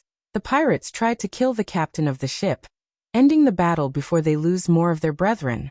"What's taking you all bastards this long? Finish them off," the pirate captain shouted at the pirates. More and more pirates came out from the lower deck after his shout. Michael really wondered how many pirates are hiding in the merchant ship. "I had enough of this." He brought down Doombringer's wrath upon another pirate. The head exploded, spraying blood and gray matter all over Michael. His gray long coat was painted red. The blood not only drenched his face but also painted his face red. With the Doombringer in his hand, he looked like the god of war reincarnated. Since Logan was fighting relatively nearby to Michael, he noticed a few of Michael's brutal kills. When the blood-covered face turned towards him, Logan's heart skipped a beat in shock. It wasn't as he never saw someone kill pirates, but the way Michael killed them and the thick blood and the broken bones on him that shocked Logan. It gave him a devilish look. "Help Ross!" Logan quickly finished off the pirate he was fighting. He nodded at David, quickly moving towards Ross. He thought David's gonna cover him, but his jaw dropped when he saw David leaping onto the merchant ship that was filled with pirates. "Hey!" Logan was stupefied. He never for a second thought David would decide to take the fight to the pirates without backup. There was no one to fight beside him on the ship like on Ross' ship. Anyone with some battle experience could tell there's no way David would survive fighting the pirates alone. What's he doing? Marcella also noticed David jumping to the pirate ship. She screamed at Logan, but Logan asked the same question to himself. Ding. Congratulations to the host for successfully being a badass. The reward is 300 badass points. Ding. Congratulations to the host for successfully being a badass. The reward is 600 badass points. Michael landed right on the center of the pirate ship. Unintentionally, he landed like the Iron Man, which triggered the system to award him with badass points. What the? Even the pirate captain never expected someone to jump onto his ship. He was surprised, but looking at the blood on the young man's body, his killing intent rose up. It was evident that the young man killed many of his men brutally to get painted in blood like this. Even the floor he landed quickly had tiny puddles of blood that trickled from his body and the Doombringer. Boom! Before the pirates could attack him, Michael swung the Doombringer as fast as he could at the mainsail pole. As expected, when the Doombringer collided with the sail pole, the wooden pole blasted into countless pieces of splinters. The force of the hit knocked back a few of the pirates standing around the sail pole, while the splinters impaled some of the pirates, inflicting some amount of damage. Bastard, if it was his ship, he would have lost his mind if someone destroyed the mainsail pole, which would cost a fortune to repair. Since it was the case, as he recently captured the merchant ship and posed as merchants to pillage other ships, he was mostly just annoyed to see the youngster destroy the ship. The force also slightly pushed Michael back. Using this opportunity, one pirate quickly slashed at Michael with his cutlass. The training did make his body several times stronger, but without using arch energy, he wasn't invincible or untouchable. The cutlass cut his back as he felt a sharp pain across his back. The APD quickly injected half of the healing potion into his bloodstream. While the wound was healing, Michael didn't give the pirate another chance to cut him. When the pirate slashed the cutlass at him again, he bent his back as the cutlass brushed past his forehead. The other pirates did not let their fellow pirates fight alone. They all rushed at Michael to overpower him. Back on the northern continent, the cultivators tend to fight one by one. They often let one or two cultivators fight on the front side, while some cast supportive spells from the side. The reason cultivators avoid attacking one at the same time was the spells they cast could wound their own team. The pirates were the polar opposite of cultivators. They liked to gang up on an opponent. After evading the cutlass, it was his turn to attack the pirate who cut him. He swung the Doombringer in a circle without doing any fancy moves. The pirate who cut him was unfortunate enough to welcome the Doombringer's head with his head. The head exploded into a blood mist, splattering skull pieces and gray matter across the place. Some gray matter ended up on Michael's face, yet it was not enough to make him show an expression of disgust. However, the other pirates weren't as strong as Michael. Seeing the headless body of their fellow pirate, they were momentarily stunned. While they were stunned, Michael swung the Doombringer again at the headless body like a hammer hitting a nail. The headless body completely mashed by Doombringer, further stunning the pirates. It was a very brutal kill. Utilizing their shock, Michael continued to swing his Doombringer at every pirate he could see. Although he was swinging the Doombringer chaotically, he was careful not to let any pirates come close enough to cut his head off. Boom, boom, boom. Many of the surrounding pirates were either killed or knocked back by the Doombringer. The more pirates he attacked, the more blood spattered across his face, obstructing his view. It slowed his move as a few of the pirates managed to strike him. Standing on the helm platform, the pirate captain saw the young man wreaking havoc among his men. Even after he was surrounded by his men, the warhammer in his hand crushed everyone in its path. "What's happening?" he mumbled to himself. He saw his men land more than a couple of times, yet he was moving as he never suffered any wounds. One could not differentiate the young man's blood from the blood of his men on his body. He was bathed in blood. The more blood ended up on his body, the more he looked like a devil. When the young man first landed on the ship, he had 20 men on the ship, but now, they were reduced to 7. Looking at the dead bodies on the deck, his veins popped in anger. He wanted to call everyone on the merchant ship to kill the young man. Yet the anger blinded his rational thinking. He unsheathed his cutlass, deciding to join the fight himself. At this time, the pirate captain had no idea he was running towards his death. "Aha!" Michael let out an evil scream, continuing to crush everyone in his path. Even after killing a pirate, he never stopped swinging his Doombringer until the body turned into a bloody mess. Although 3 pirates lost all their courage and decided to run, he threw the Doombringer at them, knocking them down. GRH, the pirates who were knocked down by the Doombringer grunted in pain. The pirate captain saw the young man walking towards the 3 crawling pirates. He ran as fast as he could to save his men. Yet his heart skipped a beat when he saw the young man crushing their skull by stomping on them. The young man kept stomping on the dead pirates while screaming like a mad wolf. However, suddenly he stopped stomping the pirates. The pirate captain saw the young man grinning. Except for his teeth, there was no spot on his face that wasn't covered by the blood. Every muscle in Michael's body ached. Most of the healing potion in APD had been injected into his bloodstream. The battle was harder than he initially expected. If he used dual swords, the battle would have been much easier and received a few cuts to his body because of his 89% mastery over swordsmanship. The Doombringer was supposed to be used with his spells. Since he never used any spells, the pirates did manage to land several deep cuts. Putting the Doombringer on his shoulder, he slowly walked towards the pirate captain. Not that he wanted to walk slowly, but the exhaustion made walking difficult. At the moment, Michael ignored the battle noises coming from Ross's ship. The killing intent he felt towards the pirate captain cancelled all the noises around him. Michael wasn't the only one with killing intent. The pirate captain radiated more killing intent than Michael, because he just lost a huge chunk of his crew power to a single man. He slashed violently at the young man as the blade deeply cut his left cheek. However, his mind went blank when he saw the wound closing up at a rapid speed. What the hell are you? In a couple of seconds, the wound completely disappeared. Michael grabbed the pirate captain by his neck without giving him a chance to swing his cutlass again, before putting the Doombringer on the ground. Captain. The pirates who noticed the pirate captain in Michael's clutch stopped fighting as they screamed. For a few moments, the battle completely stopped as they all stared at Michael and the pirate captain who was being lifted up from the ground by his neck. You're tuning in to the Limei's Wuxia Whispers YouTube channel. We're so grateful for your support, and don't forget to subscribe to join us on this incredible journey through captivating stories.